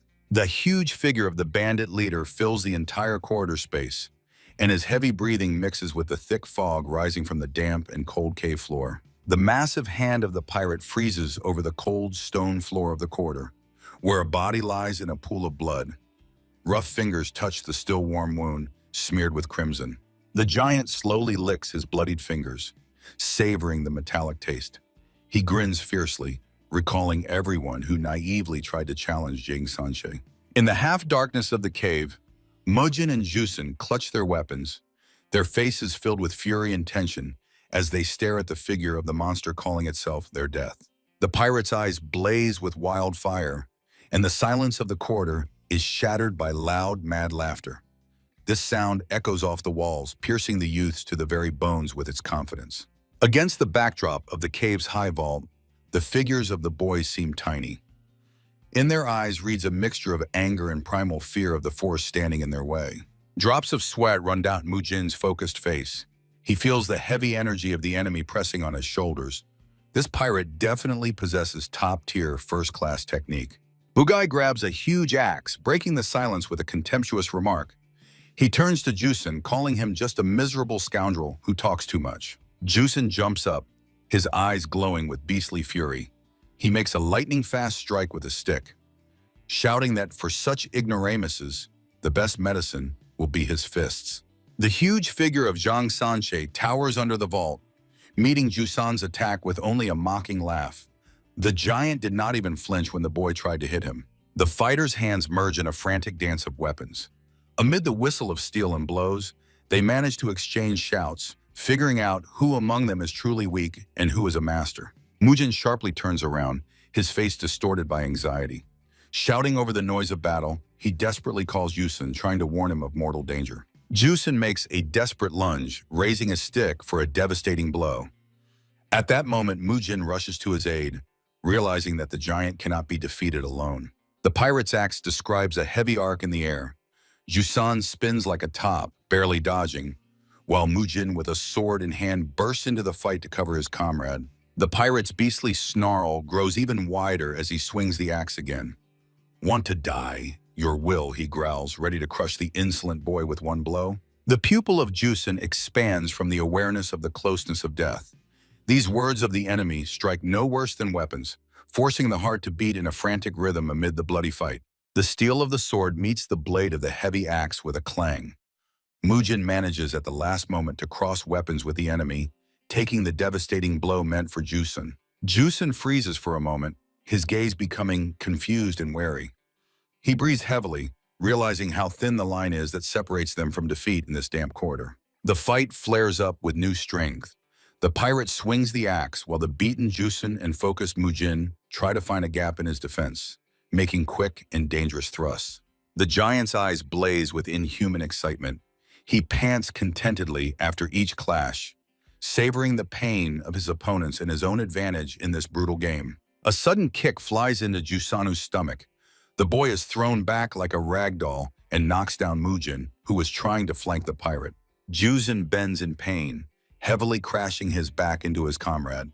Both young men barely stand on their feet as dust rises beneath them from the force of the powerful blow they received. A giant figure with a bizarre braid at the nape strides heavily forward.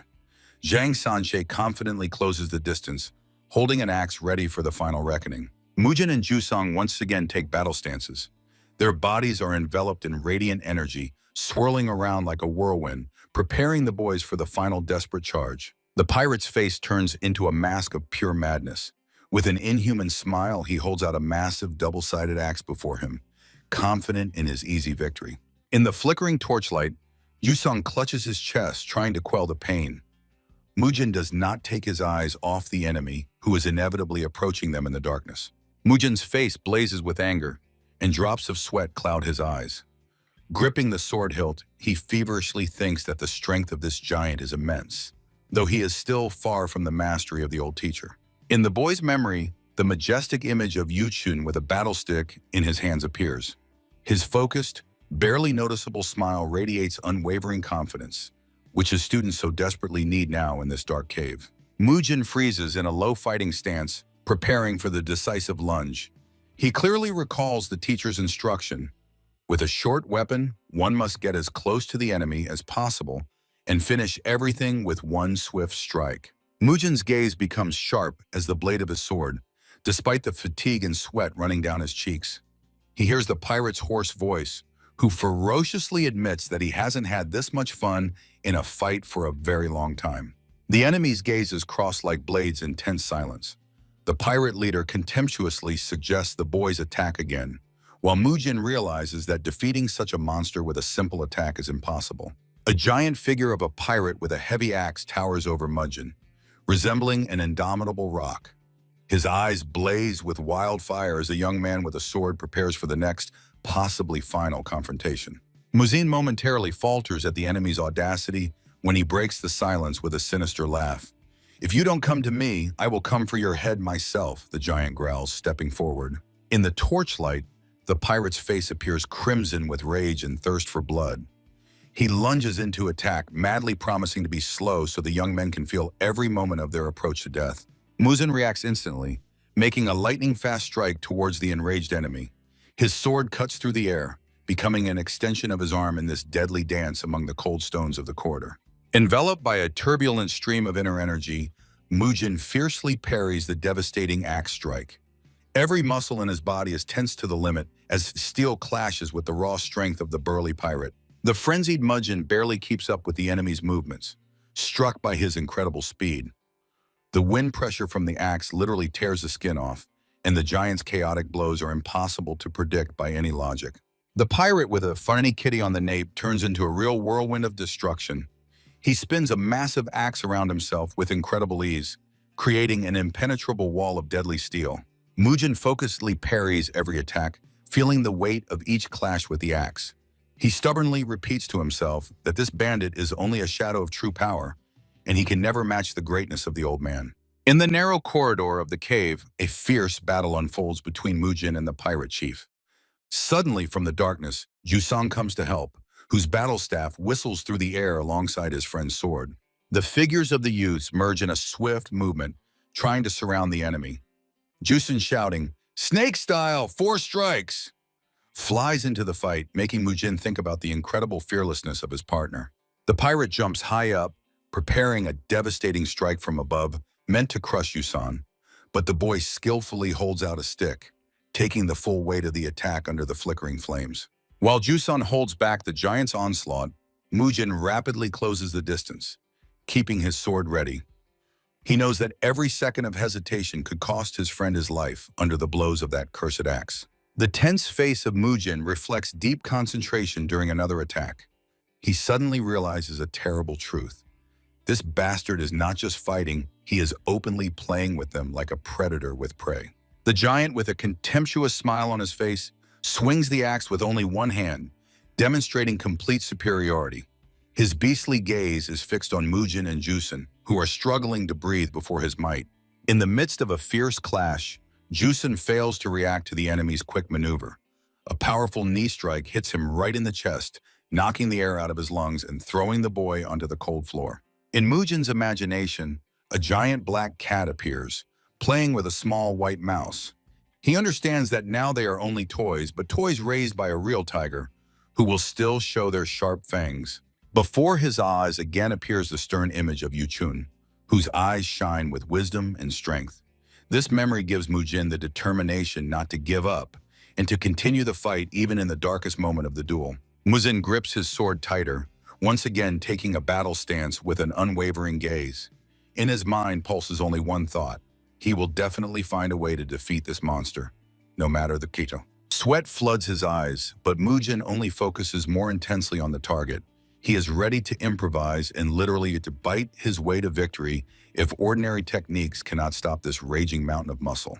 While Jusong tries to get up after a painful blow, Mujin decisively advances on the pirate. Each of his steps echoes in the cave, and the sword in his hand becomes a symbol of the last hope for salvation in this bloody trap. Mujin charges into attack, raising his sword for the decisive strike, while the sounds of his footsteps merge with the roar of battle. Every move is precise. Every second brings closer the moment of truth in this clash of characters. The pirate leaps into the air, raising his axe for a devastating strike, but Mujin cold-bloodedly analyzes his style. He understands that all the enemy's blows are predictable, and the transition between swings gives him a chance for a counterattack. The giant continues wildly swinging his weapon, creating a zone of death around himself. His movements are fast, but Mujin has already begun to notice weak spots in this iron storm of steel and fury. "I will make you open up!" Mujin grits through his teeth, planning to strike the enemy right in the torso. He knows he must force the pirate to raise his hands to deliver that one single victorious sword strike. Suddenly, Mujin freezes in surprise, watching Jusong's strange maneuver. The friend unexpectedly wedges himself between him and the pirate, doing something completely unpredictable that confuses both fighters. The frenzied Jusong lunges into attack, gripping the stick tightly with both hands. He shouts the names of his most powerful moves throughout the cave, about a strike on the sealed path and a devastating kick to the skies. The enraged Mujin watches this scene with bitter skepticism. He understands that loud names do not help, as no strike hits the target, and Jusong only needlessly exposes himself to the counterattack. The pirate's stature seems even more massive. He literally fills the entire quarter space. Thick steam pours from his mouth, and his eyes glow with an otherworldly fire, making him look like a demon from the very depths of hell. Jusong does not stop, making another attempt to reach the giant. He moves at the limit of human capabilities, so fast that the hems of his clothes fly upward, cutting through the heavy air of the dungeon. Mujin closely watches every move, analyzing the enemy's tactics. He is gripped by anxiety.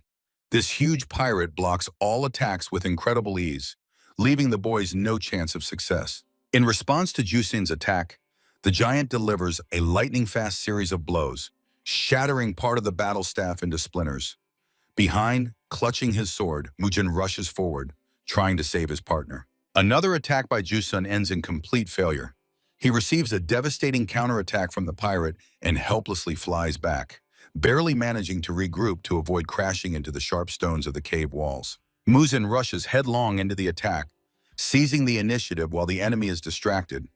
His gaze is intensely focused, and every movement is filled with determination to win at least a few seconds for his friend. Jusan's face is distorted by a grimace of pain and shame from the temporary defeat. He flies back rapidly, feeling that the enemy's strength was far greater than he had imagined at the start of this fight. Mujin clenches his teeth, his eyes burning with rage. He realizes the harsh reality. If they do not change tactics immediately, neither he nor Jusong will hold out in this corridor for even a few minutes. Mujin's hand confidently traces swift circles with the sword, creating a protective barrier of steel. He tries to find a weak spot in the pirate's defense, preparing for a risky maneuver that could change the course of the battle. The giant figure of a pirate with a braid at the nape looks menacing. His eyes are wide open, and his face is stretched into a malicious grin. He clearly enjoys the challenge posed by these daring youths. Muzin desperately maneuvers, trying to dodge the giant's heavy blows. In his head pulses a single thought. He must at any cost force this monster to open up even for a moment for an accurate strike. The air around the fighters literally whistles, slicing through from the insane speed of their weapons. Every axe swing and sword thrust leaves invisible traces, filling the cave with the sounds of deadly steel. Muzin moves on the edge of a foul, his sword slicing the air with such force that the sound echoes off the vault. He puts all his strength into every move, trying to find even a millimeter of free space in the enemy's defense. The pirate's beastly face distorts in a victorious scream as he raises the axe above his head. He sees Mujin's intentions and mockingly promises to show him the real breach in the defense before striking. Mujin's face twists with sudden realization. During the fierce exchange of blows, he understands that the experienced pirate has figured out his plan and is now simply luring him into a deadly trap. The cave is filled with sharp sounds of collisions tearing the air apart. The metallic ringing and loud bangs of energy waves indicate that the battle has entered its most critical and dangerous phase. The huge pirate axe describes a wide arc in the air, leaving a blurred trail behind it. Its weight and speed seem impossible for a human, forcing the defenders to retreat further and further into the corridor each time. At the moment of the fall, Mujin manages to group himself, landing on his back directly on the cold floor, firmly holding the sword with the tip upwards, preparing to face the enemy even in such an unfavorable and dangerous position. Mujin's eye focuses on the target with extraordinary precision. He shouts the name of his move, Sugar Maple Strike, concentrating all his remaining energy into a single decisive blow. Loud sounds of blows echo again under the high vaults of the cave, mixing with the cries of fighters.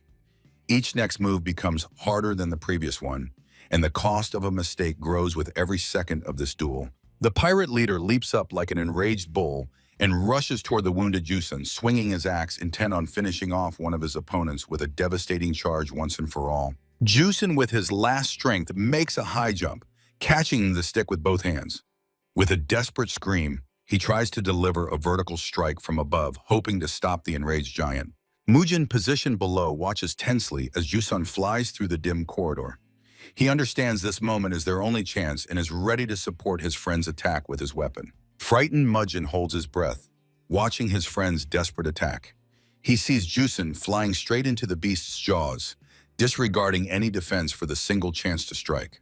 A bold, triumphant smile appears on Jusun's face for a moment. He is confident in his maneuver, and this spark of triumph illuminates his tense features just before the clash with the enemy. Mujin's gaze is filled with horror. He sees every move of this deadly fight in slow motion. The boy's heart pounds against his ribs as he realizes how high the price of this moment is. The pirate bursts into the space between the youths, swinging a heavy axe that sparks against the stones.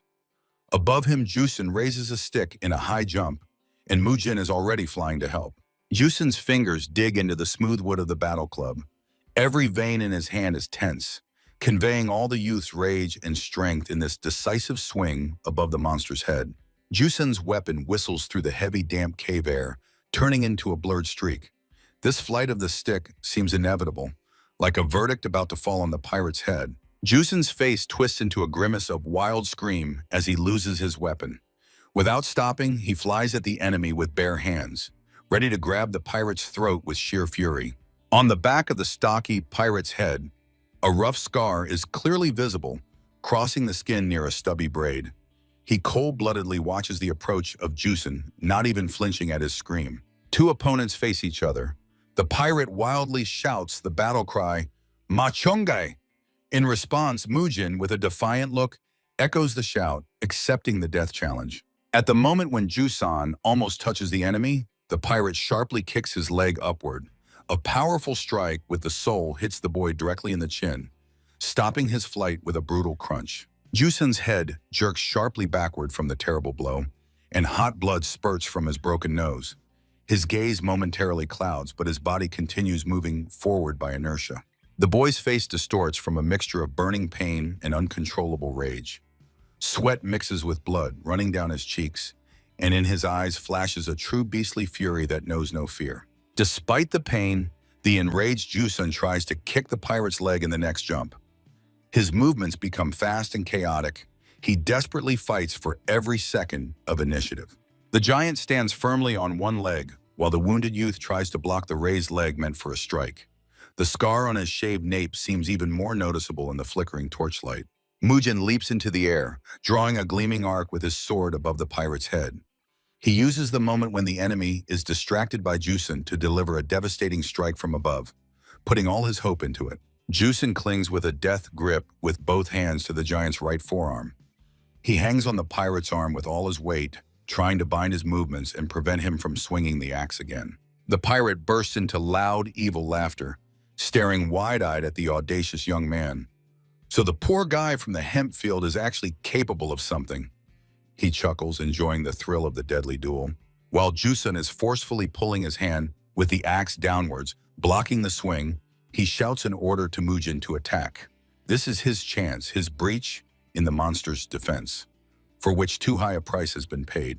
Mujin maneuvers with incredible speed, dodging a possible counterattack and preparing the final strike. "Attack?" he sharply asks again, already raising the sword blade for a deadly blow. Mujin's gaze becomes icy and focused amid this bloody chaos. He understands. Jusong created this opportunity at the cost of his own life, and now he has no right to make any mistake.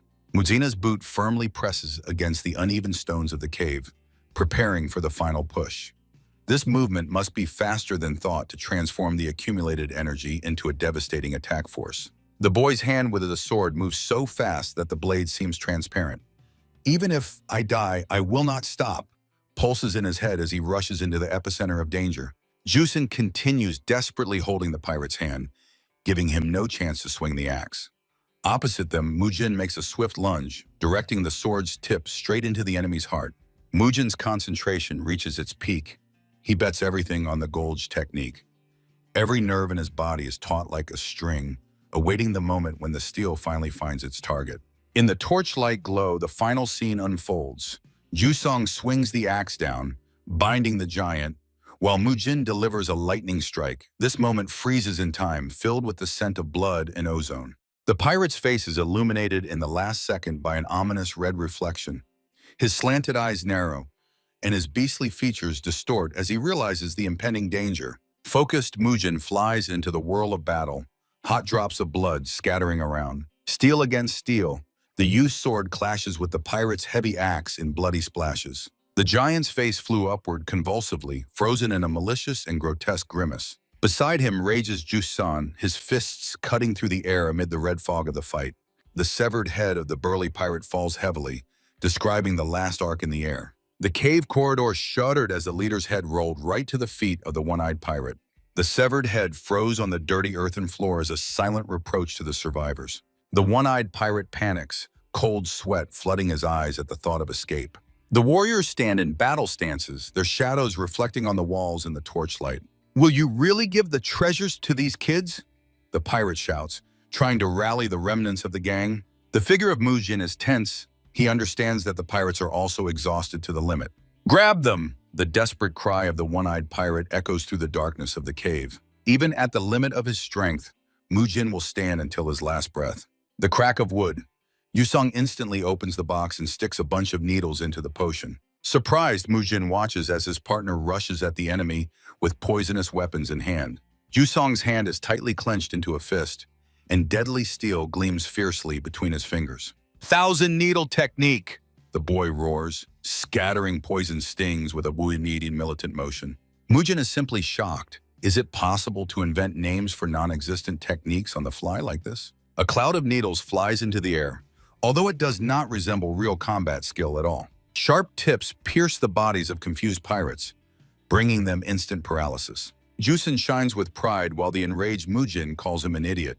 Mujin suddenly falls silent, trying to understand what is really happening. The pirates watch in horror as their comrades fall into wild convulsions and seizures. Friends freeze in combat stances, looking at the bodies writhing on the cold ground. Mujin briefly ponders, staring at the enemies struck by a strong attack of cramps. The pirates on the ground are struck by fever. Foam flows from their mouths, and thick blood floods their noses. The one-eyed man froze before the crowd, feverishly wondering if the needles are the very hidden weapon. Mujin boldly clenches the needles in his hands, warning that this poison kills instantly from a single scratch. "If you want to attack, go ahead, but I'll make sure half of you die on the spot," the young man throws out. The one-eyed pirate is puzzled and silent, trying to decide whether to continue the fight. Mujin calmly asks the pirates what difference the dead boss makes to them when there are so many treasures around. He continues the dialogue, stating that they are not interested in gold. They only need the kidnapped child. "Don't tell me you came here for these miserable things." The one-eyed man can't believe his ears. The guys silently and intently listen to the pirates' shouts, not taking their eyes off the enemies. The one-eyed man asks in surprise if they really came this way not for gold, but for the poor. While Jusun watches the pirates, Mujin demonstratively turns around, sheathing his sword. The one-eyed pirate is literally shaking with anger at such contempt from the boy. "Do you seriously think we will believe this?" he shouts after Mujin, who is walking away. Mujin is alert. He has already thought of something and confidently walks in the opposite direction from the gang. "Don't believe it. Your business. But remember, the price for pursuit will be death." Near the crossroads, Yusun lights the way with a torch, and Mujin indicates that it's time to part ways.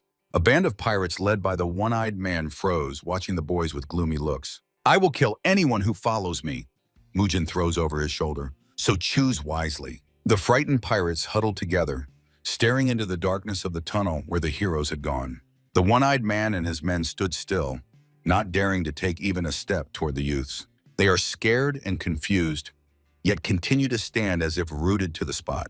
Suddenly, the pirates burst forward, running ahead while quarreling over who will be the leader now. Mujin and Jusun instantly dove around the corner, holding their breath so as not to be noticed. The friends cautiously peek out from behind the earthen wall, extremely alert and ready for anything. Jusun's face changes sharply. He heard something extremely important. Mujin quickly turned after his friend, his face instantly becoming serious. They both caught the same sound. A little girl in a dark dungeon cell tightly grips the bars, calling for her father through tears. Through light clouds, sunlight breaks through, and under the sky, someone's incredibly happy laughter spreads. A poor man with eyes full of tears of joy tightly holds his daughter, whom he no longer expected to see. Under the old bridge, several families cry with happiness, embracing their rescued children. Jusun says goodbye to the families. People bow their heads low, not knowing how to thank their saviors. A happy boy cheerfully waves goodbye, watching the little ones and their parents. Mujin intently looks at his friend's pinky. Blood seeps through the bandage.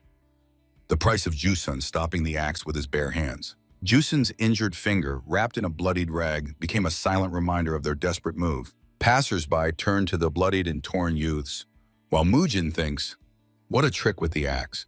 Like teacher, like student." "What are you going to do next?" Mujin asks with a slight smile, looking at his partner. They climb the tavern stairs under the surprised looks of the cleaner. Mujin suggests traveling together. "We can't stay here," Yusun replies seriously. "It's unknown how the righteous faction in Old Komen Noge will react." Mujin jokes that Jusen has become a real cheeky ragamuffin, but traveling together is no longer a request, but a fact. So who pays for the food, drinks, and new clothes? Teases Mujin, hearing only a confident you in response. Mujin laughs good-naturedly, calling his companion a true freeloader who has comfortably settled on his neck. Suddenly, both freeze in place as if rooted, seeing someone they did not expect at all. Yu Chun sits at the table with a bowl. Judging by your appearance, you had a good time without me. Is the sword still intact? We didn't have that much fun. Shout the friends, running up to the old man and asking where he wandered with the silver. Yu Chun's face becomes focused. He had to assess the situation and is sincerely glad to see Hongju-san alive. The evening sky covers the city, and passers-by below actively discuss the conflict between the factions in the poor union. The morning brings new rumors. The fortress head is dead, and they say it is the work of the young blacksmith from the Dan clan. By the shore of the Great Water, where giant ships are moored, sailors talk only about pirates and the mysterious blacksmith. The crowd disembarks onto the pier, rejoicing that the bandits will now lie low and the roads will become calmer. The shining morning sun illuminates the majestic island city, stretched between two mighty rivers under the protection of high walls. The herald on the deck loudly proclaims to the entire port that the ship is departing for Nakyan. A giant ship leaves the harbor while rumors about the death of Jiang Sanche spread through the city. Mujin and Husong against the backdrop of sails. They have been enjoying freedom and travel for half a month. The young man tosses a pouch of money, recalling that fierce battle that brought such results. Merchants and the blacksmith did not spare gold in gratitude for liberation from Jiang Sanche's tyranny. Mujin draws his sword under the sun, realizing strength is always needed, and it does not wait for an invitation.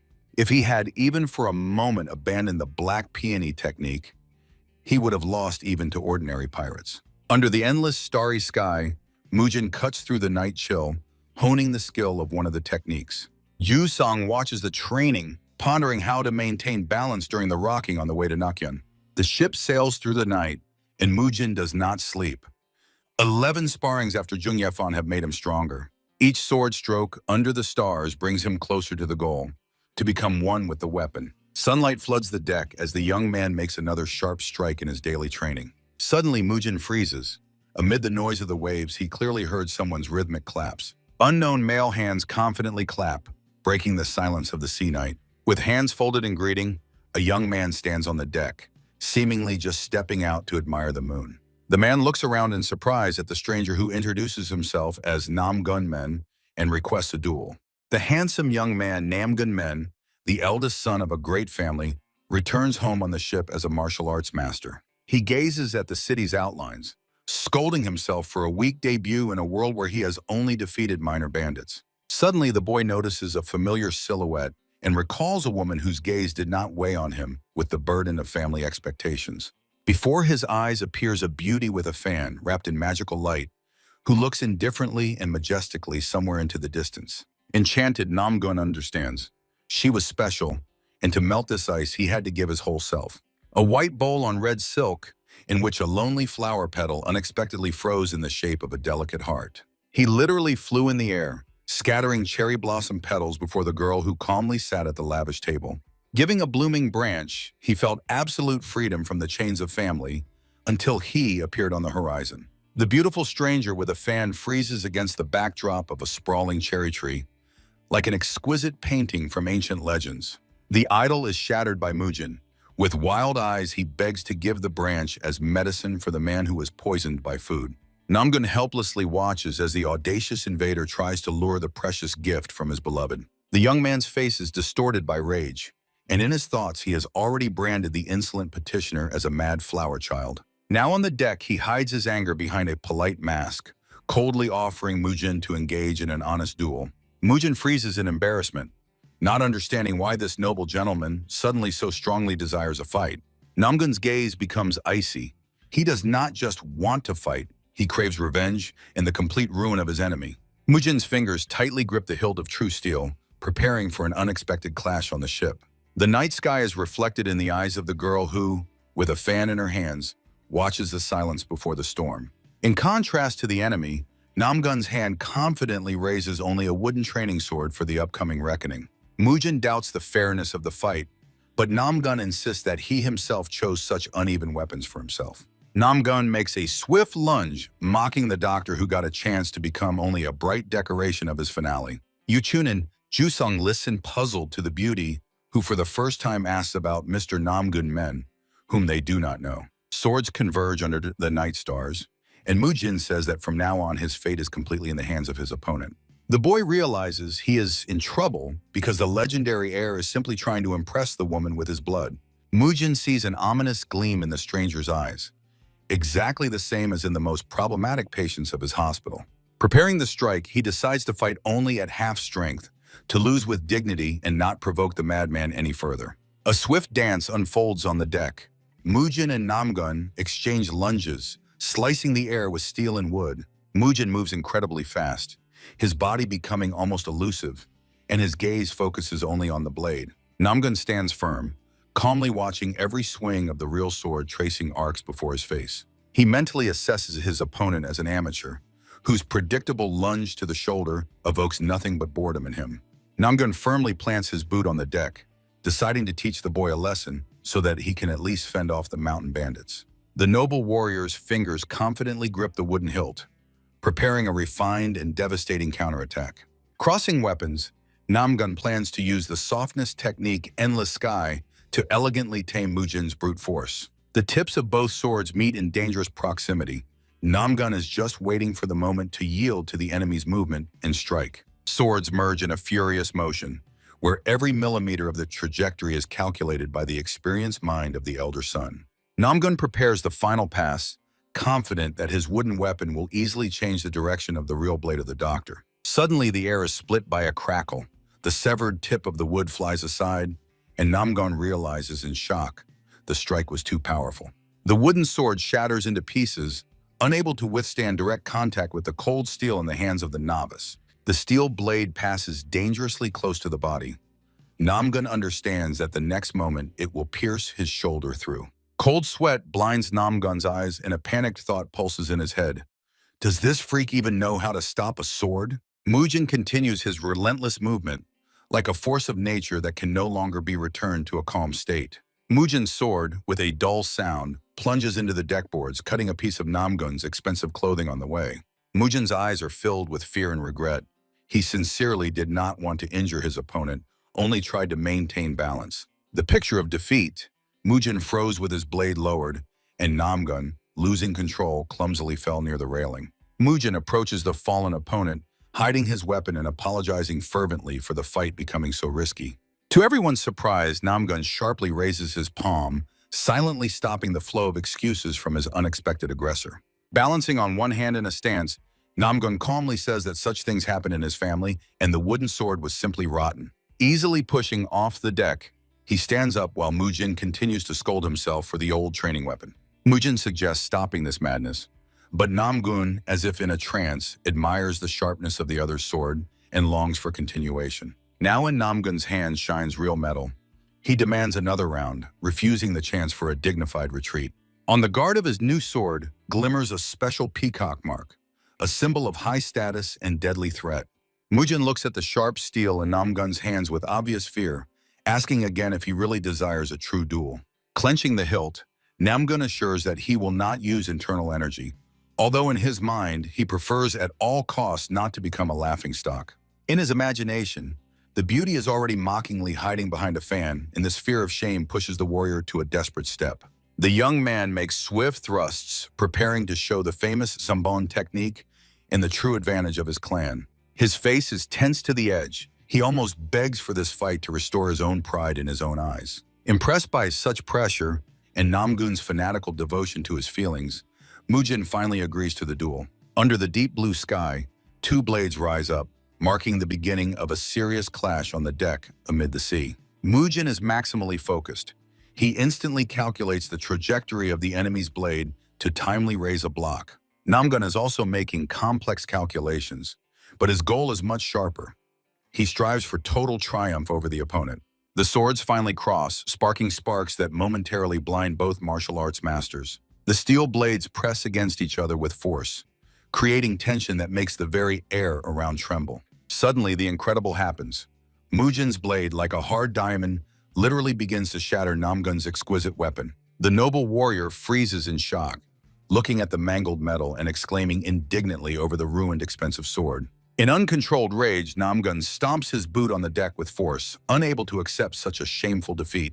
Mujin continues the movement, firmly holding the weapon, although the initiative in this fight has already completely passed into his hands. He delivers another strike, but in his eyes reads a silent question.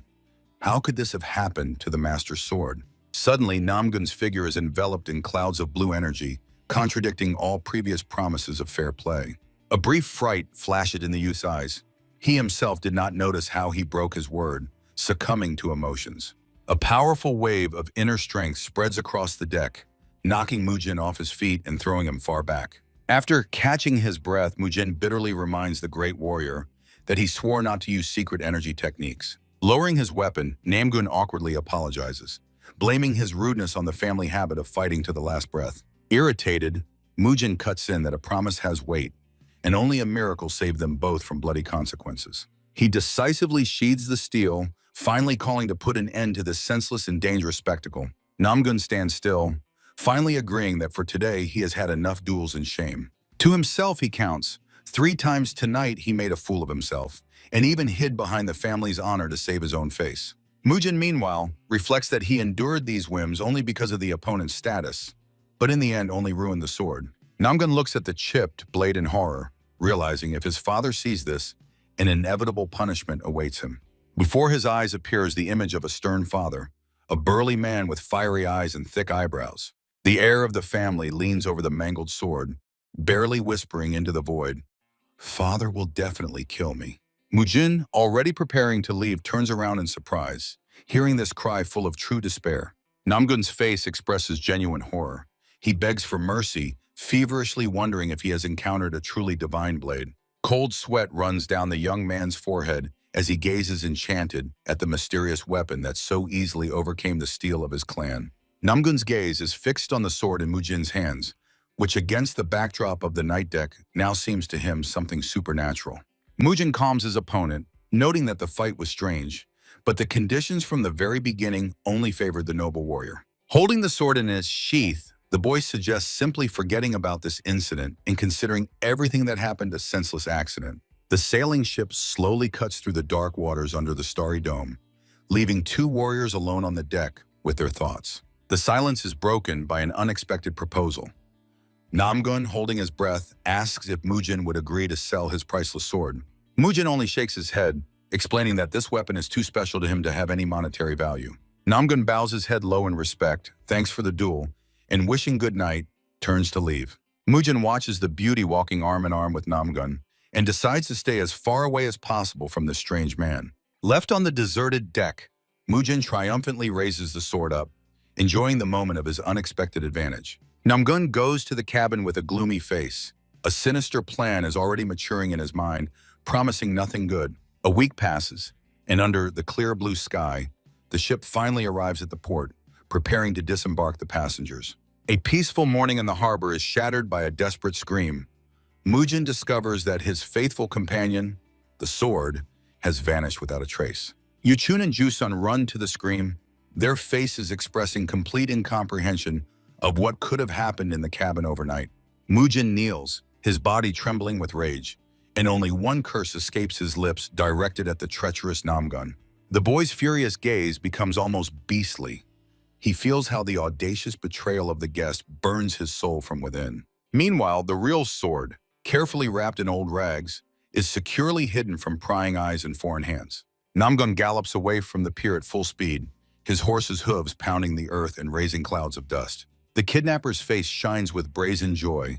He tightens the reins, madly whispering about his new divine blade. Evil and triumphant, Namgun believes that his entry into the world of martial arts will now mark the beginning of a great and invincible legend. The silhouette of the majestic metropolis is clearly outlined against the proud mountains bathed in the gold of the morning sun. The first rays touch the masterful architecture, illuminating the still deserted and quiet city streets. A massive gate towers at the entrance where 2 steadfast guards keep vigilant watch. The iron gates are closed, and the 2 guards strictly monitor every movement around. A lonely rider slowly walks on the cobblestones, whose figure cuts through the morning silence of the city streets. By the feeding trough, a man jokingly reproaches the horse, saying that with such an appetite its belly will soon burst. The groom diligently scrapes a layer of dirt from the animal's croup, hoping that Mayon's successes will save him from the elder's punishment. Namgun stands before the wide stairs to the palace, his travel clothes covered with spots of dust and mud. The entrance to the grand hall is adorned with a terrifying dragon skull, symbolizing the unbreakable power of this place. The young man lifts his head up, feeling the weight of the stolen sword and the greatness of the ancient artifact behind his back. Stopping at the threshold, he hastily brushes off the dirt, trying to give himself at least a somewhat decent appearance. The boy nervously blows on his palms, gathering courage before the very important conversation. The doors open, and Namgun decisively enters inside, calling out to his father. In the half-darkness of the palace stands a masterful statue of a dragon coiling around a stone column. Three influential men interrupt the conversation, intently staring at the young man who reports on his return from Shangku. Bowing his knee in a respectful gesture, Namgun lowers his head before the elders. The sword of Mujin, wrapped in an old rag, lies on the floor, hiding its true power. The boy picks up the bundle, and with a note of anxiety declares that he must immediately show something to those present. Stretching his hands forward, he displays the sword as if it were the most valuable trophy in his life. The father's face instantly becomes stone-like. He understands that the news truly cannot tolerate any delay. The clan head rises, asking his son if the prize is really worth interrupting the council of the highest elders. Namgun does not move, holding the sword before him like a shield against his father's anger. The youth's hands noticeably tremble with fear, while the heavy palm of the man rests on the hilt of the stolen weapon. The night sky embraces the majestic structure, which shines with lantern lights in the darkness. Mujin and Yushun ascend the stairs, discussing the son of the third spirit of the sword, in whose honor the banquet rumbles today.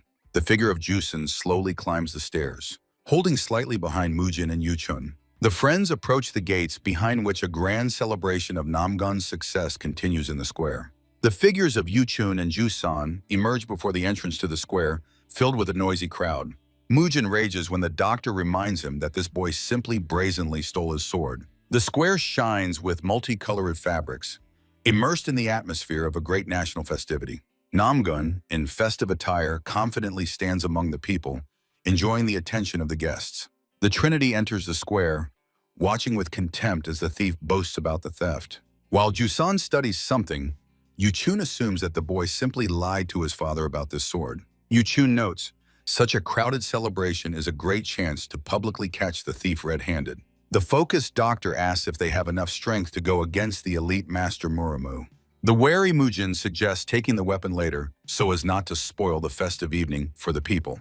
Yuchun laughs at his naivety, declaring that now is the time for them to become mad dogs. The head of the Namgun clan stands surrounded by his close people right in the middle of the celebration. Yuchun explains, arrogant clans fear only public shame in front of others. Suddenly, a loud shout comes from the crowd. An unknown man actively waves his hand at Yuchun. Smiling Namgun Jinya, with a silver bullet on his head, sincerely greets his old acquaintance. Jinya waves his empty sleeve, and the doctor ironically asks if the once severed hand still hurts. The old man laughs. The doctor did not kill him, but saved him from rotten poison by simply cutting off the hand. In response to the question about the companion, Yuchun calmly replies that Mujin is his colleague on the journey. Jinya's face instantly becomes frightened when he hears that Mujin has business with Namgun. The loud sound of the clapper breaks the air, calling to welcome the great chief and Master Myon. A heavy boot confidently steps on the laid red carpet amid admiring shouts. The majestic Namgun Jinshin walks across the square, accompanied by his respected retinue. Namgun Myon walks ahead of his father, solemnly holding a luxurious decorated box in his hands.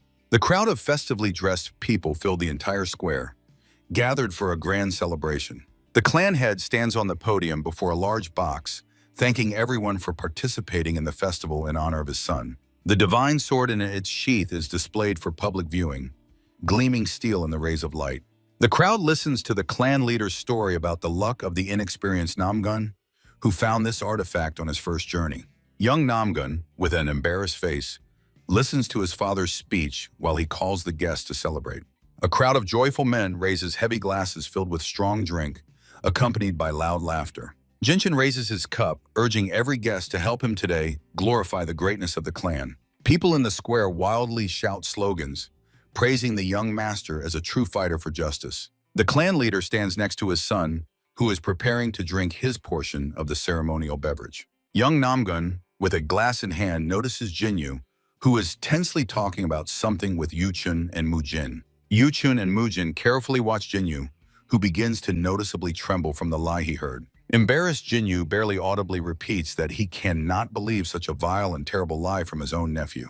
The old master tells Mujin that if his brother finds out the truth, he will personally destroy the core of his own son. Dr. Yuchun asks with surprise whether the father is really capable of punishing his own blood so harshly and not an enemy.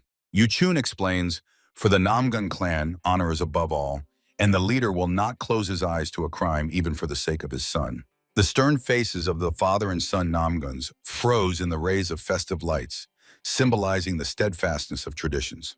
Mujin imagines the figure of a young man in chains against a bloody background, where the clan's prestige must be paid for with life. Mujin thoughtfully considers that the clan leader is a true tyrant, but the sword must be returned at any cost. Namgun the younger shines with satisfaction, unaware of the terrible fate awaiting him after the truth is revealed. Mujin briefly ponders what will happen to the boy when the secret of his find comes to light. Suddenly, Namgun Jinya's hand firmly grabs Mujin, sharply pulling him aside from the noisy crowd. Namgun Jinya tightly squeezes Mujin's hand, begging him to overlook his nephew's mistake and promising generous compensation. Yuchun sharply intervenes, urging Jinya not to talk nonsense, as such requests sound like a direct threat to the young man. Jinya's face distorts with fear as he finds himself under the pressure of the authority and logic of the old doctor. Yuchun's eyes blaze with fierce fire. He asks how the Sword Clan can demand that a warrior forgive the theft of his weapon. Confused, Jinya stammers, realizing that Yuchun's companion is not just a traveler, but a true master of martial arts. The figures of Mujin, Jinya, and Dr. Yuchun froze in the middle of the festive square in a tense confrontation. Jinya again rushes to the distressed Mujin, begging him to reconsider his decision and not to lose the boy. The old man almost cries, explaining that Mayon committed this sin only to finally gain his father's recognition. Yuchun silently watches the celebration, while Jinya continues to pour out apologies to the stunned Mujin. Jinya speaks with remorse about karma, admitting that Mayon's sins and actions are solely his personal responsibility. Mujin listens attentively as Yuchun cuts in. Jinya should think not about his nephew, but about the honor of the entire Namgun clan. On the stage, unaware of the approaching storm, stands the clan leader next to his heroic son. Yuchun sternly asks Jinya if he really wants to see, as the future leader, someone who builds the clan's greatness on lies. The doctor decisively moves forward through the crowd, ordering Jinya to no longer interfere in what must happen. Mujin and the frozen Jinya silently watch Yuchun, who confidently strides toward the center of the celebration. Yuchun swiftly crosses the square, followed by Yusan, who continues to calmly stuff his mouth with chicken. The crowd of guests parts as Dr. Yuchun relentlessly approaches the stage with a sword displayed. The clan leader and his son look in surprise at the stranger whose footsteps echo too loudly and boldly. Yuchun's boot rises for the next step, and a powerful wave of violet energy spreads from the soul.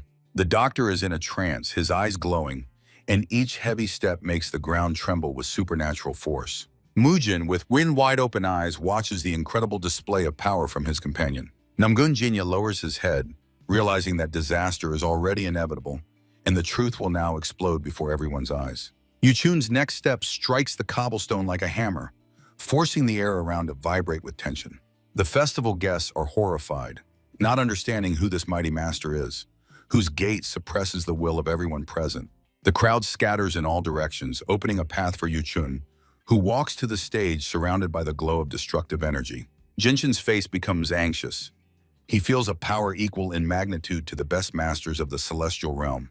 Yuchun boldly greets the clan leader and declares that he has come to take the sword, rudely interrupting the ceremony. Namgun Mayon instantly breaks out in a cold sweat, feeling the ground slip from under his feet because of these words. The guests freeze, following Yuchun's index finger pointed directly at the displayed weapon. Yuchun loudly announces that this sword is the Soul Destroyer, and it belongs to another young man, not the thief on the stage. Mujin stands in complete numbness, not believing that the doctor dared such an open and dangerous provocation.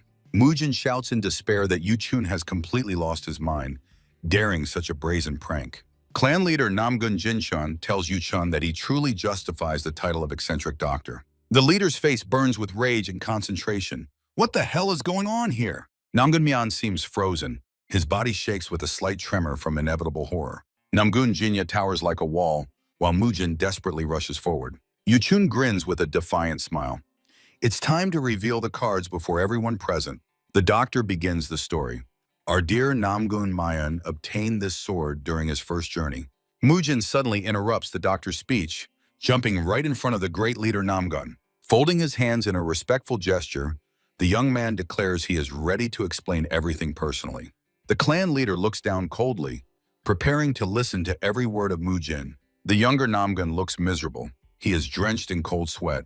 Mujin weaves a story about a stolen family treasure, a sword that cuts through human souls. Namgun Jinya is stunned. The crowd behind him erupts with amazement and whispers. Jinshin is silent.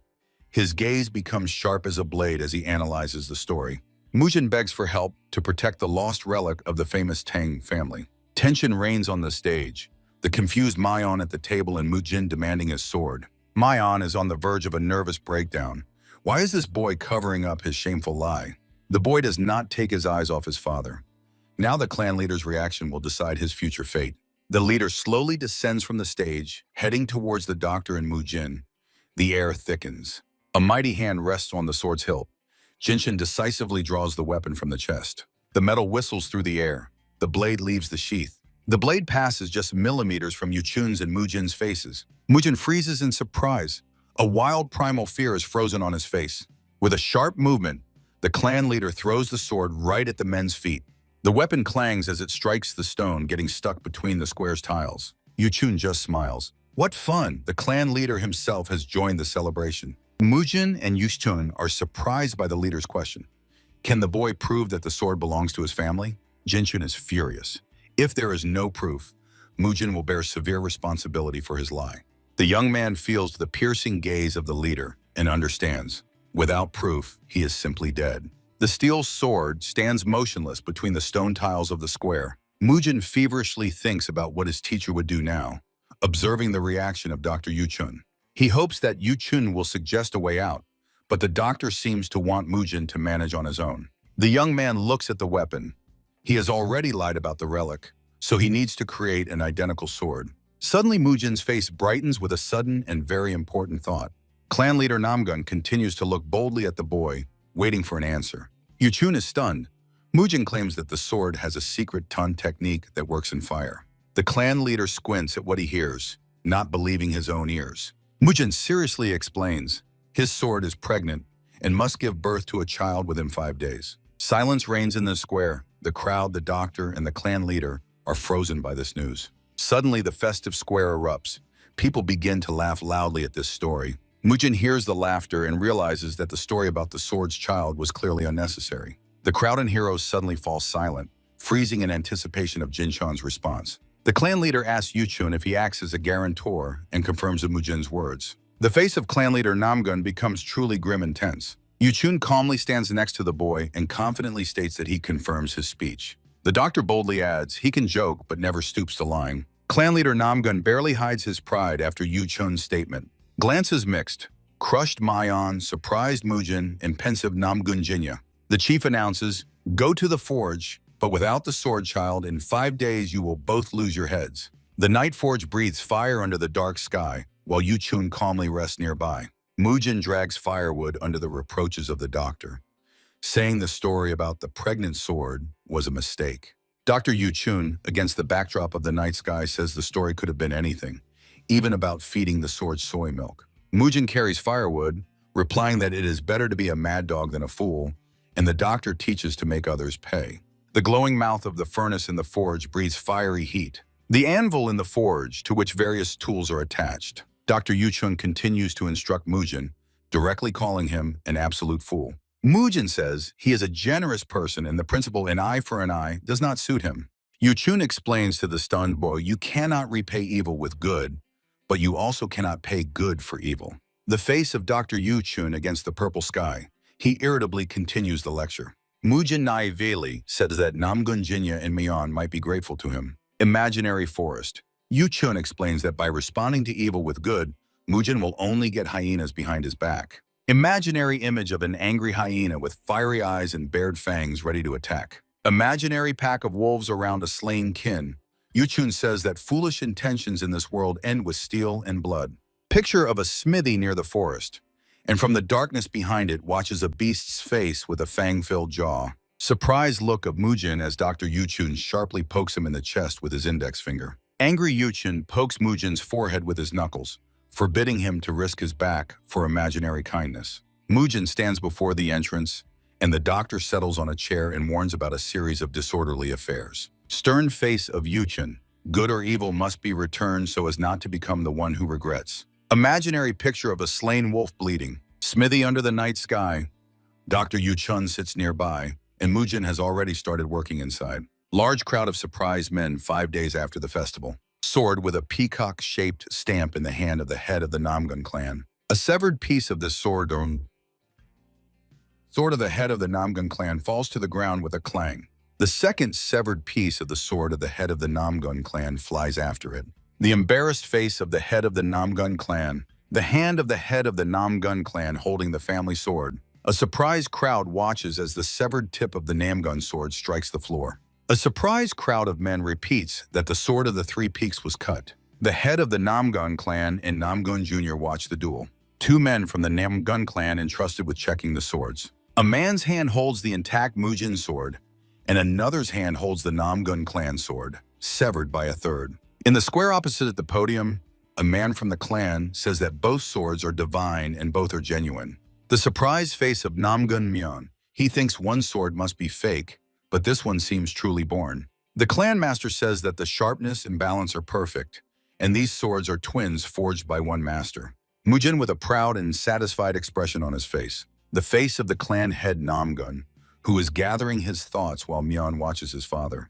The clan head loudly announces to the entire square that, as was said, these are twin swords. The clan head points with his index finger at Mujin, saying that the true mother of the swords is there. Young Namgun watches everything that is happening. Mujin holds the sword in one hand, raised upwards. A man from the Namgun clan holds a sword stub opposite Mujin. Mujin's blade cuts the clan's sword near the hilt with the words that the mother is here. Mujin's hand triumphantly raises the sword upwards. Mujin, with a proud expression on his face, shows the sword to all the onlookers. Myeon's downcast face. He does not understand how, but acknowledges that Mujin has proven his right to the blade. Mujin agrees that all deeds must be given, as a dog finds a place for puppies. Mujin extends the sword and thanks Namgun the Younger for taking care of the relic. Mujin, with a friendly look, asks Namgun the Younger to take good care of the sword. The overweight Yusan eats chicken legs, while Yuchun wonders how he managed to get so fat in 5 days. A cozy evening courtyard in front of Mujin's house. He talks with Yuchun. They recall what happened and admit that everything went well. Mujin confesses that he was preparing for death, and Yuchun teases him about his trembling knees. Yuchun and Mujin rest on beds in a spacious, bright room. The teacher notes that this time they were lucky, but they must not relax. Mujin grips the sword, agrees with the mentor, and promises to be vigilant. Satisfied, Mujin holds the weapon nearby when Yuchun suddenly adds, "The story is not over yet." Yuchun continues the instruction with a serious face. He explains that a favor is always a two-way movement, and now it is time for them to receive their reward. Mujin and Yuchun sit on beds in a neat room. The student awkwardly asks what exactly the teacher means. Suddenly, both flinch at an unexpected knock on the door of their dwelling. Namgun clan patriarch and his son, Namgun Myeong, enter Mujin's room. The stern and unwavering gaze of the head of the Namgun clan. Dejected Namgun Myeong stands nearby, crushed by shame and staring at the floor. In the middle of the room, the patriarch of the Namgun clan addresses those present with apologies. He admits the guilt of his inept son, who fled, taking a sword with him. Confused Mujin looks at the clan head and Yuchun. The patriarch reassures the boy, assuring that the son has already confessed everything. The clan head holds the second sword, forged by Mujin. He declares now that the truth is revealed, he must pay the price. Yuchun silently watches while Mujin cautiously asks the patriarch what exactly the payment refers to.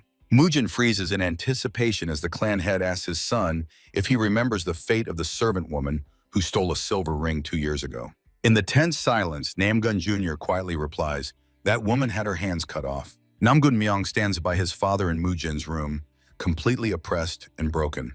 Yuchun and Mujin listen intently to every word of the patriarch, sensing danger. The face of the clan head becomes furious. He announces that he has made a final decision. Mujin is horrified, seeing the patriarch suddenly draw the sword from its sheath. The head of the Namgun clan swings the sharp steel at his own son. Namgun Mayan freezes before his father. Despite the mortal threat, he is ready to accept the sword strike. Memories fly before the boy's eyes. Little Namgun trains with a wooden sword. His whole life is just endless weapon exercises. Little Namgun, with a toy sword in the castle, recalls, games were training, and training was life itself. To be faithful to the way of the sword and perfect in every movement was the fate chosen for him by the family. The mentor watches a group of boys, among whom is young Namgun Mayan. The path of the future patriarch was forged from strict traditions, rules, and iron discipline. The stern gaze of the head of the Namgun clan. His son learned to endure everything, exhausting training, harsh restrictions, and painful whipping. The imaginary image of little Namgun Jr. He is exhausted to the edge and screams from helplessness. The figure of Patriarch Namgun, who turned his back to his son. This cold, impassive back of the father tells little Namgun only one thing. He is a complete disappointment. Close-up of little Namgun's face. He is tired, scared, and screams into the void. The square of a large city, where under the teacher's supervision, a crowd of boys trains. Young Namgun believes he must become a great patriarch, no matter the cost or methods he uses to achieve it. A kaleidoscope of memories. A child with a wooden sword, a youth fleeing on a horse with a stolen blade, and the present moment under the raised blade of the father. He stole the sword, and though it was cowardice and dirt, he believed that strength justifies everything, and for the acquired weapon he should be respected. The figure of young Namgun, who froze waiting for his fate. The face of young Namgun. He is focused on the thought that all his beliefs are just pathetic excuses. But it was thanks to them that he kept moving forward. Imaginary image of Patriarch Namgun. With eyes burning with rage, he swings a sword at his own son. Imaginary frightened Namgun Jr. stands before his father, awaiting his punishment. The mortally frightened young man sees the father's blade almost touching his hand, but Mujin stops the strike with his sheathed sword. Terrified look of Namgun Jr. The moment when Mujin's sword blocks the clan patriarch's strike right near the boy's hand. Scene in the room. Mujin stops the patriarch's sword, and the clan head Namgun asks Mujin why he acted that way. The stern face of the patriarch. He asserts a crime committed by the hand must be paid by the hand. Does Mujin not agree? Sweaty but focused, Mujin replies to the patriarch that Namgun Jr. simply made a mistake. The stern gaze of the clan head. He asked Mujin if he knew the truth about the sword theft from the very beginning. Mujin boldly answers, one must pay proportionally for actions. It does not matter what exactly Namgun Jr. pays with. The main thing is the very fact of atonement for the deed. Focused and sweaty face of Namgun Jr., who watches every movement. Focused Dr. Yuchun attentively listens to the conversation between Mujin and the patriarch. In the middle of the elegant, bright room, Mujin suggests to the patriarch and his son not to escalate this problem any further. A man's hand puts the sword back into its sheath. The focused but now calm face of the head of the Namgun clan. He agrees with Mujin and admits the boy spared his son's hands, helped the clan hide the disgrace, and returned the priceless weapon. The patriarch notes that Mujin has rendered 3 great services and asks about a reward. A representative of the Namgun clan, Mujin, and Yuchun walk down the long corridor of the palace. Namgun Jr. bows deeply to the floor, extending his hands forward. He swears that one day he will repay Mujin for his generosity. The face of Namgun Jr., tears streaming down it. The figure of Mujin walking through the palace following a member of the Namgun clan. The companion is surprised and asks if the boy really managed to forge the swords in just 5 days. Mujin, Yuchun, and the Namgun clan member enter the next hall. Mujin asks where he learned about the sword work. The man replies that he only guessed, noticing the boy's red palms and rust under his nails. The man walks ahead, noting that the world is vast and full of talents. He sincerely thanks Mujin for his invaluable help to Namgun Jr. Mujin walks down the corridor, thinking skeptically that the word talented definitely does not apply to him. Behind him, as always, Yuchun walks unhurriedly. Mujin imagines Namgun Jr. bowing and recalls his promise to repay. He reflects on how serious these words are and concludes, They have already taken everything possible from this situation. Walking through the palace, Mujin recalls Yuchun's negotiations with the patriarch. Access to the weapon storage, rare medicines, poisons, and the right to duel the head of the clan. The patriarch agreed to everything. A member of the Namgun clan, who is walking ahead, notes, he is not completely sure, but perhaps Shaolin is already expecting Mujin's arrival. The trio crosses the palace courtyard. The escort explains that since his childhood, Shaolin has been searching for masters capable of delicate handiwork, as if there is something the monks cannot fix on their own. Yuchun asks if it is about wooden figures, since that is a unique thing in Shaolin. He adds that the monastery is located on the way to Luoyang, so they will visit it at the first opportunity. Majestic stairs before the forged doors, near which the guards stand still. A member of the Namgun clan invites the guests to enter to receive the first part of the reward. Mujin's fascinated face. What he sees impresses him so much that he barely whispers, "Wow." A spacious hall with many shelves. The escort suggests the guests first look around everything and only then choose one item. Yuchun and Mujin examine with interest the contents of the shelves where the clan's treasures are kept. Mujin addresses the mentor, asking which technique he is trying to find. Yuchun's hand pulls a book with a strange title from the shelf, The Art of the Monkey That Escapes. An imaginary Mujin holding this book. His face shows complete disappointment. Did he really work so hard on swords just for the monkey? The dissatisfied young man directly tells Yuchun that he expected a swordsmanship technique or some divine method, not this. Cheerful, Yuchun laughs and, raising his index finger instructively, advises Mujin not to complain and to learn what is given. Ahead of them still await miraculous elixirs. Panorama of the magnificent roofs of the Namgun Palace. The echo of Mujin's voice floats in the air, who finally agrees with the teacher's arguments. Yuchun brings huge packages of rare medicines and asks if Mujin has managed to study the contents of the received book. Mujin confesses to the teacher in the middle of the courtyard that he has memorized everything but did not understand a single word. Yuchun reassures him, "This is enough. The main thing is to think about the text during training." Imaginary Mujin, with a skeptical expression, flips through a manual about a fleeing monkey, sincerely doubting that this will be of any use. Yuchun literally bursts out laughing. After laughing, he tells Mujin that before further explanations, he needs to eat something. Yuchun unceremoniously squeezes Mujin's face, forcing him to open his mouth, and openly mocks his helpless appearance. In the doctor's hand appears a strange, elongated purple berry. He assures that it is not only tasty, but also incredibly useful for strengthening the body. Yuchun's gaze suddenly changes to a sly and mysterious one. With a predatory smile, he adds that this berry is actually a 7-step snake venom. The hand of Dr. Yuchun holding a purple pouch with snake venom. Worried, Mujin asks why he should swallow poison after studying the escape technique. Yuchun calls for silence, promising to make Mujin the divine doctor of Sichuan. Surprised, Mujin flinches from the doctor's sudden touch on his shoulder. Yuchun explains, "A true master heals even without using needles." Mujin reluctantly agrees and eats the pouch with dangerous contents. Yuchun forcibly makes the student swallow the poison, not allowing him to spit out the pouch. Angry Mujin shouts at the teacher, accusing him of attempted murder. The doctor explains that he will now make pills from the poison so that Mujin can survive. Yuchun reminds, martial arts are needed by doctors only for self-defense and survival. Enraged, Mujin continues to protest against the forced poisoning. Yuchun recalls the battle with pirates, where poisonous needles help them buy time. Mujin remembers the terrible scenes of pirates neutralized by poison. The doctor emphasizes the art of poisoning is necessary for protection against any interference. A purple drop drips from Yuchun's finger. He compares the poison to the composition of medicine in the body. Drops fall into the plate. The doctor says that the use of force depends only on the student. Mujin sits in the lotus position, intently listening to the instructions of his teacher. Yuchun's hands hold 2 plates, one with a light liquid, the other with a purple one. Anxious Mujin notes that such methods resemble the practices of dark sects. Yuchun declares that he will kill anyone who interferes with his healing of people. The stern teacher advises Mujin to choose practicality to achieve his goal. Yuchun asks if the student understood the essence of his lessons. Mujin nods affirmatively. Purple energy flows from the doctor's palms. He urges the student to fight for life. Dr. Yuchun's hand confidently rests again on young Mujin's shoulder. At the moment of touch, Mujin feels irreversible changes beginning inside him. Yuchun's silhouette with outstretched palms doubles.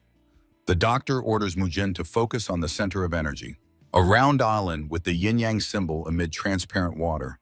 Mujin sits in the center, immersed in meditation. Mujin feels the teacher's palms on his back.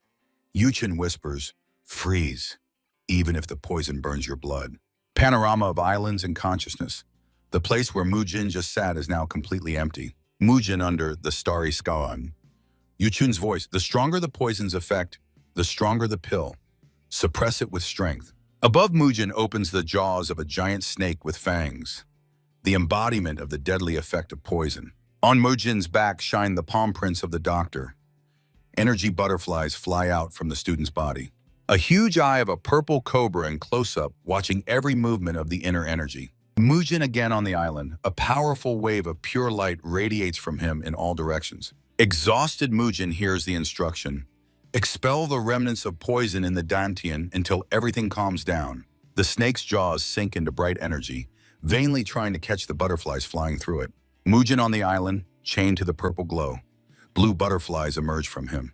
The focused and sweaty face of Mujin, who with his last strength holds control over himself. From the island where the student sits rises a powerful energy whirlwind of purple-green colors. Several islands in blue water. From the farthest, where Mujin is, pure bright energy flows out. Mujin opens his eyes. He breathes heavily, completely exhausted after the grueling meditation. Mujin realizes his progress. Although Yuchun's training is harsh, he finally understood its essence. Mujin in his room hears a surprise question. How did he manage to train for 5 days straight? Jusun looks at his friend worriedly, asking about hunger and the events of recent days. Mujin thought half a day had passed. He asked about Yuchun, who left without waiting for the fight with Namgun. Jusan demands to hear about Yuchun's cool pill. Mujin only mocks his friend in response. Mujin looks boldly at Jusan, who considers it boasting, and promises to show power in action.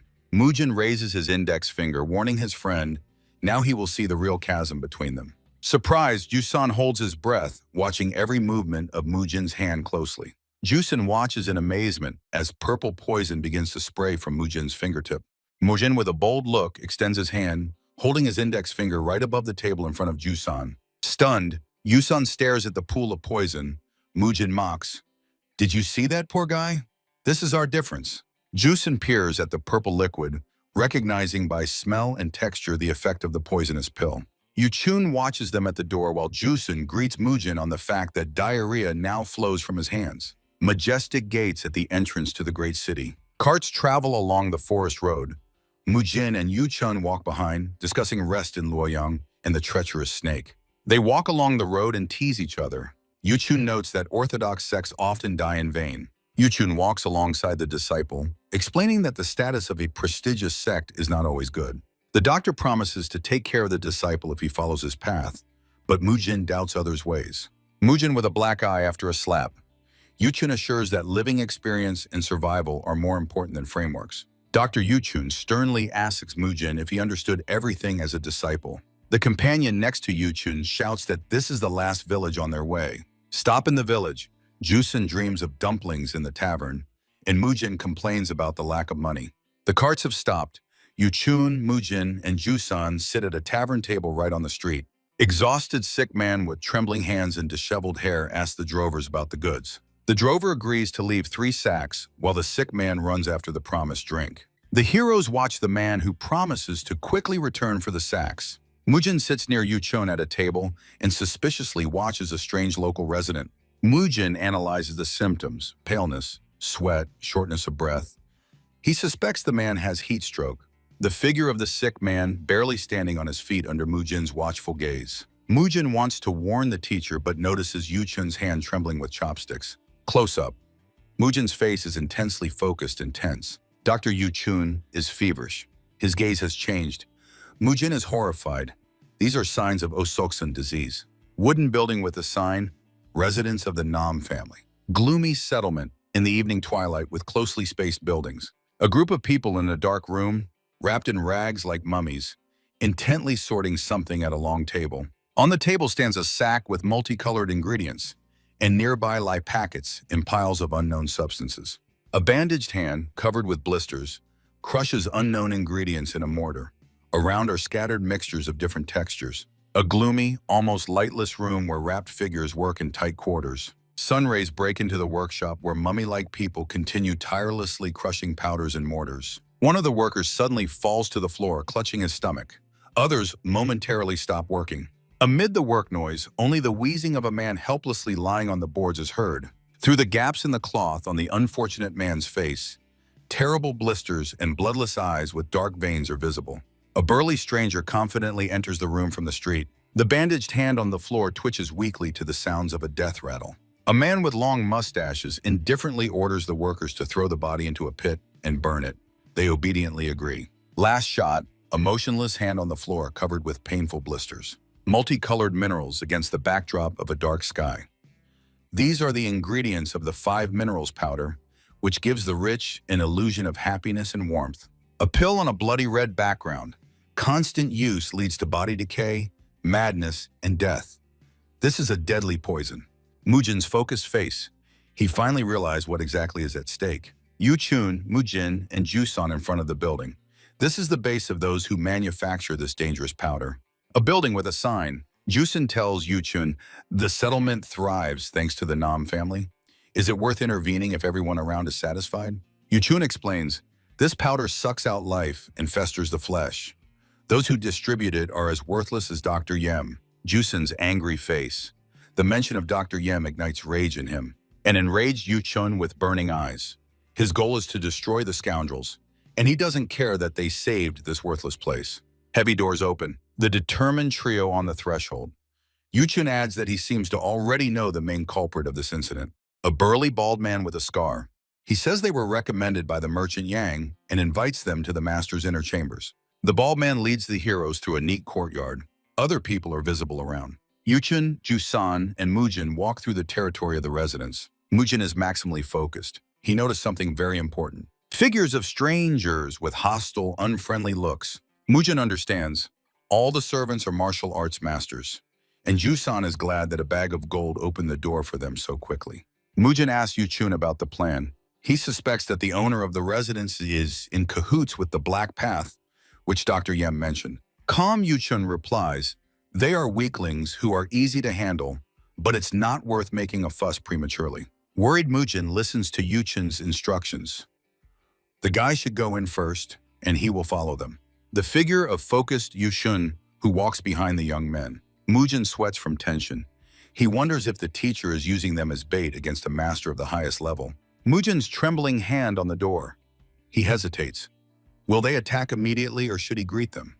He decides to copy the teacher's fierce grimace. Mujin, with a stern look, bursts inside and shouts, give me powder for 1 gold coin. Something falls to the floor with a crash. Frightened face of Mujin at the moment of the strike. A sack filled with packets of powder on a light purple background. A smooth-faced man with long mustaches and warts warmly invites guests, extending a sack of potion. Mujin and Jusang froze before the master.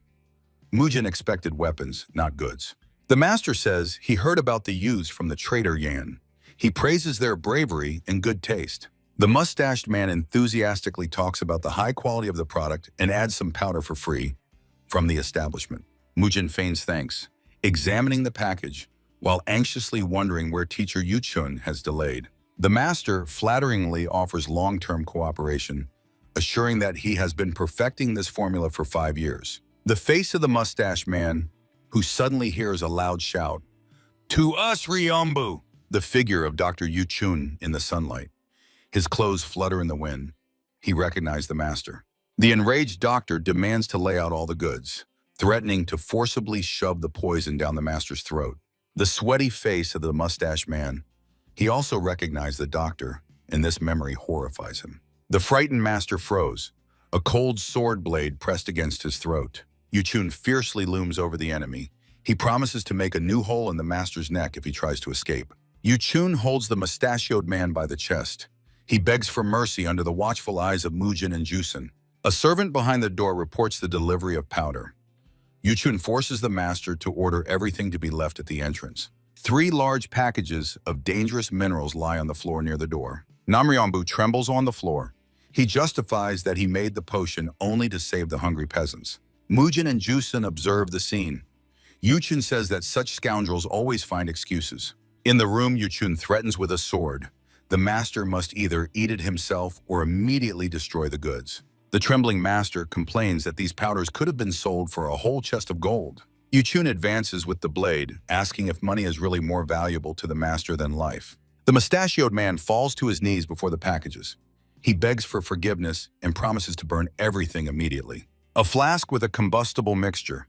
The powder is poured with liquid and sparks are struck with flint in the hands. The miserable face of the master, sparks and flames that consume his goods, are reflected in his eyes. The master's hands with long mustaches over the packages. The powder is burning out, turning into ash. Mujin watches the bonfire. The decayed remains smoke, and Yuchun continues to keep the mustached man under the sword's aim. Sweaty Mujin thinks, the powder is finished, but what about the master, so they are not exposed?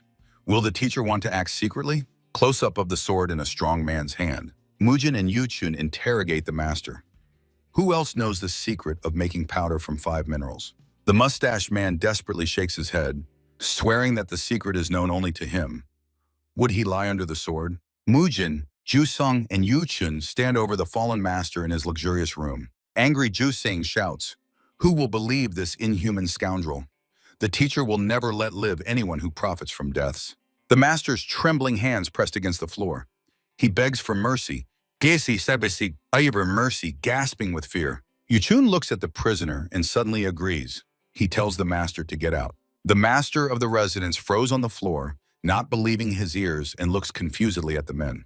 Confused Mujin is shocked by what he heard. He did not expect Yuchun to just let the criminal go. The host's face shines with joy. He asks again if he is really allowed to leave alive. Vusan hurriedly gets on his feet, scattering in gratitude before the doctor. The figure of Yuchun in swift motion. His face is focused. He makes a lightning strike. The sword blade pierces the body of the residence's host. The moment of the fatal blow. A bloody stream splashes on the room's windows, coloring the glass red. Yuchun coldly remarks, he ordered not to get up. Trash has no ears to hear orders. The residence door with a signboard. The heroes leave, realizing they must disappear before the noise rises. The view of the evening sky, the last rays of the sun gild the treetops. At the forest's edge, the trio shares a modest dinner. Mujin admits he momentarily believed in the teacher's mercy. Yuchun replies that he would never spare one who trades in death. A rest on a forest clearing. Yuchun continues, once the host had little herb, but then he got involved with the Black Path to trade chests. The doctor raises his index finger. Trash attracts trash. Soon they would have turned into a criminal group like the Citadel on the Yangtze. Zusin supports the teacher. Dr. Yem and Master Nam are worse than the poorest people. They cannot be considered human. Yuchun agrees. The poor are more honest than such degenerates. But from now on, the young men will increasingly have to overcome such subhumans. Yuchun's face is angry and wary. He felt a threat behind him. Silhouettes of 4 bandits wrapped in rags appeared on the road. Frightened Mujin and Jusan stand next to the tense teacher. Yuchun dryly says, guests for dinner arrived earlier than expected. Mujin and Jusan watch in shock the lightning-fast lunge of the doctor. Only Yuchun's energetic trace remains in the clearing. 4 sinister figures in tatters approach the boys. The bandits, wrapped from head to toe, only their eyes gleam in the darkness. They are followers of the Black Path. Frightened Jusan and Mujin shout, the Nam family has already sent for our souls. Confused Mujin hears Yuchun's order. Today they will practice the sword that pierces the heart technique on these guests. The figures of the Black Path bandits are getting closer and closer. They seek revenge. The figure of Dr. Yuchun in swift motion. With one swing, he knocks off the head of the first bandit. Mujin and Jusan, sticks in hand, freeze, looking at the body and the head flying in different directions. The enraged face of Yuchun. His gaze became beastly and merciless. The frightened bandits in mass recognize the enemy. This is the eccentric doctor, not just an old man, they shout. A clearing with the corpse of a bandit. Yuchun is in a fighting stance and the guys rush to help. 3 surviving enemies try to escape. Yuchun gives a command over his shoulder. He takes the center and the guys each take 1 opponent. If they mess up, a harsh lesson awaits them. Mujin and Jusong charge into attack with a battle cry. The figure of Dr. Yuchun, running hard in pursuit of the retreating bandits. One of the 3 robbers runs hard through the dense forest. Mujin swiftly pursues the enemy, jumping over obstacles along his trail. Sweaty Mujin, while running, marvels at the bandit's speed. Is he a beast? How can he be so agile? Mujin rushes through the forest, realizing he has never run so fast. It seems he is already catching up to the target. The bandit exerts himself fully, trying to break away from the pursuer. Mujin catches up to the enemy. He is grateful for the purple cloud step technique, although he previously considered it pointless. Mujin's memory, Dr. Yuchun shows the book The Monkey That Runs Away, and he and Jusen train following it. Mujin continues the chase, finally convinced of the usefulness of the techniques from the book about the monkey. Mujin focuses on capturing the enemy. He fears Yuchun's anger and Yusun's mockery in case of failure. Mujin and the bandit simultaneously turn at a sudden scream. The boy tries to understand who it was. Focused, Mujin scolds himself. Because of thoughts about improvement, he almost lost the target. He must hurry. The bandit suddenly turns and delivers a treacherous blow to Mujin. Mujin flies head over heels, unable to maintain balance after the unexpected attack. A clearing. An armed bandit in a fighting stance stands opposite Mujin, who is rising with a sword in his hands. The bandit mocks the angry boy. You are just a nobody compared to that doctor, even though you managed to dodge my sword. The robber draws a blade from its sheath, admitting that Mujin's reaction speed surprised him. In the middle of the forest clearing, the bandit warns Mujin, you shouldn't have interfered in this fight. The bandit's face behind the mask burns with rage. Prepare for the worst. You crossed the path of the Nam family residence. Mujin analyzes the enemy. He almost hit. He is stronger than ordinary bandits, but does he surpass the leader from Yangtze? The bandit calls Mujin a rat and says, nothing personal, I was just paid for your head. The figure of the robber, frozen in a tense pose before the decisive attack. The beginning of a fierce fight. The bandit makes a series of lightning-fast sword thrusts. Mujin skillfully deflects the attacks, moving at the edge of his capabilities. Mujin's concentrated gaze, he senses danger. Something is wrong here. Completely wrong. The wild, beastly look of the bandit burning through the slits of the mask. In Mujin's imagination, the bandit's figure is covered with dots. He sees vulnerable spots, but suspects a trap. Mujin closely watches the enemy, noticing that the sides and neck of the robber remain exposed. The young man studies every step of the opponent, calculating the strategy for the further fight. Mujin recalls pirates. This bandit also provokes him to attack. He wields the sword much better than others. In the heat of the duel, Mujin assumes that this swordsman is used to acting extremely cautiously only with weak enemies. The bandit's eyes rage.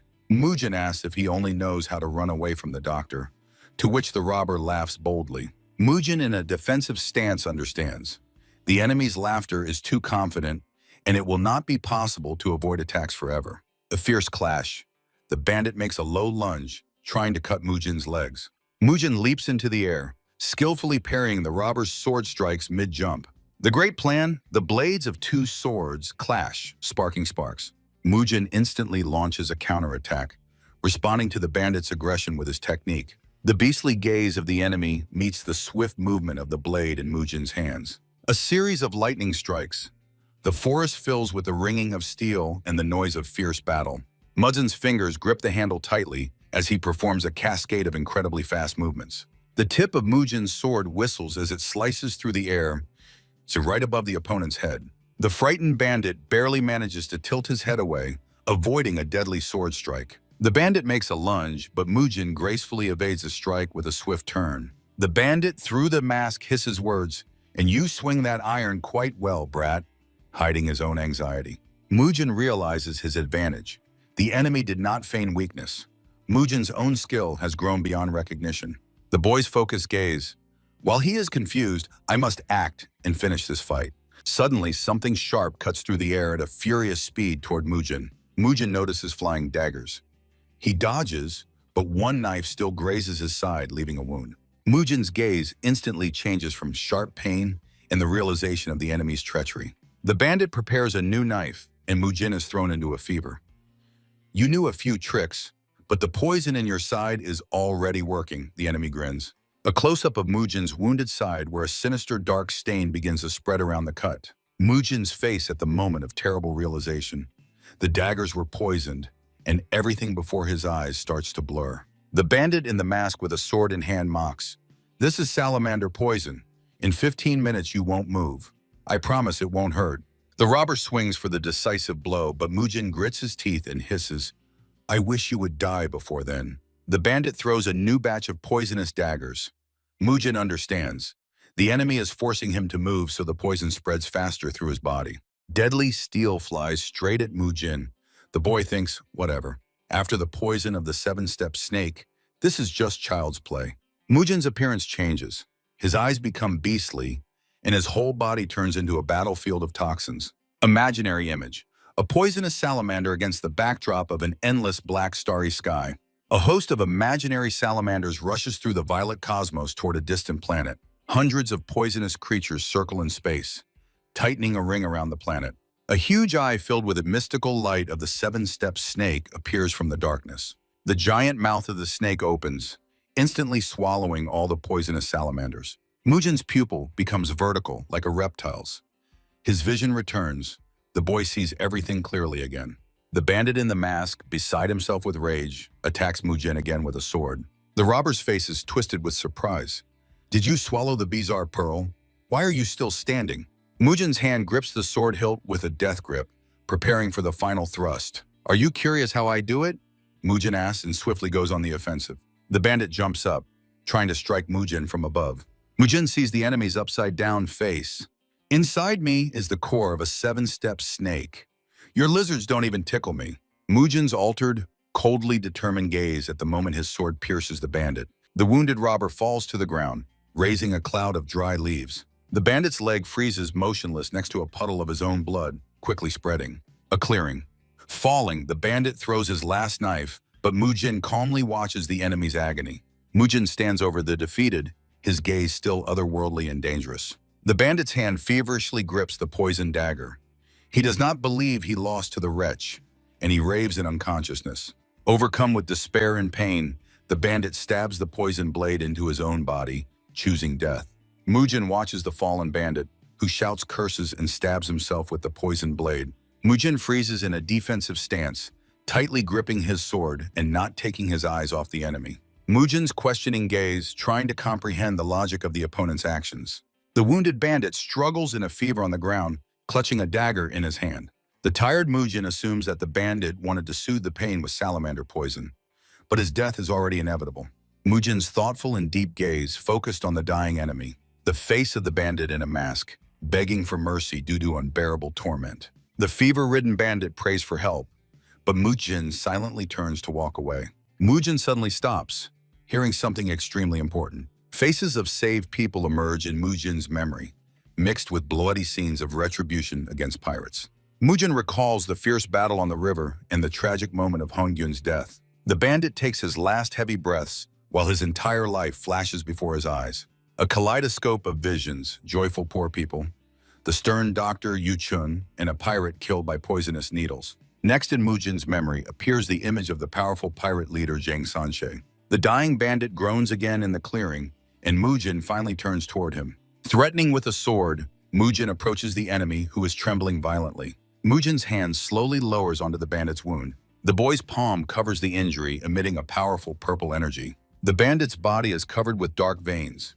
He thanks Mujin, acknowledging that he is not just a kid. On the clearing lies the lifeless body of the robber, whose last word was "thank you." Mujin focusedly counts something on his fingers when suddenly he hears a reproach for his lateness. The boy bends his fingers and sees the surprised faces of Yu Chun and Yu Sun before him. The serious face of Dr. Yu Chun clearly stands out against the twilight purple sky. Mujin decisively clenches his fist and asks if they plan to search for the Black Path's lair. Dr. Yu Chun closely watches Mujin, whose gaze has completely changed during the count of the killed. An unknown man with a tattoo on his neck examines another bandit lying on the ground after the battle. Both are without masks. Yu Chun, Mujin, and Jusun move on, exchanging jabs about the sluggish appearance and junk. And since then, Mujin counts every saved and taken life. The moon peeks through violet clouds in the dark violet night sky above the treetops. Dr. Yuchun, Mujin, and Jusun move through the night forest, illuminated only by moonlight. Mujin walks through the forest, counting on his fingers how many lives he has taken and how many he managed to save. The figure of Dr. Yuchun confidently strides through the night forest. Yuchun watches Mujin and realizes that he is in shock, as killing many people changes the young healer. Mujin, with a backpack on his back, looks around intently as if sensing danger. Yuchun asks Mujin if the bandit was too strong because his clothes are torn. Mujin says he just trampled the enemy. The serious and attentive gaze of Dr. Yuchun, who silently listens to the boy's dialogue. Jusin teases Mujin about his torn clothes and says that he studies martial arts only from books. Jusin, against the backdrop of the Violet Forest, offers Mujin to rely on him if he is afraid of the Black Path shelter. An angry Mujin begins to draw his sword, while Jusin continues to mock his imagined weakness. Mujin and Jusin start a boyish fight, but Yuchun sternly orders the fools to shut up immediately. The moon illuminates the night forest in a small settlement where lights burn in the huts. The heroes emerge from the purple thicket of the forest and examine the buildings ahead. Mujin and Jusan, despite everything, continue exchanging biting jokes. Dr. Yuchun listens to the boys and with relief concludes that there is no need to worry about them. A view of the night settlement with several huts, surrounded by dense forest. The guard of the Black Path, who has fallen soundly asleep right in the thick grass. Yuchun covers the guard's mouth and delivers a lightning-fast fatal blow. Yuchun with a sword passes by the slain enemy, and Mujin and Jusin follow him to the huts. A large clearing under the night sky, through which the trio stealthily advances toward the settlement. Mujin creeps through the tall grass and whispers to the teacher, asking if enemies might surround them. Focused Yuchun reassures the boy, noting that these bandits are just small fry exploiting the village. Yuchun asks if Mujin is scared, to which he declares his bravery, and Jusin boasts even more. Yuchun slaps both on the back of the head and says that they are still fools, far from real warriors. Yuchun, with a serious face, explains that a strike to the heart or throat is enough to kill, so it's worth focusing on reconnaissance. Yuchun insists that Mujin and Jusang should only destroy the leadership or powder supplies, not wasting time checking tattoos. Mujin's focused and warlike face. Yuchun, with a stern look, gives the order to move forward. Mujin, Jusang, and Yuchun disperse through the night, clearing in different directions for reconnaissance. A view of a small settlement under a purple night sky. Mujin runs swiftly to one of the settlement's buildings. Mujin enters the building and quickly assesses the situation. Mujin looks through the window of the room and realizes it is a supply warehouse. Mujin watches as Yuchun and Jusang reach other buildings, and the doctor climbs the hill. Mujin, sword in hand and backpack on his back, crouches in the tall grass. Mujin carefully pushes aside the thick grass with his hand to reveal a possible threat. Mujin touches the grass and notices a stranger anxiously asking, "Who's there?" Splashes of blood fly upward against the backdrop of the night purple sky. Alert Mujin hides again in the dense thickets. Mujin dashes across the open area in front of the next building. Mujin and Yuchun peek through the windows and see people lying on the floor. Yuchun and Mujin near the building suddenly freeze, hearing something important inside. The figure of Yusan against the backdrop of a huge wooden barn where the light is burning. The heroes watch through a crack as bandits discuss the accidental murder of Nam Ryongbu by a martial arts master. The face of a man being brutally beaten inside the barn. A burly giant with knocked-out teeth shouts at the man, accusing him of organizing this chaos. The victim curls up on the floor, covering his head with his hands from the blows of the enraged giant. A big guy lifts his leg over a man begging for mercy, denying any guilt. Mujin watches as the leader promises to expose the man's lies as soon as his men catch the killers of Nam Ryongbu. A dark-skinned big guy with knocked-out teeth and a beastly look listens intently to something. The frightened face of the dark-skinned man who shouts fiercely, "Who are you?" Dr. Yuchun, with an icy gaze, swiftly attacks the big guy. Dr. Yuchun's hand delivers a series of lightning-fast blows to the bandit, the bloodied and trembling face of the man who was just beaten by the big guy. While the man on the floor trembles with fear, Yuchun asks, "What do you mean that the traitor Yan is behind everything?" The figure of Dr. Yuchun against the night sky. "I want to ask the traitor a few questions." Jusin, traitor Yan, and Dr. Yuchun, from whose sword the bandit's blood drips. An enraged Yuchun asks Yan, "How many people here know the recipe for the 5-mineral powder?" Traitor Yan trembles with horror and answers, "Only Nam Ryongbu knew." Mortally frightened, Yan froze, staring at the tip of the sword near his torso. Yuchun squats opposite Yan and touches his ear with the sword. "Are you sure, or are you just accusing the deceased?" In the barn, Jusan and Mujin watch Yan's interrogation, who insists that only Nam Ryongbu knew the recipe. While Jusan and Mujin stand guard, Yan explains that the ingredients were immediately sent to the Nam family's residence. Entrance to a deep and dark cave. Mujin guards the barn, and Yuchun decides to destroy the cinnabar mine and kills the merchant Yan. A view of the morning blue sky and treetops illuminated by the first light. Mujin and Jusun stand in front of the entrance to the deep mine. A pile of old branches through which wild vegetation breaks through. From the open palm of Dr. Yuchun, dark purple energy begins to burst out. Yuchun enters the mine first, clearing the way through the debris with magical energy. Mujin notes that the air is poison, but this mine will harm no one else. Landscape of a high mountain covered with dense forest under bright sunlight. The foot of the mountain where among the forest thickets the entrance to the mine is visible. The entrance to the mine, which is now tightly blocked with coal, Yuchun walks among the trees, immersed in thought, while behind Mujin watches the yawning Jusang. Under the clear sky, along a wide road through the forest and mountain landscapes walk Jusang, Mujin, and Yuchun. Mujin, Jusung, and Yuchun leave the forest and come out onto an endless green meadow. In the middle of the meadow stands a solitary tree. The heroes decide to stop here for a rest, considering the place safe. The boys head across the meadow toward the spreading tree visible ahead. Mujin's and Yuchun's swords are leaned against the tree trunk. A backpack lies nearby. Yuchun stretches under the canopy and says they need to keep watch at night. Yusong offers to stand guard first. Under the tree, Jusong tells Mujin that he found something interesting in the enemy's shelter. Yusong shows a blue-purple mineral. Mujin recognizes meteorite iron from which something incredible can be forged. Mujin examines the valuable iron. Iron, while Yuchun, half asleep, thinks that for him it is just ordinary metal. Yuchun tries to fall asleep, but continues to listen to his friend's excited conversation about the find. Dr. Yuchun smiles inwardly, considering the boys still children, and finally falls asleep with satisfaction. A majestic tree in the middle of the meadow shelters the figures of Mujin and Jusun talking and the sleeping doctor. Jusun demands a share of the future profit, and Mujin jokes that he only thinks about food.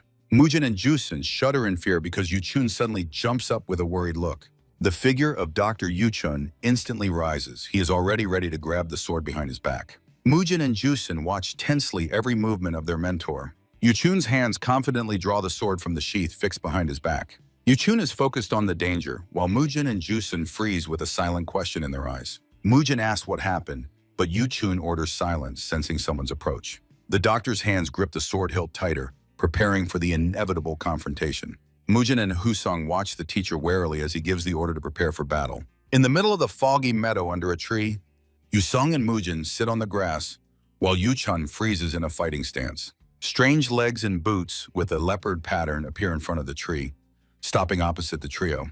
The eccentric Yuchun listens carefully to the strangers, pondering who decided that he wants to die. Yuchun tells the bandits that they are the ones seeking death by selling the poisonous powder of 5 minerals. The leader in leopard skin draws his sword, raging over the doctor's words about permission to rest.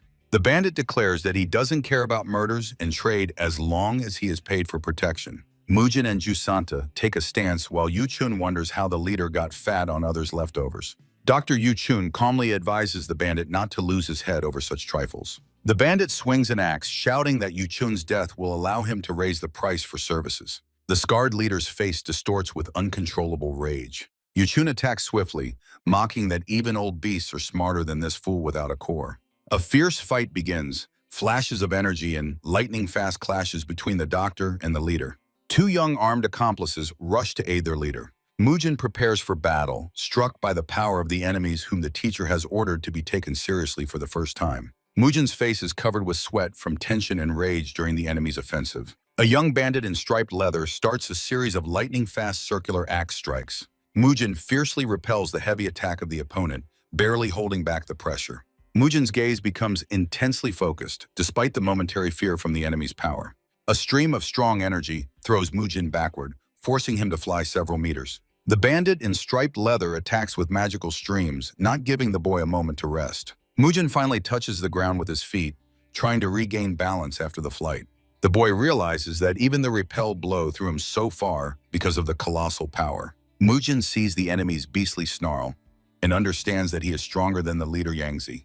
The bandit flies into the air, spinning the axe so fast that its blade becomes invisible. Mujin barely stays on his feet, resisting the pressure of the enemy energy pressing on him. The striped bandit continues his deadly axe dance, relentlessly advancing. Mujin desperately maneuvers and changes positions, shielding himself with the sword from endless attacks.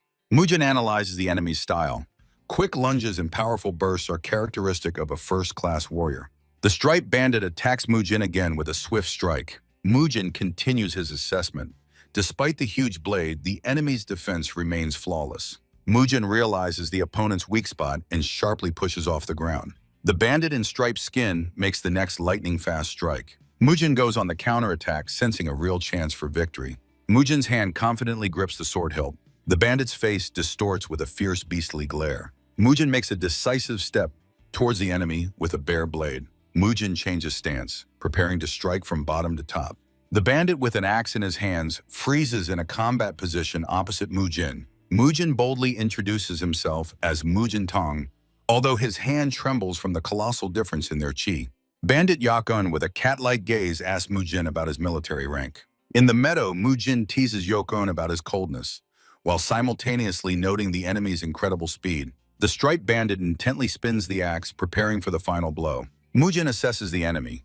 He is stronger than Yusan, but a precise strike to the heart will even the odds. The frame captures the moment of a lightning-fast and deadly movement. Mujin orders himself to focus, realizing that any mistake will cost him a limb. Sweaty Mujin outlines a plan and begins to move forward rapidly. A fierce clash between the striped bandit and Mujin. Maximally focused Mujin waits for the moment of calm after a large wave of enemy attacks. The imaginary silhouette of Mujin against the purple sky cuts through space with a single movement. Determined Mujin compares the fight to ore forging and acupuncture, preparing to act on the enemy's nerves. Concentrated Mujin combines knowledge of medicine and blacksmithing to find the path to victory. The figure of a striped bandit with a sharply changed, confused look. The focused face of Mujin at the moment of a swift attack on the enemy. Mujin strikes lightning fast at the striped bandit, delivering an upward blow with thoughts of self-improvement. The bandit misses the blow and realizes that Mujin's chaotic movements were a plan to make the enemy open up. The striped bandit swings an axe while Mujin, sword in hand, skillfully avoids the blade at dangerous proximity. Close-up of Mujin's face at the moment of a technical dodge from enemy attacks. The enraged bandit with cat-like eyes thinks about Mujin's phenomenal sense and the necessity to destroy him. The bandit attacks in the jump, and Mujin from below swings his sword with a determined, changed look. A series of quick strikes by the striped bandit, which Mujin cold-bloodedly parries with his blade. Mujin's foot in a men's boot, securing the stance for the next maneuver. The sinister gaze of the bandit, whom Mujin outpaced by an inch, suddenly finding himself with a sword behind his back. A men's boot forcefully pushing off the ground for a swift lunge. The striped bandit attacks again with a shout about Mujin's end, but he confidently parries the assault. Another attack by the bandit, from which Mujin skillfully escapes by jumping back. The moment of the striped one's aggressive attack and Mujin's unexpected, sharp counterthrust in response. Mujin's memories of helping a sick boy and his work in the forge flash in his mind. The clash of opponents, during which Mujin pierces the bandit's body through and through with his sword. Mujin's gaze, full of triumph and concentration at the moment of decisive victory. Drops of blood scatter in the air and slowly fall onto the green grass. Bloody traces on the ground and the fallen striped bandit, who collapses lifelessly to the ground. Imaginary image of Mujin with a raised sword against a purple sky in streams of turquoise energy. Wounded body of a striped bandit with a huge bloody wound across the torso. Mujin towers over the bloodied body of the defeated enemy. Long bloody trail from a strike that Mujin called the peak movement technique. Mujin's hand firmly grips the sword hilt against the backdrop of blood-soaked grass after the duel. Mujin thoughtfully listens to Yuchun, who is impressed by the honest victory with a sword instead of the expected poison. Dr. Yuchun talks with Mujin, sitting on the body of a killed burly bandit in a leopard skin. Mujin asks the teacher about the difficulty of the fight, to which Yuchun confidently replies about his skills and use of poison. Dr. Yuchun's foot near the bandit's corpse lying face down in a pool of blood. Mujin and Yuchun against a bright sky discuss the nastiness of killing someone whose life was once saved. Pensive face of Mujin in a close-up. Serious look of Mujin when Yuchun says that human morality does not apply to animals like this bandit. Master Yuchun thoughtfully adds that Mujin would be horrified to learn the true purpose of his journey to Luoyang. Yuchun puts on his hat and tells Mujin that it is too early for him to know the reasons for the visit to Luoyang. The figure of Dr. Yuchun in a hat with a sword on his back against the backdrop of a misty forest and mountains. Confused Mujin watches Yuchun leave, who orders to tell Yusun to get ready for the journey. Jusun sits on the grass under a solitary tree, lowering his head and looking sadly down. Mujin with a backpack pushes the unharmed Jusun to walk, but he is upset because of the defeat and the teacher's help. A tear rolls down Jusun's face, who regrets not finding a strengthening elixir for himself. Mujin and Jusun walk through the meadow, jokingly asking Yuchun about the location of the legendary Great Recovery Pill. The figure of Dr. Yuchun, who walks through the meadow ahead of the boys and maintains a friendly conversation. Yuchun says that the pill will not be given to Yusan, but they will stop right there in Shaolin. A majestic beige arch with an inscription against the background of green trees illuminated by bright daylight. A majestic arch with an inscription on Mount Song, Shoshi Peak. A crowd of people passes by a merchant while a voiceover tells about Shaolin. Jusan watches with admiration a group of shaved monks in yellow-red robes passing by. Yuchun, Mujin, and Jusun continue walking. The boy asks if there are really only men here, to which the teacher complains about old-fashioned laws. Yuchun confidently states that they have come to solve the ancient problem with the wooden men and teases Mujin whether he can handle it. During the climb up the cliff, Mujin says that the lack of knowledge about mechanisms will not prevent him from healing them, while Jusan dreams of a reward. The trio continues the difficult ascent up the slope, engaging in lively conversation. Resting in the greenery, Yusun leans his stick against a stone near Mujin's belongings, who laughs that he will be the one working, not Yusan. Jusun stretches sweetly near the water wheel, while Mujin jokes that his skills in begging for elixirs are the highest art of begging. At the rest stop by the river, Yuchun explains to the students that the small recovery pill is one of the most valuable and rare elixirs in the world. Jusun beams with joy and begs Mujin to share the pill, but he slyly agrees to give only a tenth. Suddenly, Mujin's gaze becomes extremely focused and alert. Water continuously flows from a bamboo pipe onto the structure of a large water wheel near the bridge. Mujin freezes on the bridge, scrutinizing the mechanism of the watermill. The boy leans over the railing, peering under the bridge at the rotating gears. Having reached the shore, Mujin begins to closely examine the strange system of bamboo pipes. Mujin marvels at the precision of the gears and does not understand why such a device needs to extend so far into the mountains. While on the riverbank, Mujin continues to trace the path of the pipes leading from the mill. Suddenly, Mujin notices someone running swiftly towards him from the pipe system. An angry girl with a crust in her hands rushes at Mujin, shouting curses and demanding that he leave immediately. The sharp crust whistles through the air as the girl tries to strike the boy. Mujin miraculously manages to lean back, avoiding the deadly metal blow. The girl releases a powerful burst of energy and strikes the ground with the crust, which throws Mujin backward.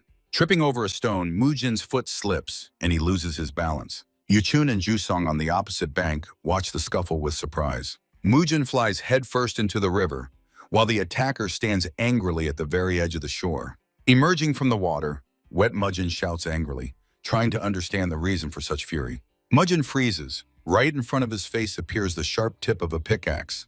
The girl threatens with her fist, not restraining her anger. The blue-haired girl in white and red clothes rages, accusing Mujin of breaking her mill again. Mujin raises his hands up, denying guilt, but the girl, enveloped in energy, claims she remembers him well.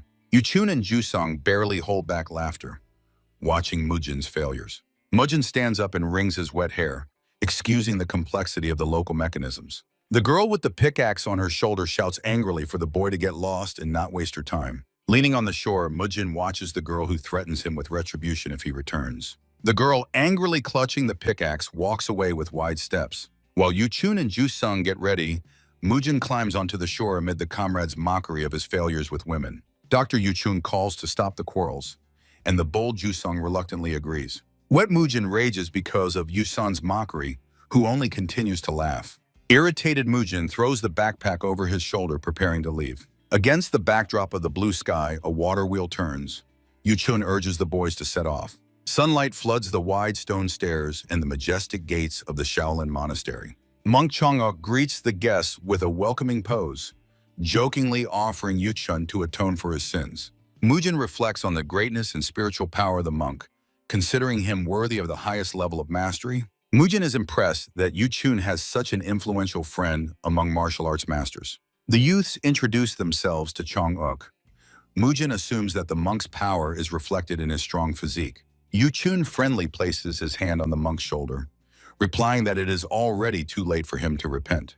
The boys follow the masters, admiring the high level of martial arts of both men. Yu-chun mentally gets annoyed by Chong-uk's lectures, considering him too stubborn. Chong-uk firmly shakes the doctor's hand, testing his strength and continuing the conversation about atonement. The wary monk falls silent when Yu-chun raises a clenched fist to his face. A picturesque view of neat courtyards and houses inside the Shaolin monastery. A group of travelers led by Chong-uk walks along a shaded alley deep into the monastery. Chong-uk inquires about the purpose of the visit and asks if these young men are Yu-chun's disciples. Yu-chun denies, pointing out that the boys are his full-fledged partners. The doctor explains that they have arrived to provide an important service to the monastery, which surprises the monk. Yu-chun boldly declares that they are ready to repair the legendary wooden dummies. Focused, Chong-uk reports that the monastery has decided to destroy the dummies for the sake of a new training ground. Yu-chun, Ju-song, and Mu-jin freeze at the unexpected and unpleasant news. Entering the building, the stunned doctor tries to find out who made such a decision. From deep within the room comes a stern refusal. The matter of the dummies does not concern outsiders. An old monk in yellow-red robes against a brick wall background. His face is tense. He has devoted his entire life to the wooden dolls, but in vain. Mu-jin and Ju-song listen to the monk's story by the table, while Yu-chun stands by the window. The monk recalls how masters from everywhere tried to bring the dolls to life. Flashback. The sect leader meets a crowd of carpenters and strategists near the entrance. They all sought to receive a reward, but no one could even fix a hand. Close-up of fragments of a wooden hand of a mechanical man. In a clean room, the monk continues the story while Yu-chun examines the interior. The elder laments that incompetent masters demanded too high a fee. The monk at the table recalls swindlers who demanded advance payment, stole sacred scrolls, or simply ran away with the money, destroying Shaolin. Figures of Ju-song and Mu-jin listening intently, and Yu-chun slowly walking around the room. The monk's face. He says that the pain from seeing broken dolls hinders the Buddha's path, so it is better to get rid of them forever. Yu-chun looks attentively at the monk. The elder asks if the doctor really believes that the 20-year-old Mu-jin is capable of what blacksmiths cannot do. The monk rises from the table and thanks for the offer. He says the matter is settled and asks the guests to leave the room. The monk returns to his affairs, ignoring the guests. Mu-jin and Ju-song look at him disappointedly. Yu-chun examines a figurine from a game box. He notes to the hall guard that skill does not always depend on age. Yu-chun's hand holds a small figurine resembling a button. He claims that Mu-jin is living proof of his words. Yu-chun in front of the box with figurines says that some things can only be learned over time, but talent is something else. The monk flips through a book, ignoring Yu-chun's words. Ju-sun and Mu-jin look at the doctor who asks for one chance. The monk freezes and sternly asks where exactly these young men could have learned to handle secret wooden mechanisms. Yu-chun suddenly draws his sword and swings it over the room. Yu-chun raises the sword over the box with game figurines. Mu-jin tries to stop the teacher, and the monk shouts for them to go away. Yu-chun's defiant look. He says this is not a mess, but an opportunity to gain new experience that the monk does not appreciate. The old monk's face is covered with cold sweat from fear. Frightened Mu-jin watches the swift movement of the sword in the teacher's hand. Yu-chun challengingly cuts the game box, assuring the monk that he will definitely like this result. A shot where Yu-chun's sword blade slices the wooden game box in half. A series of lightning-fast sword strikes on the fragments of the game box. Frightened Mu-jin catches the chopped piece of wood mid-air. The monk froze in shock, and Mu-jin stands next to a fragment of the box in his hands. The eccentric Dr. Yu-chun hides the sword and orders Mu-jin to demonstrate his skills. The face of the puzzled monk and the surprised Mu-jin, who does not understand what exactly he is supposed to show. A small red brick building with columns where an elderly monk lives. Mu-jin skillfully works with a chisel, recalling that he saw a similar technique on the way to Shaolin. A multitude of wooden splinters fly into the air, an exquisite figure of Buddha around which the remnants of wood are still flying. The elderly monk is impressed that Mu-jin carved the statue of Vairocana in just 10 minutes. Yu-chun, Ju-song, and Mu-jin listen to the monk. Mu-jin hides the knife in its sheath. The agitated monk calls the master's appearance a blessing of Buddha for the temple. A pink-gray cottage at the foot of the mountain, to which a stone path leads. Heavy doors open, letting light into the dusty room. Yu-chun is at the threshold of the room that has not been shown to outsiders for 7 years. Mu-jin and Ju-song are examining the unfamiliar room with interest. A hall filled with wooden mannequins that urgently need repair. Mujin thoughtfully examines the wooden people capable of walking independently. Dozens of mechanical mannequins are stored in the spacious room. The monk explains that there are no instructions in the library, only combat scrolls. The figure of an elderly monk who sincerely wishes the guests success in their work. Mujin bows farewell, watching the old monk off with his gaze. Yuchun, Jusin, and Mujin begin inspecting the wooden figures in the hall. Mujin notices that each mannequin has its own unique structural features. Mujin immerses himself in deep reflection on the complex structure of the mechanisms. Yuchun wonders why no one has been able to repair these simple statues in 300 years. While Yuchun talks about the reward, Yusun tries to push the wooden figure. Mujin doubts the realism of the doll's movements while Jusin tests one. Jusin tries to find a hidden mechanism by touching the mannequin's head. Jusin's hand sharply hits the wooden man in the face. Mujin and Yuchun flinch at Jusun's unexpected scream. Jusin's face turns blue from pain. He says the mannequin hit him back. Mujin looks puzzled at his companion, trying to comprehend what he heard. Detailed view of the internal structure of the mannequin's leg during movement. Jusin lies on the floor while Mujin analyzes the connection between the strike and the leg's reaction. Mujin's hand hits the wooden mannequin's head, suddenly feeling a strange resistance under his palm. Sweaty and frightened face of Mujin, who notices the mannequin coming to life and emitting energy. The wooden man instantly reacts to the slap and delivers a counterattack to Mujin. Stunned and frozen gaze of Dr. Yuchun, who is observing what is happening. Jusan freezes in place, looking at what happened with mute horror in his eyes. Mujin is thrown backward by the powerful blow of the wooden man at high speed. The mannequin stands with an outstretched hand, around which pulses remnants of energy. Clubs of mysterious energy rapidly spin around the legs of the motionless wooden mannequin. Yuchun helps Mujin to stand up. They are amazed that it was a real combat move. Mujin surveys the hall and realizes that other wooden dolls are also beginning to move. Yuchun agrees. The task is so difficult that the reward seems meager compared to it. Mujin watches with surprise Husin's hand, who is persistently calling friends to look at something. Under the floor of the hall, a complex mechanism with gears is visible, which moves the mannequins. Through a hole in this floor, the heroes see wooden parts similar to those cared for by the girl with the crust. The trio examines the intricate devices, assuming that this mechanism extends beyond the hall. Mujin asks Jusan to help, while Dr. Yuchun tries to decipher the purpose of the devices. The boys grab the main pole, hoping that its rotation will make the mannequins come to life. Mujin's hand rests on the massive wooden shaft, checking its strength and stability. The main pole shifts from its place, causing all parts of the complex mechanism to start moving. Mujin and Dr. Yuchun freeze in tense anticipation, watching the hall's reaction. From the vibration of the mechanisms under the floor, all wooden figures in the room begin to tremble. The wooden mannequin's hand vibrates, releasing palpable clusters of pure energy around it.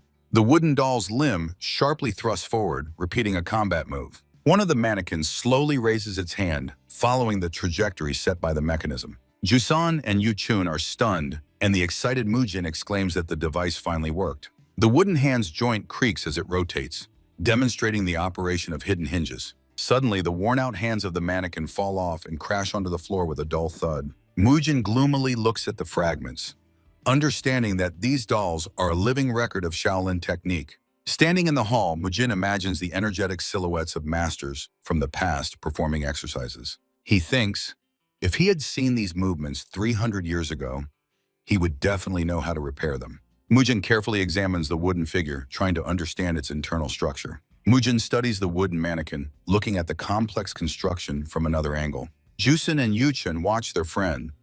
Yuchun asks if he can manage, not noticing Mujin's determined gaze. Mujin's face becomes bold. He replies that he does not know the solution yet, but he will definitely find it. The hole in the floor reveals a view of the intricate mechanisms controlling the mannequins. A picturesque view of the mountains under a bright morning sky with sparse white clouds. Mujin walks alone through a sparse forest towards a solitary building. Pensive Mujin recalls a monk who told him about Master Dan, who lives in a hut near the mountain gates. Mujin approaches the hut. Noticing a strange device nearby, he heads towards it.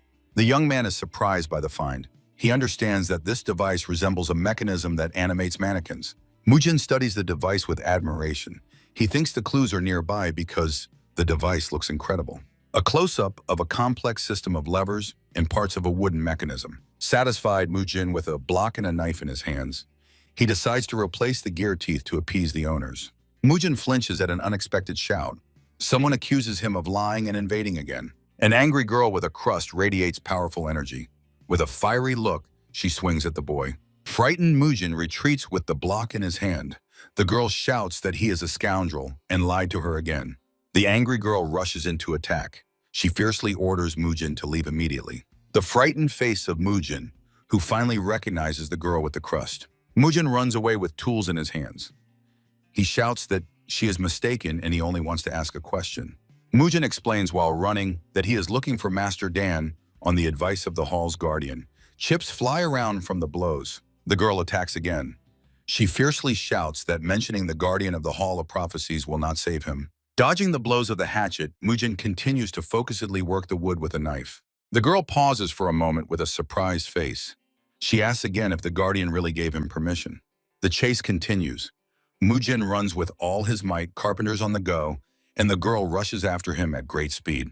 Mujin suddenly turns around, deftly snatches the hatchet from her hands, and throws himself in the other direction. The surprised blue-haired girl examines the new gear that Mujin managed to carve during the escape. The focused girl holds Mujin's work in her hand, realizing the high skill of this craft. The new gear fits perfectly in the mechanism near the hut. The girl is impressed by the speed and precision of the young man's work. Mujin folds his hands in a greeting gesture. Holding the hatchet, he apologizes for the delay in introduction. Sweaty Mujin returns the tool. He states his name and asks again about Mr. Dan. The face of the blue-haired girl expresses deep surprise at what she heard. The girl takes the hatchet. Mujin explains that he is looking for an expert in wooden mannequins, whom the guardian mentioned. The girl silently walks in the other direction. Mujin watches her confusedly, not understanding what is happening. The blue-haired girl points to a hill in the grass. She says that Mr. Dan, her father, lies right here. He is dead. Stunned Mujin listens to the girl. She says he should not worry if an expert on mannequins is needed. The girl confidently looks at Mujin and introduces herself. Her name is Dan Solyan, and she is exactly the one he is looking for. Mujin is amazed by Dan Solyan's knowledge about the wooden mannequins near her hut and asks how the girl can enter Shaolin. Dan Solyan admits that she does not have access to the temple, but assures Mujin that only she can fix the wooden people.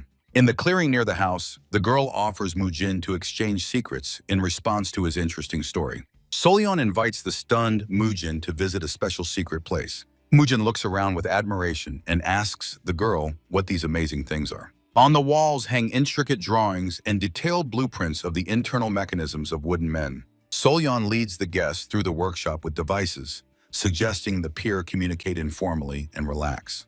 Mujin stunnedly examines the blueprints, while Solyan explains that she knows about his plans to fix living mannequins. The satisfied girl holds Mujin's gear and promises to reveal secrets on the condition that he helps her with the son. The face of Solon expresses calm anticipation of the boy's reaction. The embarrassed Mujin only confusedly repeats the word son, not knowing how to react. Above the workshop roof against the clear sky, Mujin's surprised exclamation is heard as he asks the girl about the child. Solon tells the story of ancestor masters who for centuries passed knowledge about Shaolin guardians only to men. The shots show the master's sharp tools skillfully carving details of the future wooden man. An ancient ancestor of the Solon family is focused on creating the first complex mannequin. A group of men works on assembling the internal mechanism for the wooden warriors. The head of the wooden figure is crafted so masterfully that it resembles the face of a real person. The ancient master finishes work on creating the living wooden mannequin. The head of another wooden man model looks more technological and resembles a robot. The mannequin gradually acquires mechanical features, increasingly distancing itself from a human appearance. Solon shows the late father's drawings, noting that he was kind but had no talent for mechanics. Mujin admits that he also understands little about the records and wonders if the girl herself figured them out. Solon carefully examines in her hand the gear that Mujin machined. The girl asks how he managed to create such a part, to which Mujin simply replies, "I just made it."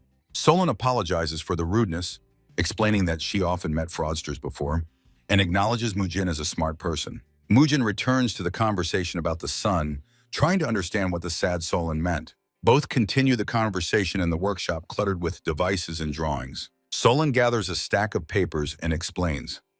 Her son should be repairing mannequins, but since he is not here yet, it is her duty. Mujin's face distorts with fear after the girl's words about her plans for the future son. Solon tells that after the death of her father and brother, she swore on their graves to continue the family business. Dan Solian spreads out his father's drawings and notes on the table. The blue-haired girl pulls Mujin to the table with parts, offering to explain the plan or her dream. The shining face of Solian, who dreams of mechanisms while her peers desire only clothes and cosmetics. The girl enthusiastically talks about wooden dolls, and Mujin is impressed by her struggle with an unsolved mystery. Mujin looks at the drawings and thinks that the glory from the papers will go to Solyeon's son, not to her. Solyeon enthusiastically explains the process of restoring damaged wooden mannequins. Pensive Mujin marvels at the girl's self-sacrifice and jokingly compares her to a saint. An imaginary image of a majestic holy woman, Mujin holds a gear and asks why Solyeon needs these shackles if she will not see the fruits of her labor. Evening sky and sunset illuminating the mountains and an old watermill.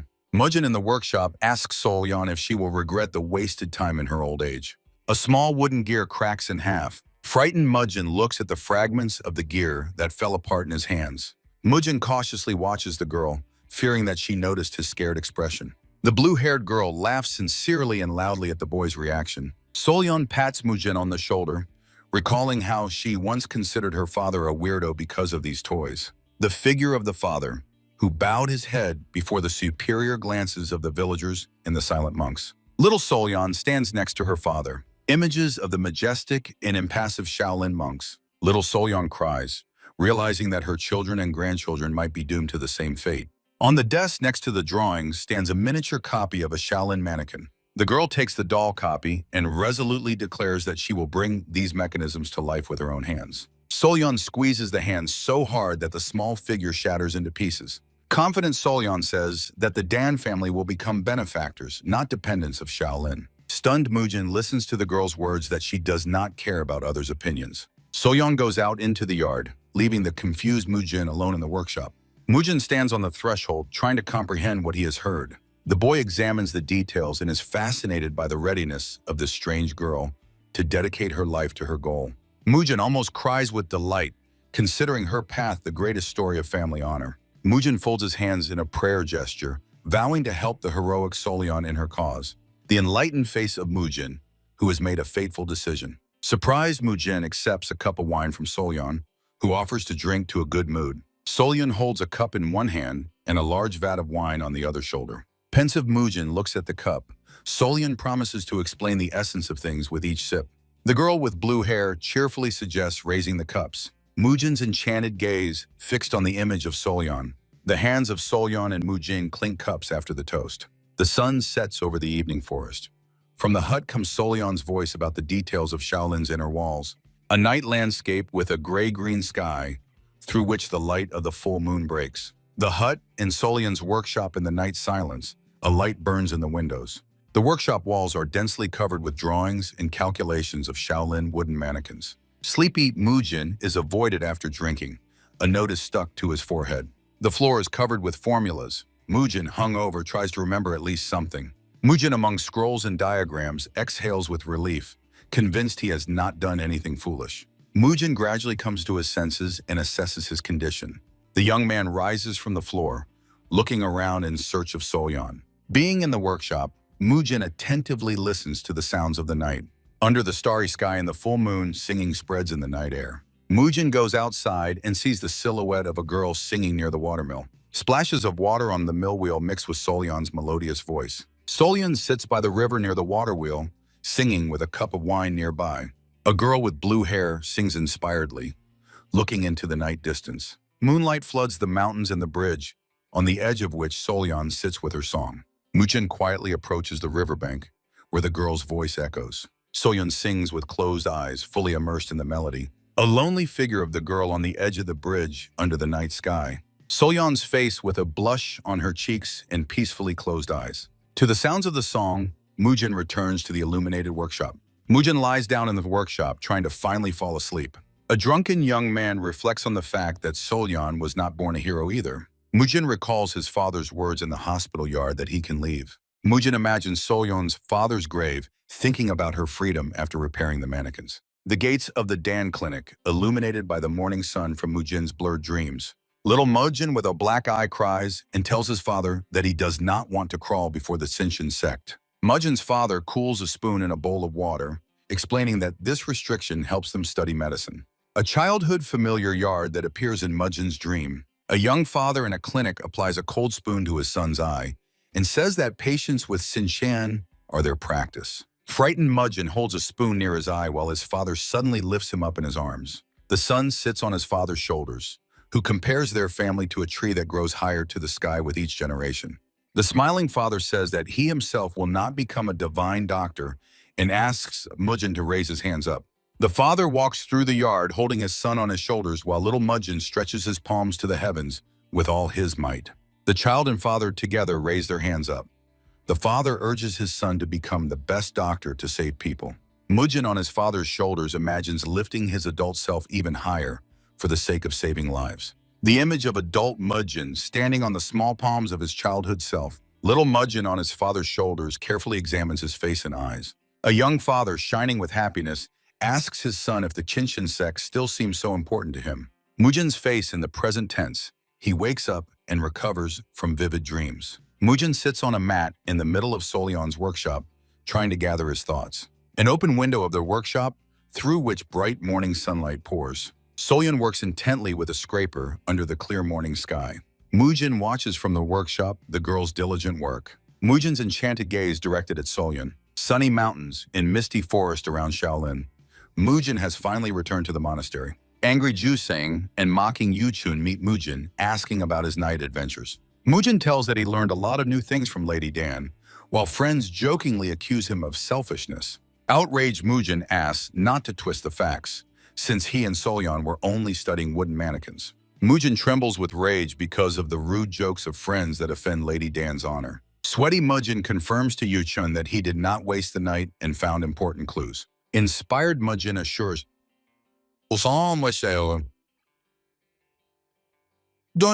that he will need a few months to complete the case. Yuchun boldly suggests that the guy just wants to spend more time with Solyon.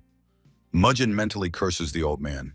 Yuchun goes about his business, denying Mujin's opinion that his job is only to catch criminals. Inspired Yuchun, surrounded by bright energy, finally decides to take up the matter he had long postponed. Happy Dr. Yuchun dreams of writing a book where he will include all his medical knowledge. Solyon's workshop under the bright morning sky against the backdrop of green tree crowns. Solyon with scrolls asks Mujin about the doctor and is surprised that he also knows medicine. Mujin brazenly states that he would have interfered with the repair if he were not busy with business. Solyon assumes that Jusang and Yuchun are cheerful, but Mujin complains about troubles from them. Solyon in the workshop fearfully asks Mujin if a few months will be enough for the work. Inspired Mujin explains that understanding the mechanism of wooden people will ease the repair. Solyon examines the drawings and decides to assemble the experimental mannequin prototype by hand. Solyon explains to Mujin how the energy of watermills should be transmitted to the wooden figures. Solyon demonstrates with hand and leg movements exactly how the mechanism should move. Mujin barely suppresses laughter while watching Solyon's funny movement demonstrations. An angry Solyon shouts for him not to dare laugh as she is studying a complex mechanism. Solyon does not believe Mujin, who tries to justify his laughter with a sudden cough. Solyon asks Mujin to make 6 reduced parts for the prototype of the future doll. Mujin takes a carving knife and agrees to carve wooden little men by hand. Solyon's workshop and cottage, surrounded by greenery, shine in the rays of bright sun. Solyon's night workshop under the moonlight, through whose windows warm glow breaks through. Mujin joyfully exclaims, showing the newly assembled prototype of the wooden man, a small box pedestal with a handle that is supposed to control the movements of the wooden mannequin. Mujin and Solyon look at the prototype with admiration, preparing for the first launch. Mujin's hand begins to slowly turn the handle, activating the mechanism. The small wooden man stands motionless on the table, awaiting the impulse. The complex mannequin mechanism consisting of numerous small gears and parts. The gears inside the small wooden torso begin to slowly rotate.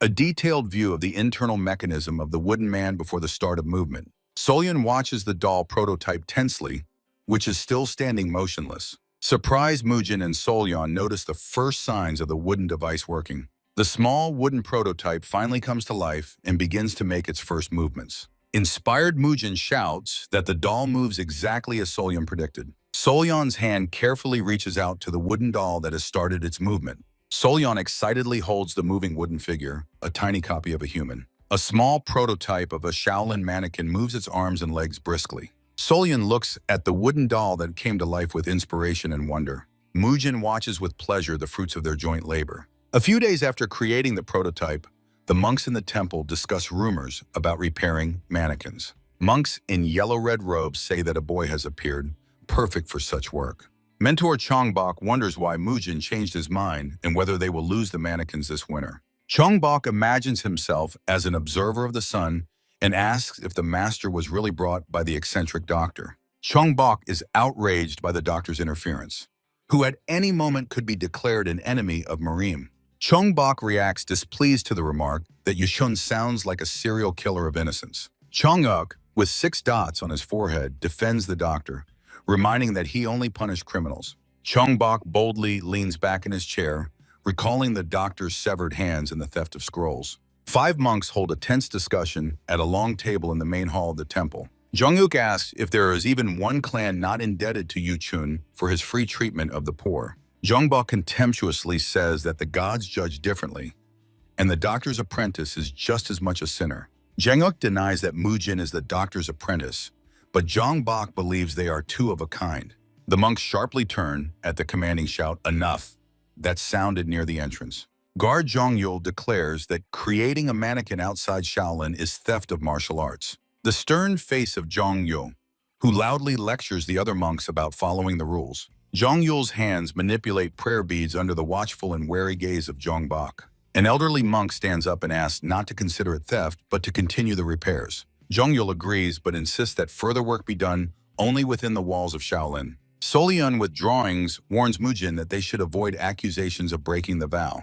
The focused Dr. Yuchen diligently works on his new book. The doctor's brush draws neat hieroglyphs on a clean sheet of paper. Panoramic view of a sunny town surrounded by the majestic temples of Shaolin. Sweaty face of Jusen, who barely restrains an outburst of strong irritation. The crowd behind Yusan excitedly watches every move in the tense game. Dice on the red tablecloth freeze, both show 6s. Excited spectators, along with nervous Yusan, shout in unison, "Double 6s!" The dice lie on the table, recording the incredible result of the round. From the illuminated tavern come shouts of joy and praise for Lord Han under the night sky.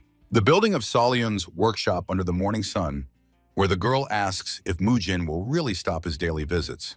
Disappointed face of Solion, who sighs heavily. Inspired Mujin explains that he will make parts here and assemble them on the temple grounds. Mujin in the workshop asks Solion if this work arrangement suits her. Happy Mujin looks at the blue-haired girl and asks again if everything is okay. Pensive Solion silently watches Mujin. At the desk, Solion says that the main thing is the result, and Mujin joyfully thanks God for her words. Upset Solion listens to Mujin's story about the formidable guard and his lightning glance that almost stopped all work. Bold Mujin asks the girl not to worry, promising to persuade the guard not to change their plans. Solion and Mujin discuss today's task, leaning over the drawings in the workshop.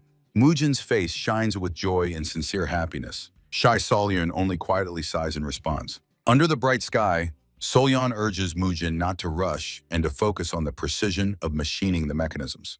The sun sets in the orange sky, illuminating the mountains and the neat buildings of the Shaolin temples. Joyful Jusan greets the poor and kindly asks if they have already eaten. The poor rejoice at the meeting, note Jusan's energy, and invite him to share the meal.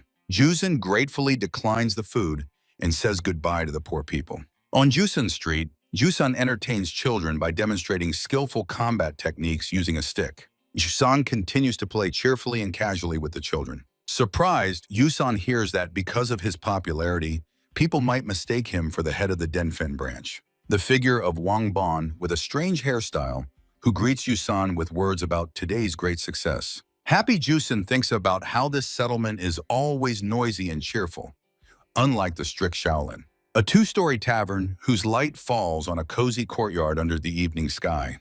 The figure of Jusan, who came to visit the noisy tavern. Satisfied, Jusan evaluates the lively atmosphere inside the establishment. The hall is full of people, tired travelers, wealthy merchants, and dice players from all over Jianghu. The gaming dice look impressive against the bright red tablecloth. Armed with a stick, Jusan confidently walks through the hall past the crowd and gaming tables. Emotions are swirling around, and Wang Bon tells Jusan that gaming dens are the best place for begging. Van Bon with a smile addresses the excited players, begging them for food. Jusan with a stick stands in the gaming hall, attentively watching the progress of other visitors' games. Jusun's face expresses sincere interest and concentration on the process. Jusun gets scared when a smooth, upset man approaches from behind and says he has been waiting too long for Mr. Han. The fat man looks at Yusun with a pleading gaze, extending a handful of coins and asking him to roll the dice instead of him. Yusun looks at the money, recalling that it all started as a simple amusement when he came here following Van Bon. Two gaming dice in flight, with 2 sixes clearly visible on the top faces. An excited Yusun stands before the gaming table under the watchful eyes of an admiring crowd. On the red tablecloth lie 2 sixes.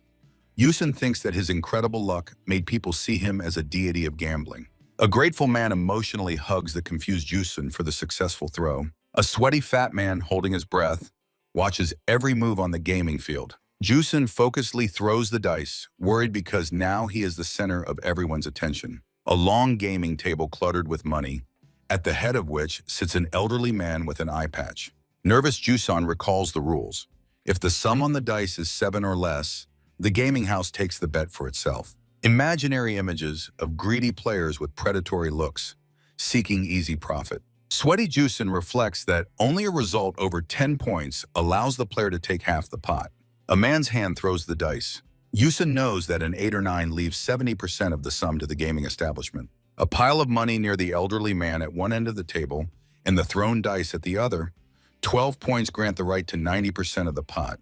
On the red cloth lie a 2 and a 5. Yusun convinces himself that the game is an unjustified risk. Yusun smiles at the crowd and, despite another loss, declares that it's worth trying again because he is usually lucky. A fat man with a lump on his head squeezes a pouch of money, encouraging Yusun and asking him to make a new throw. Alert Yusun agrees to only 10 attempts, demanding confirmation from the fat gentleman. Sweaty fat man instantly agrees to Yusun's terms, begging him not to worry about the result. The full hall of spectators holds its breath while Yusun announces a new attempt and throws the dice on the table. Dice with a 4 and a 3 fly over the table under the anxious gazes of Yusun and the fat man. The players closely watch the dice showing a 5 and a 3. Sweat covers the faces of Yusun and his companion. The crowd cheers another failed throw, a 1 and a 4. The fat man looks exhausted and Yusun tired. The spectators openly laugh while an elderly man with an eye patch calmly observes the game. The hand of the establishment's owner cold-bloodedly rakes all the money to himself with a special poker stick. Yusun thoughtfully wonders if he can really change the course of the game, feeling that luck has turned away.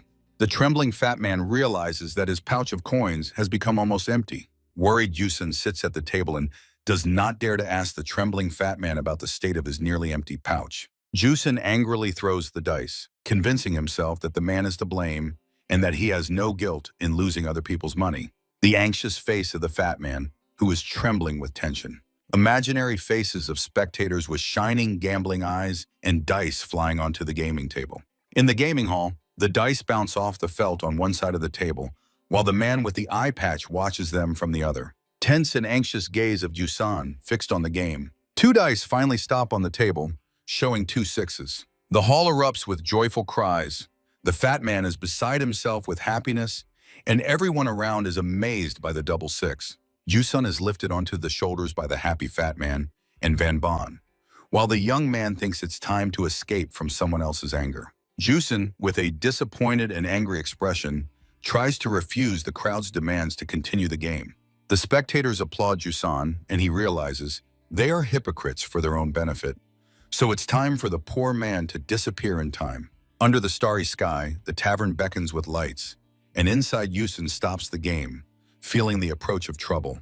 Yusun's hand pours a whole pile of 1 coins into an old cracked bowl. Yusun gives the money to a poor man with a little daughter, sincerely wishing them to finally eat well.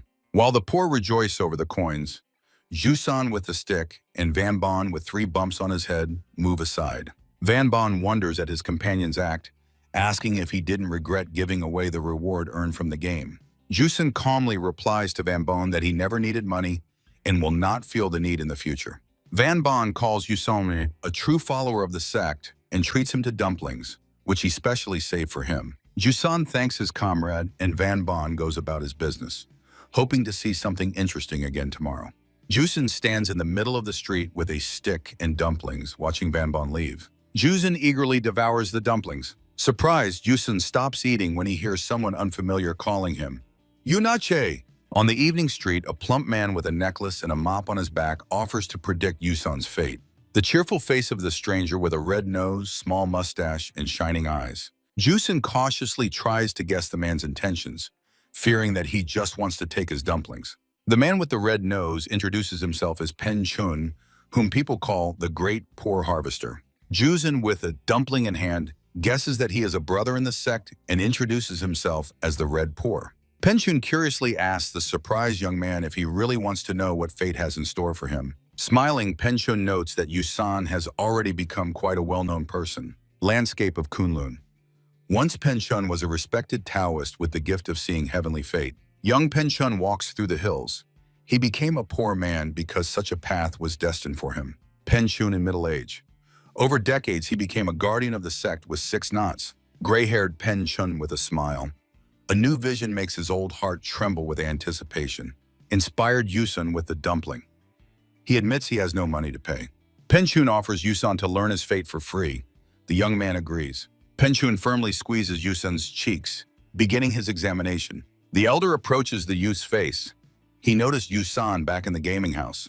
Yusan looks with sincere surprise. Pen Chun scrutinizes the boy's ears and teeth, not letting go of his face. The elder says that Jusun was supposed to die as an infant, but fate strangely changed. Pen Chun notices special irises of the eyes. This poor man is doomed to great wealth. Great luck saved Jusun from death. The boy asks what else is visible on his face. Pen Chun touches the young man's ear. He predicts a glorious path for him without any hunger. Jusun offers a dumpling instead.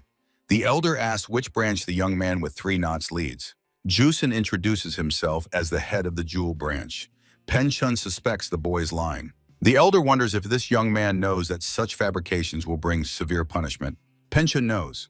For lying, a martial arts master can have his core or tendons destroyed. The elder recalls how Jusun gave all his recent winnings to the poor. A scene appears before his eyes where Jusan sincerely shares food with the needy. Pen Chun decides to forgive the boy, since he uses the sect's name out of kindness. Jusun continues distributing food to the poor, unaware of the elder's thoughts. Smiling Jusun against the sky, other poor people would have simply destroyed his core for such a lie. The elder's focused gaze. He wants to check how truly lucky this boy is. Jusun contemplates Pen Chun's unexpected proposal regarding a bet. Pen Chun proposes. If he wins, he will take the stick, and if he loses, he will teach the technique. Jusan skillfully twirls the stick. He says he knows martial arts, which surprises the elder. Pen Chun laughs. Now he truly sees that the young man possesses the basics of combat. The elder promises that with his secret knowledge, Yusun will become many times stronger. Pen Chun whispers in Jusun's ear that he is an incredibly powerful master. Jusun suddenly applies a technique called horizontal do turn. Jusun demonstrates the stick technique before Pen Chun, shouting a battle motto. Pen Chun attentively watches every movement of Jusun. Jusun continues to show mastery of wielding the combat stick. Pen Chun sees only a copy of beggar's techniques without proper foundation and skill. Jusan moves on to demonstrate the next complex stick technique. The leg of Pen Chunya confidently stands on the flat road. With one sharp movement, Pen Chun instantly crushes the stones under his foot. A look of deep surprise and tension appears on Yusan's face. Against the backdrop of the night sky, the image of a giant shining palm emerges. The imaginary palm of Pen Chun easily stops Yusun's swift attack. Pen Chun creates an energy shield through which Jusun cannot break. Pen Chun smiles and asks if he impressed his opponent with his strength. Realizing the deadly power of his opponent, Jusun confirms his interest. Impressed by Pen Chun's skill, Jusun asks to be taught and inquires about the conditions. Pen Chun throws dice, explaining a simple rule: the higher sum wins. Pen Chun kneels and offers Jusun to make the first move. Pen Chun's hand skillfully throws the dice onto the ground. The dice stop, showing a total result of 4 points. Confident Jusung expects an easy victory, and Peng Chun accepts the challenge. A tense moment of gambling between 2 opponents in the middle of the street. Both men squat, focused on the outcome of the throw. Jusung decisively throws the dice onto the cobblestones. 9 points come up, a serious advantage for Jusung's victory. Triumphantly, Jusung announces his quick win to Peng Chun. Suddenly, Jusung's face is covered in sweat from the unexpected change in the situation. Peng Chun's fingers barely touch the dice with the winning numbers. Peng Chun withdraws his hand, and instead of high scores, the dice show ones. Outraged, Jusung accuses Pengchun of cheating and altering the result. Pengchun coldly states Yusang's defeat with a score of 2-4. Angry and sweaty Yusung loudly shouts that this is unfair. Pengchun with a sly smile remarks that with great desire, bones can also be replaced. Yusung is amazed at what he heard, and Pengchun mocks his ineptitude in life matters despite his skill in combat. 2 dice that rolled ones. Focused Yusung recalls constant losses and his habit of dealing with eccentrics over 20 years of begging. Imaginary Yusung reaches out to flip the dice at his discretion. Yusung hesitates on which number to change the result to, feeling a strange fever in his body. Seized by fever, Jusung reaches for the bones, feeling a wild heartbeat. Sweaty Jusung cautiously tries to understand the reason for his condition. Cheerful Pengchun appears in Jusung's imagination amid a whirlwind of magical energies. Pengchun explains to Jusung that he felt the deadly intent of an incredibly powerful martial arts master. Jusung's trembling hand still tries to change the position of the bones. The face of Pengchun with a changed gaze at the center of the energy vortex. Frightened Jusung realizes, if he touches the dice, Pengchun will break his arm and neck. Jusung's sweaty hand continues to tremble, frozen above the dice. Jusung with a frozen gaze understands that the only way to survive is to lose. Smiling Pengchun says that now he is forced to take Jusung's knots as his prize. Pengchun's hand confidently grabs the knots on the defeated opponent's belt. Satisfied, Pengchun holds Jusung's belt with knots in his hand. Jusung's face burns with rage as he hears the opponent's hope for his victory. Jusung begs to return the belt, offering any other item instead. Angry Jusung screams wildly, demanding Pengchun to give back the knots. Pengchun's hand tightly squeezes the taken belt. A satisfied and confident smile appears on Pengchun's face. Amid mystical clouds, Pengchun announces the defeat of Jusung and the inevitable consequences. Jusung with a trembling hand tries to return the cubes under the cunning gaze of the enemy. Enraged Jusung demands immediately to return his knots. Pengchun reflects that the youth's right is to test fate again. Pengchun walks away, warning that the inability to stop leads to trouble. Sweaty Jusung grits his teeth, accepting this challenge. Pengchun's figure recedes, he continues on his path. A stone thrown by the enraged Jusung flies past Pengchun's head. Trembling all over, Jusung shouts that he will not give up his knots. Pengchun marvels at the audacity of the one who dared to pose as a sect leader. He explains, another guard would have long ago destroyed Jusung's core. Jusung is ready to die, but demands immediately to return his property. Belligerent Jusung with the stick stands opposite Pengchun in a whirlwind of energy. Pengchun offers a last chance to roll the dice again. He places knots against Jusung's right hand and core, throwing the dice. Pengchun hopes for the remnants of the youth's sanity as he has little time. Confused Jusung watches the dice fall. The dice stop on the ground. 1 and 3 are rolled. Armed Jusung and Pengchun stand over the dice in a circle of dark energy. The ominous figure of Pengchun in a lilac haze towers in the middle of the street. Jusung freezes before the dice in the opponent's grim silhouette. Pengchun notices that Jusung's murderous intent has become significantly stronger. Pengchun's gaze changes. He concentrates white and lilac energy. Jusung's body trembles with rage, engulfed by a powerful dark aura. Jusung is furious. His knees buckle, and his elbow bends despite attempts to maintain balance. Jusung's trembling hands and feet finally stop obeying him. Jusung tries to control his body in front of the dice, understanding fear commands to run, but he cannot lose the knots. Dice with the numbers 1 and 3 lie motionless on the ground. Jusung trembles, looking at the dice. He knows he must throw them despite any consequences. Pengchun with shining eyes mockingly asks how much longer to wait for these 2 steps. Jusung breaks through the whirl of dark energy under the watchful gaze of Pengchun's red-yellow eyes. Sweaty Jusung decides to calm the pain with a murderous intent and fiercely bites his lip to the blood. Jusung's trembling hand reaches for the dice with the last of his strength. Pengchun, in the form of a cloud monster, reproaches Jusung from above for the wasted chance. Under the crushing pressure of the cloud monster, Jusung stubbornly tries to reach the dice with his hand. Jusung's frozen hand gradually approaches its goal. Jusung touches the cubes, and Pengchun above him proclaims victory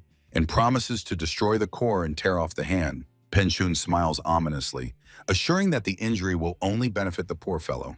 The frantic expression on Pengchun's face with a reddened nose. Large drops of bright blood fly past Pengchun's mad gaze. Frightened Pengchun sees Jusung frantically biting off a piece of flesh from his own shoulder. Jusung's tense and focused gaze full of determination. Jusung's legs struggle to pass by the scattered cubes on the ground. Bloodied Jusin kicks the cubes and falls toward his opponent. A sincere surprise mixed with fear is reflected on Penchun's face. During the fall, Jusin deftly snatches his knotted belt from Penchun, the figure of a bewildered Penchun at the moment when Jusan takes his knots. Jusin lies face down with the belt in his hands, and nearby the cubes finally come to a stop. Bloodied Jusin lies on the ground, gripping the belt with knots with a deathly grasp. Penchun's feet are above the bloodstained dice showing 1 and 2. Penchun is amazed. He has seen many fall from his aura, but such determination for fake knots is incredible. Jusan's hand firmly holds the belt, and heavy drops of blood fall to the ground nearby. Penchun looks at the dice and decides such will deserves for him to become the boy's mentor. Bloodied Jusin does not release the knots while Penchun above him contemplates his future fate. Penchun acknowledges Jusan's right to wear 3 knots and marvels at his own desire to become a mentor. Penchun carefully moves the clothing aside to examine Jusan's wounded shoulder. Penchun carries the wounded student, reflecting on his incredible luck and his own talent as a seer. The bloody dice that Jusan threw freeze on the ground showing 2 sixes. Majestic stairs in the entrance to the Shaolin Temple against the backdrop of the morning sky and mountains. Jusin with a bandaged shoulder agrees to go together with the great poor man of the harvest. In the Shaolin courtyard, Jusan tells Mujin and Yuchun about a bet on dice with Penchun. Yuchun assures the reliability of the pauper and asks Jusan if he has reconciled with the past. Jusan replies that Master Penchun will not allow him to get stuck in the past. Jusin respectfully says goodbye to his friends, and Yuchun promises to pray for his successful journey. Mujin and Jusan friendly tease each other, promising to meet again. Jusan walks through the neat Shaolin courtyard, waving goodbye to his friends. Mujin and Yuchun silently watch their comrade who is leaving the monastery. The figure of Jusan confidently strides toward his new destiny. Yuchun goes to the temple, and Mujin continues to stand motionless, looking into the distance. Mujin's face filled with sad calm and bright hope. Jusan decisively heads toward new dangerous adventures. Shaolin Temple against the backdrop of mountains. 2 months have passed since the Red Pauper left the abode. View of the temple roof. The repair of wooden mannequins by the masters is almost complete. Mujin with a basket of bars walks through the courtyard. The leaves are turning yellow, and Yuchun is finishing a medical treatise. Mujin stops in the middle of the courtyard, intrigued by something unusual. The boy watches an autumn leaf swirling in the air, reflecting on the arrival of autumn. A picturesque landscape, a multicolored forest, and the majestic Shaolin under the gentle sun. Mujin carries wood along the forest path. He hopes that Jusan is not hungry right now. Shaolin Temple on the mountainside, where legendary wooden mannequins are kept. A monk in red and yellow robes confidently walks along the path to the temple. Monks argue near the entrance. Some worry about the appearance, others whether Mujin is a fraud. The elder calls for silence, reminding about the unquestionable trust the hall guards have in Mujin. A stern, burly monk with thick eyebrows fingers prayer beads in his hands. The guardian of the Hall of Commandments approaches the door and announces their opening. Huge doors slowly open, revealing a hall with mechanisms. On the faces of the Shaolin monks, sincere surprise and excitement can be read. The crowd freezes. Before them stand mannequins that are perfect copies of humans. The monks whisper in amazement that this is exactly how the original wooden men looked. The Brotherhood discusses the mannequins, which seem alive. Could the legend of movement not be a myth? Mujin steps over the threshold, assuring those present that moving mechanisms are reality. Mujin, with a lever on his shoulder, enters the hall, accompanied by Dr. Yuchun. Mujin's face shines with satisfaction and inspiration from the completed work. The monks still hesitate, suspecting deception or a conspiracy with Dr. Yuchun. Mujin proudly explains, "These are not decorations, otherwise the work would have finished much faster." Holding the lever, Mujin presents the mannequins as the best tools for training. The boy sets the lever, preparing to launch the complex system of mechanisms. Mujin sharply presses the lever, proclaiming the revival of the wooden warriors. A group of monks holds their breath, watching every movement of the young man with admiration. The internal wooden gears and fastenings come into coordinated motion. The monks watch the mechanical dance with a mixture of excitement and slight fear. The renewed wooden mannequins begin to move their arms and legs synchronously. The wooden mannequins are remarkably similar to real people, frozen in the heat of movement. The group of monks is stunned. They did not believe that these mechanisms could really move. Mujin's face radiates complete satisfaction with the result. The internal levers and mechanisms of the mannequins work harmoniously, setting them in motion. The wooden figures come to life and begin a new series of rapid attacks. The impressed Shaolin monks fold their hands in a prayer gesture, watching the miracle. Mujin explains, to pass the training, one must repeat the mannequin's poses and move forward. He adds, one must reach the end of the corridor without energy, otherwise the mannequins will be destroyed. Mujin addresses those present, asking who will be the first to test the new technique. The monks argue uncertainly until someone behind decisively raises a hand. The challenge is accepted by a monk with the characteristic warts above the eyebrow and above the lip. The volunteer stands before rows of wooden opponents that move continuously. He prepares for battle, recalling how his skill grew in the ranks of the monks of the Ten Commandments. Reaching for the mannequin, he remembers the times of stagnation when he only vented his anger on an old tree. The monk with warts on his face enters a fierce duel with the first mannequin. He recalls his doubts, whether the old dolls, arranged not according to feng shui, hindered him. The monk approaches the target, striving to prove the complete futility of these mechanisms. The fighter's face contorts in a determined strike against the wooden opponent. Suddenly, the wooden mannequin responds with a lightning-fast and unpredictable hand strike. The struggle continues. The monk with warts stubbornly attacks the moving target. The fight becomes increasingly fierce under the joint exclamation of surprised observers. The mannequin skillfully blocks the monk's strikes, giving him a worthy rebuff. The enraged monk delivers a palm strike, striving at all costs to overcome this obstacle. The fighter's powerful blow lands directly on the wooden figure's face. Chanbok hits the doll on the head, and the crowd of monks loudly counts. 1. The next accurate strike by Chanbok is accompanied by a collective shout. 2. The excitement grows. The monks now shout in unison. 3. Chanbok continues the series of punches, counting 4, 5. Yuchun and the mentor watch. Mujin rejoices that his plan is working as intended. Suddenly, Mujin and Yuchun freeze. The mannequin deflects the attack, and Chanbok falls to the ground. The monks laugh and tease Chanbok so that he does not get angry at the wooden dolls that have not trained for 300 years. A group of monks applauds the mechanisms while Chanbok rises from the ground with a new determined look. Chanbok freezes in front of the corridor with wooden mannequins, trembling with barely restrained fury. The abbot with marks on his forehead shouts at the frightened Mujin, fearing they will not hold back the enraged Jonbok. A burly monk warns that because of his egoism and long-standing hatred, Jonbok might simply smash the wooden men. Jonbok stands in the middle of the hall and laughs loudly, amazed that such incredible mechanisms actually exist. Jonbok enthusiastically explains, these dolls are not just devices but a living puzzle and a moving scroll of martial arts. Jonbok addresses Mujin, acknowledging that he has made Shaolin a truly incomparable gift. Spreading his arms, Jonbok promises Mujin the most precious pill and asks what techniques are hidden at the end of the hall. Mujin shows the books found under the floor, the White Lotus Fist technique, and the Buddha's shadow steps. The monks repeat the names of the moves in chorus, amazed, as they have never heard of them before. The overseer, John Huan, is the first to rush into battle, followed by the rest of the monks, eager to test the power of the dolls. The long hall is filled with 2 rows of wooden mannequins, ready for combat. Mujin, Yuchun, and a venerable monk with thick eyebrows silently observe the hustle in the hall. One of the monks shouts joyfully after receiving a hit, delighted that the wooden figure hit the target. The happy monks enjoy the fight, rejoicing that the ancient dolls are finally working again. The monk with broad eyebrows maintains a serious and focused expression, watching the training. Mujin is amazed that even the stern Jonbok rejoices like a child. It's just a pity that Salian does not see this. After the match's end, a group of monks eagerly discuss their impressions and the strength of the mechanisms. The head monk suggests stopping the entertainment and giving Mr. Tan a chance to perform as a sign of gratitude. The abbot emphasizes that Mujin personally repaired these dolls, so he should be the first to evaluate the result.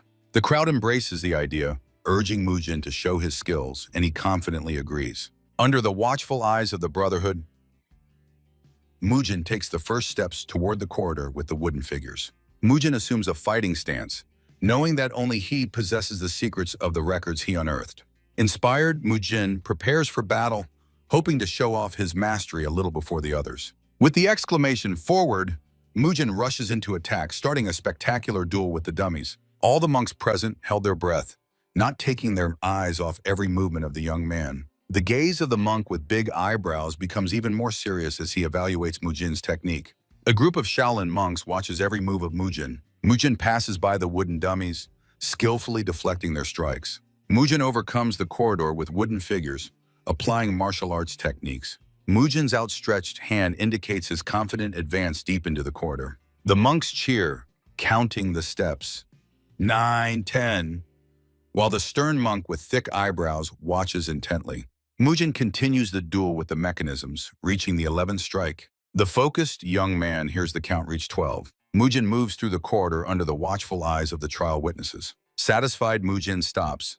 He has surpassed Chang'ok, as planned, hoping his trick was not revealed. Monk with large eyebrows announces that Mujin has advanced further than all others. The mentor notes that he could have reached the end if he wanted, but Mujin feigns doubt. The boy is stunned. He realizes that the elder has seen through his plan. The monk reminds about the 3 Dharma commandments: prohibition of women entering, severe punishment for exiles, and bone cutting for violators. Shaolin disciples whisper anxiously, listening to the elder's stern speech. Dr. Yuchun and the monk with 6 marks on his forehead listen attentively to every word. The elder announces the 3rd commandment: learning from a false monk is theft, punishable by death or mutilation. Frightened, Mujin froze when the monk with large eyebrows ordered him to answer. The mentor sternly asks who taught him the white lotus fist in the Buddha's shadow cloud step. Silence reigns in the hall. The elder presses Mujin with uncomfortable questions in front of everyone present. Mujin suspects a trap, comparing the monk to a cunning spider, but calmly denies his guilt. Dr. Yuchun watches the interrogation of Mujin tensely. Against the backdrop of the training corridor, Mujin stands face to face with the stern Zhang Yul. Hearing his name, Elder Zhang Yul turns around in surprise at the voice behind him. Angry Zhang Bok shouts, defending Mujin, who for months had personally repaired the wooden dummies. Zhang Bok emphasizes that the revival of mechanisms after 300 years is more beneficial for Shaolin than the legendary restoration pill. Mujin stands next to Zhang Bok, who openly challenges Zhang Yul and the other monks. Zhang Yul turns to the crowd, asking if they share the opinion of the audacious Zhang Bok. The angry monk steps closer, calling Zhang Yul an idiot and explaining that these dummies will bring enlightenment to thousands. The monks in the hall exchange glances, impressed by the courage and arguments of their brothers. Dr. Yuchun hears the final argument. Thanks to Mujin, the lost Shaolin fighting style has been restored. The figure of Zhang Yul with thick eyebrows. Isn't it obvious that Mujin broke one of the commandments? Zhang Bok frantically shouts at Zhang Yul, "We must thank Lord Tan. It is our moral duty as followers of Buddha." Mujin silently watches the monks dispute. Strict Zhang Yul replies, "Your logic is clear, but the commandments are above all. We will reward Lord Tan, but the rules are unchangeable." Focused Mujin against the background of wooden mannequins. Mujin is horrified by Zhang Yul's words. "Along with the reward, we must cut his tendons."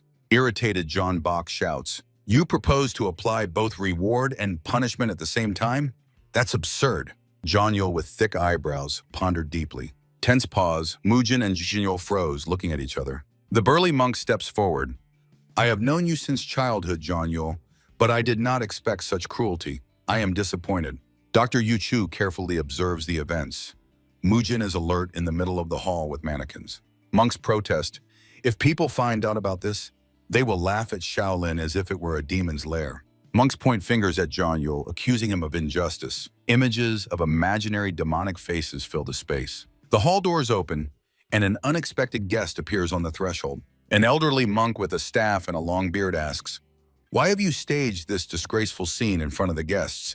The calm and friendly face of the respected elder, with a single mark on his forehead. Yuchun looks at the monk and thinks, the divine monk has finally finished his solitary training. Chanbok runs up to the guest. "Sect leader, keeper of the Hall of Commandments. You are timely." The divine monk demands silence from everyone with a single glance. The elder enters the hall. A powerful, bright aura emanates from him, causing the crowd to fall silent.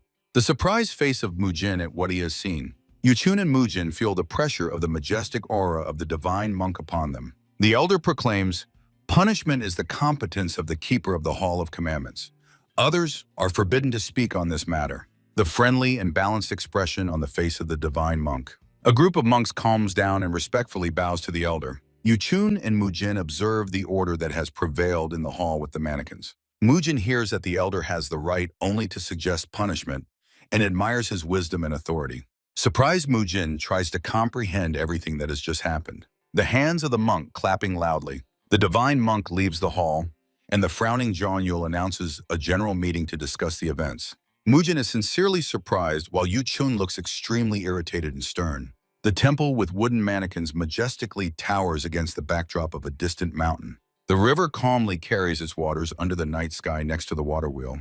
A bridge over the night river and an old water wheel in the moonlight. Solyon sits on the edge of the bridge, watching the flow by the light of a lantern. Solyon joyfully greets Mujin and inquires about the progress of the wooden mannequins. Mujin recalls the surprised monks and notices the girl's new hairstyle.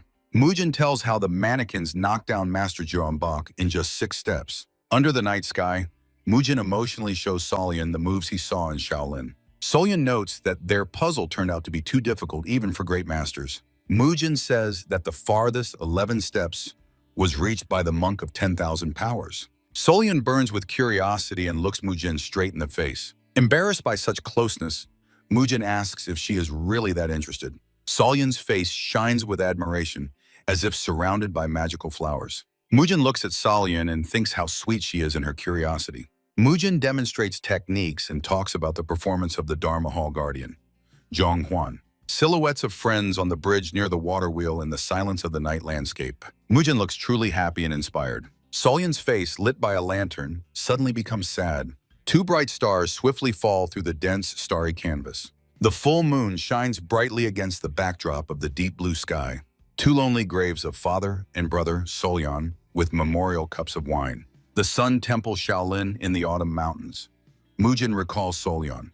She refused to go, choosing to repair the watermill instead of wooden people. Monks in yellow-red attire wait their turn to enter the temple for a meeting. The meeting hall, at the head of the table, the divine monk.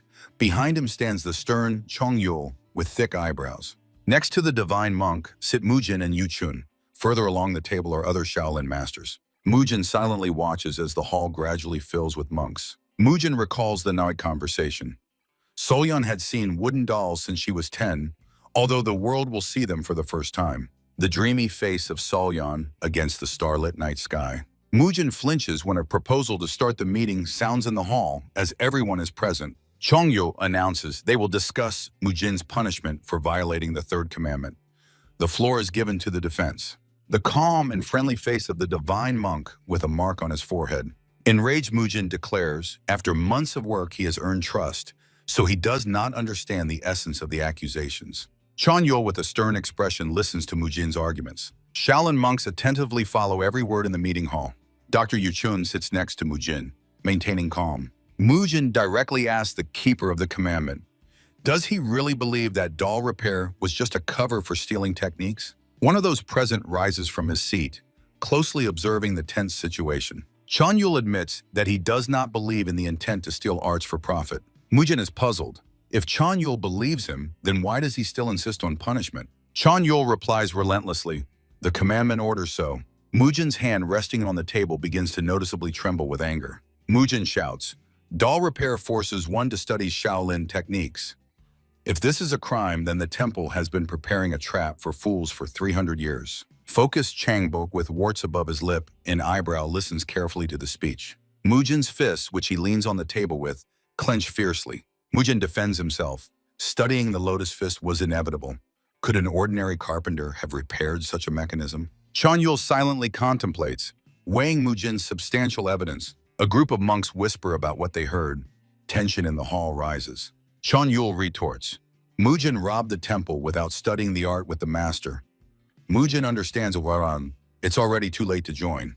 A majestic golden statue of Buddha towers over the participants of the tribunal. Mujin helplessly bows his head, feeling feverish. Dr. Yuchun anxiously watches his condition. Mujin's consciousness dims, and Chanyul's voice once again reminds, the commandment remains in force. The figure of Chanyul, who asks Mujin if that is all he can say in his defense. A divine monk with a dot on his forehead against the background of the council hall. Mujin's trembling face with closed eyes. He is prepared for the worst. Mujin opens one eye upon hearing a strange phrasing, as if he had stolen martial arts. Dr. Yuchun touches the bowl on the table and suggests to those present to figure out the meaning of these words. Dr. Yuchun defends the boy and asks the monks what a thief could steal from an absolutely poor beggar. The gloomy Chongyul replies to the doctor that it is impossible to steal anything from such a beggar. Yuchun raises his index finger, asking if a thief could fill the stomach with the beggar's non-existent lunch. the figure of Yuchun, who continues to confidently defend Mujin. Chong-yul admits that stealing what does not exist in nature is simply impossible. The heavy gaze of Chong-yul, who realizes the subtext of the doctor's words about stealing the non-existent. Focused Yuchun asserts that yesterday no one even knew the names of these martial arts or their techniques. The burning, determined gaze of Dr. Yuchun. Yuchun stands next to Mujin and asks the monks how he could have stolen what never belonged to them. Yuchun snaps his fingers, calling to look at this situation from a completely different angle. Yuchun friendly hugs Mujin by the shoulders and asks about the difference between the revival of the forgotten and the creation of the new. The audacious doctor asks whether Mujin really stole techniques that were completely unfamiliar even to the monks themselves. Yuchun grabs Mujin by the face, drawing everyone's attention, and suggests that it is the monks who are stealing the boy's art. The doctor points a finger at the monks and notes that none of them underwent the ritual to be Mujin Tang's disciple. Figures of Jian Yul and the divine monk, who are observing the speech. Mujin and Yuchun listen to Jian Yul's response that the eccentric doctor is overstepping. Yuchun slams the table, declaring the accusations absurd since Mujin did not force the monks to be his disciples. The face of the divine monk, who is carefully analyzing everything happening in the hall. Surprised faces of the group of Shaolin monks in traditional yellow-red attire. A wide shot of the conference hall, Yuchun, Mujin, and all the monks present. Yuchun and Mujin realize that the situation has reached its limit, and the doctor's audacity borders on madness. Mujin confusedly contemplates Yuchun's unexpected behavior and the further fate of the gathering. The divine monk knocks on the table and suggests raising hands for those in favor of punishing Mujin. Tense atmosphere in the meeting hall. Yuchun, Mujin, and the rest of the attendees. Close-up of the divine monk's face with a characteristic dot on the forehead. Chong-yul's hand raised up for voting. Chong-yul votes, standing behind the divine monk and other attendees in the meeting hall. Mujin, Yuchun, and other monks watch Chong-yul, who supported the punishment. The divine monk asks those who believe that Tang Mujin should not be held accountable to raise their hands. Focused Mujin amid a forest of hands raised around him. The crowd of monks in the meeting hall unanimously votes against punishing Tang Mujin. The friendly divine monk announces the decision and asks Mr. Tang what reward he desires for repairing the wooden mannequins. Pensive face of Mujin, who is contemplating the answer regarding the reward. Chong-yul and the divine monk froze in anticipation of the boy's response. Mujin, against the backdrop of the night sky, feverishly thinks about what exactly to ask the monks. Mujin's focused gaze, he recalls all his negotiation skills. Yuchun watches every movement of Mujin attentively and with obvious excitement. Mujin clenches his hand into a fist tightly from excitement. Satisfied Yuchun hears the request for the Great Restoration Pill and mentally praises Mujin for the high stake. Confident Mujin seriously declares that his price is the Great Restoration Pill. Mujin, Yuchun, and others present in the hall during the tense moment of negotiations. Mujin carefully watches the elders' reaction, awaiting their decision. The divine monk promises to bring the pill today and asks Mujin to wait in the guest chambers. The divine monk's hand opens the inlaid lid of the chest, a precious chest adorned with golden velvet, in which lies the magnificent restoration pill. The divine monk with a flowing beard explains to Mujin that this is a remedy for effective rejuvenation. Humble Mujin listens to the monk. The energy of the pill should be directed to the central circulation so that it does not dissipate. Mujin's hands gathering concentrated energy in the palms. Imaginary scene. Mujin in lotus pose wrapped in thick clouds of yellow restorative energy. Mujin on a magical island with the yin-yang symbol, surrounded by strange plants and multicolored energy. Mujin is in a state of deep meditation, sweaty and focused face of the young man during the meditative process. The monk touches Mujin's shoulder. The state is stable, but at night instead of sleep, it is worth continuing circulation for assimilation. The figure of a divine monk and with a dot on the forehead, wishing Mujin success in practice. Majestic view of the Shaolin Temple under a cloudless blue sky. Yuchun gathers the medical treatise and notes that Mujin is the only one who accepted such a pill before reaching the realm of the summit. Mujin reminds that it was Yuchun who advised asking for a stronger pill and calls the doctor to pack things for the journey. Mujin suggests to Yuchun not to rush and wait for the complete completion of the book while there is such an opportunity. Surprised look of Yuchun in response to the boy's unexpected proposal. Mujin convinces the doctor to wait until the work is finished, because on the road the clashes with scoundrels will start again. Yuchun is touched by the student's care and jokes whether the pill changed Mujin's heart overnight. Yuchun scares Mujin with his closeness, while Mujin justifies himself, recalling the doctor's constant pranks and drowsiness. Mujin seriously adds that this book is Yuchun's life's work, and there are still sick monks in the settlement. Dr. Yuchun walks around the room, assuring that he finally understood the boy's true motives. Smiling, Yuchun agrees to wait, although inwardly he complains about the difficult character of modern children. Surprised Mujin with the hieroglyphs lust demon on his cheeks, which Yuchun secretly wrote on him. Near Slyon's workshop, voices are heard. The girl is surprised that Mujin has not left yet, and he came to say goodbye. Mujin wipes the inscriptions from his face and sees Slyon packing her things to leave for the settlement center. Mujin listens attentively to Slyon. She no longer wants to stay in the forest hut and plans to change her life. Slyon, against the background of wooden mechanism diagrams, announces her final decision to leave this place. Mujin watches warily as the girl ties the last knot with her belongings. Mujin feels awkward. He gained the power of the pill, but Slyon's achievements will remain unnoticed. Slyon finishes packing her bundles on the workshop desk. The magical and gentle face of Solyon with a thoughtful gaze. Solyon suddenly approached Mujin, wiping his face and asking about his departure plans. Blushing, Mujin promises to visit her as soon as Yuchun finishes the book and he has the chance. The embarrassed girl Irish lowers her eyes.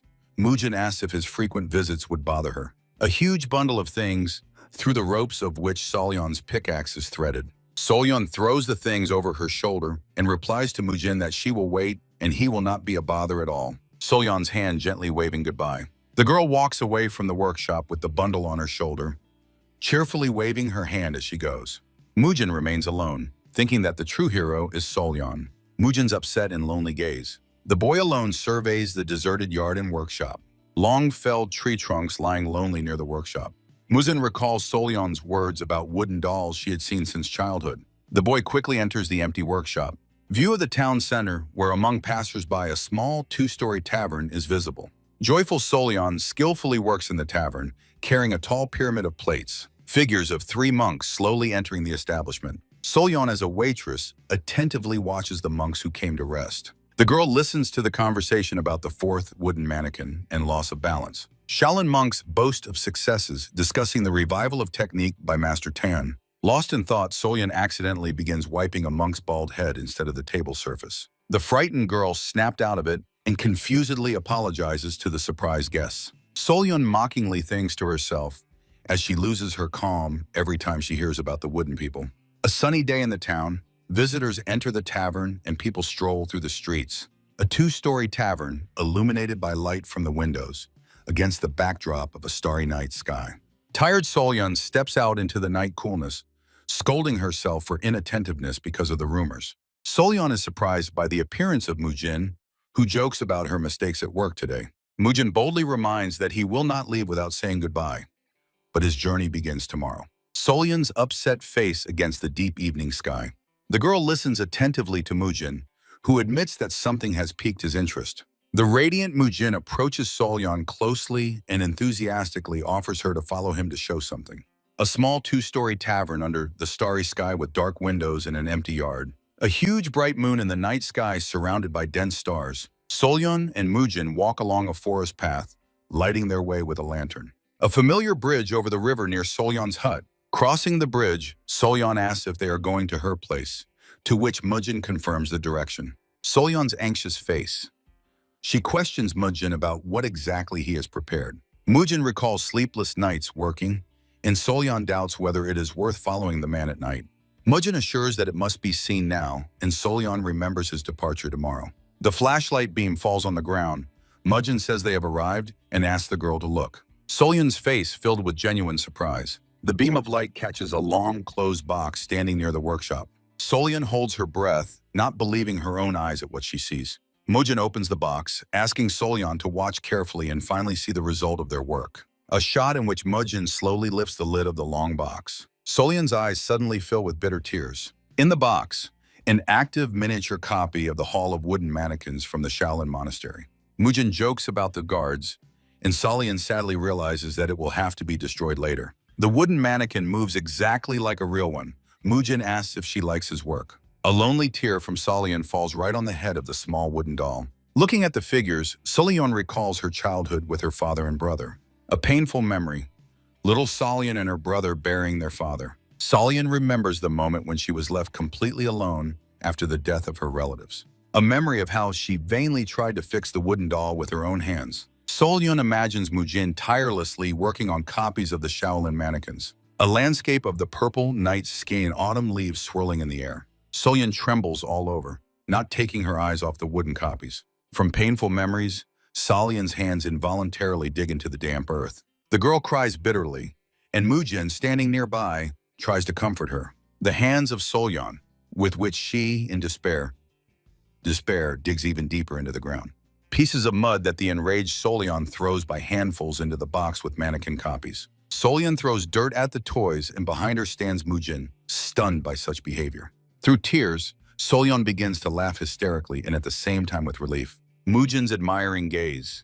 He finally understands the girl's feelings and the reason for her action. Mujin joins Solian, helping her break the box they created with their own hands. Mujin's face radiates genuine excitement and delight at what they are doing. Solian stops and watches Mujin's actions with interest. Solian and Mujin together vigorously destroy the long box with mannequin copies. Both silently look at the pile of debris left from the box and dolls. Cheerful Mujin stands next to Solian, who has calmed down and now laughs with him. From the depths of the dark night forest, ominous clouds of energy begin to swirl. Through the dense darkness, a mysterious figure closely watches Mujin and Solian. Chon Yul watches them from the forest thicket.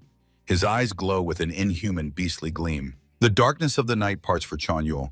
Wrapped in a purple aura, he emerges from the forest to meet Mujin and Solian. Mujin and Solian freeze, observing the approach of the formidable figure of Horonik of the Hall of Covenants. Mujin's face burns with anger. He understands. If Chon Yul reports to Shaolin, there will be no excuses. Chon Yul's gaze remains heavy and stern, revealing no emotions. Overcome with panic, Mujin feverishly chooses between fleeing and fighting, worrying about the fate of Dan Solian. Mujin flinches when the silence is suddenly broken by Chon Yul's voice. Mr. Tang, under the night sky in a clearing, 3 stand over the fragments of a box with mechanical figurines. Chon Yul calmly fingers prayer beads and urges Mujin not to worry. Horonik seriously assures the boy that his concerns will be taken into account. Looking at the broken box with dolls, Mujin timidly asks about possible punishment. Chon Yul approaches closer and gently explains that he never intended to punish Mujin for this. Solian and Mujin listen tensely to every word of the mysterious guest. Chon Yul admits that his position forces him to be strict, so Mujin's suspicions are quite logical. He adds, if he wished harm, he would have acted back when Mujin just started crafting figurines. Disappointed, Mujin asks in shock, so you have been watching me all this time? Chon Yul by the river explains, he was only observing the students. Another monk would definitely have punished for that.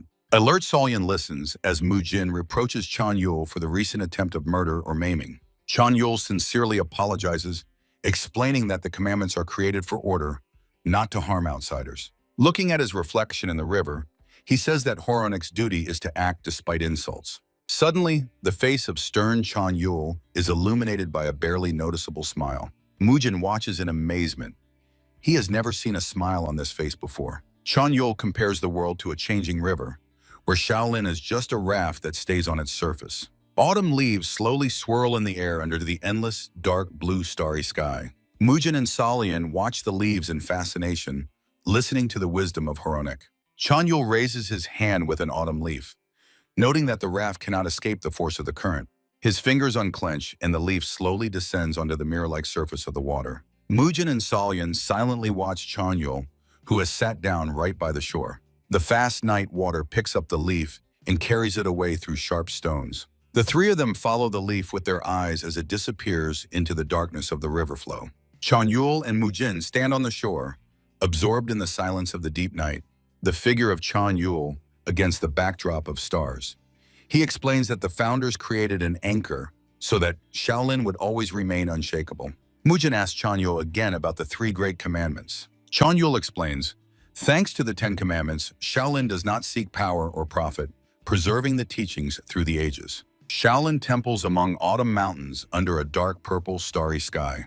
The kind, Chon Yul says, they await the end of chaos, and the keeper of the halls is entrusted to watch over the inviolability of their anchor. Chon Yul, Mujin, and Solian on the windy riverbank watch the autumn leaf. Mujin asks if these vows will bind him as well. Changyul replies, Mujin is a free leaf carried by the current all the way to the sea. The whirlpool lifts the leaf that the monk dropped into the water. The autumn leaf holds on the shiny surface of the river. Changyul, among the leaves, assures, the old Shaolin anchor does not intend to hold the free leaf. Mujin and Salian listen attentively to Changyul on the night shore. Changyul smiles, I am the Shaolin anchor. Mujin recalls his impressions from staying at the monastery. Mujin's face, before whose eyes memories of events in Shaolin arise. Changyul ponders when Mujin asks if this burden is not too heavy for one. Mujin intently waits for Changyul's response. Changyul places a hand on Mujin's shoulder. Does it really matter? Changyul's smiling face. At dawn, the fire from torches engulfs a box with wooden mannequins. Charred remains of wooden figurines in the box. Hills with the graves of Salian's father and brother. Autumn morning, a leaf floats down the river as a symbol of gained freedom. Red leaves fall onto the backpack on Mujin's shoulders. Monks gathered on the stairs to see off Mujin and Dr. Yuchun. Mujin gratefully accepts a bundle for the journey from a monk. Mujin watches the farewell between Yuchun and the burly monk. Mujin looks carefully at Changyul one last time. Changyul wishes Mujin to be strong and to finally reach the sea. Mujin gratefully folds his hands in a farewell gesture. Monks bow in farewell to Dr. Yuchun and Mujin. The entrance arch of Shaolin against the backdrop of golden autumn trees. Shaolin disciples set out on a new path towards adventures. Mujin and Dr. Yuchun walk along a forest road under the gentle sun. Mujin's surprised look when he heard something unusual. Solian suddenly appears before Mujin and Dr. Yuchun. Cheerful Mujin asks Solian if she came to see him off. Solian points to the bundle on her shoulder and says she is going with them because she is tired of everything here. Yuchun listens in surprise to Solian, who dreams of seeing hundreds of watermills in Sichuan. Anxious Yuchun hears Mujin explaining to the girl that Sichuan is much farther than it seems. Mujin frightens Solian with bandits and inconveniences, and she barely restrains her anger. Disappointed, Solian asks Mujin if he really does not want to see her nearby. Mujin instructively notes that the path will be difficult, and regular washing will be impossible. A small stone hits Mujin right in the forehead. Angry Yuchun shouts that Mujin must take responsibility for the girl. Dr. Yuchun thinks that Mujin is still too inexperienced not to regret his actions. Outraged Mujin shouts that he has done nothing to take responsibility for. Yuchun throws another stone at Mujin, complaining about his dullness. Enraged, Solian grabs Mujin by the collar, assuring that she sold all her property for the journey. While they walk together, Solian suspiciously asks Yuchun who he actually is. The three companions walk through the forest, arguing about Yuchun's role in this journey.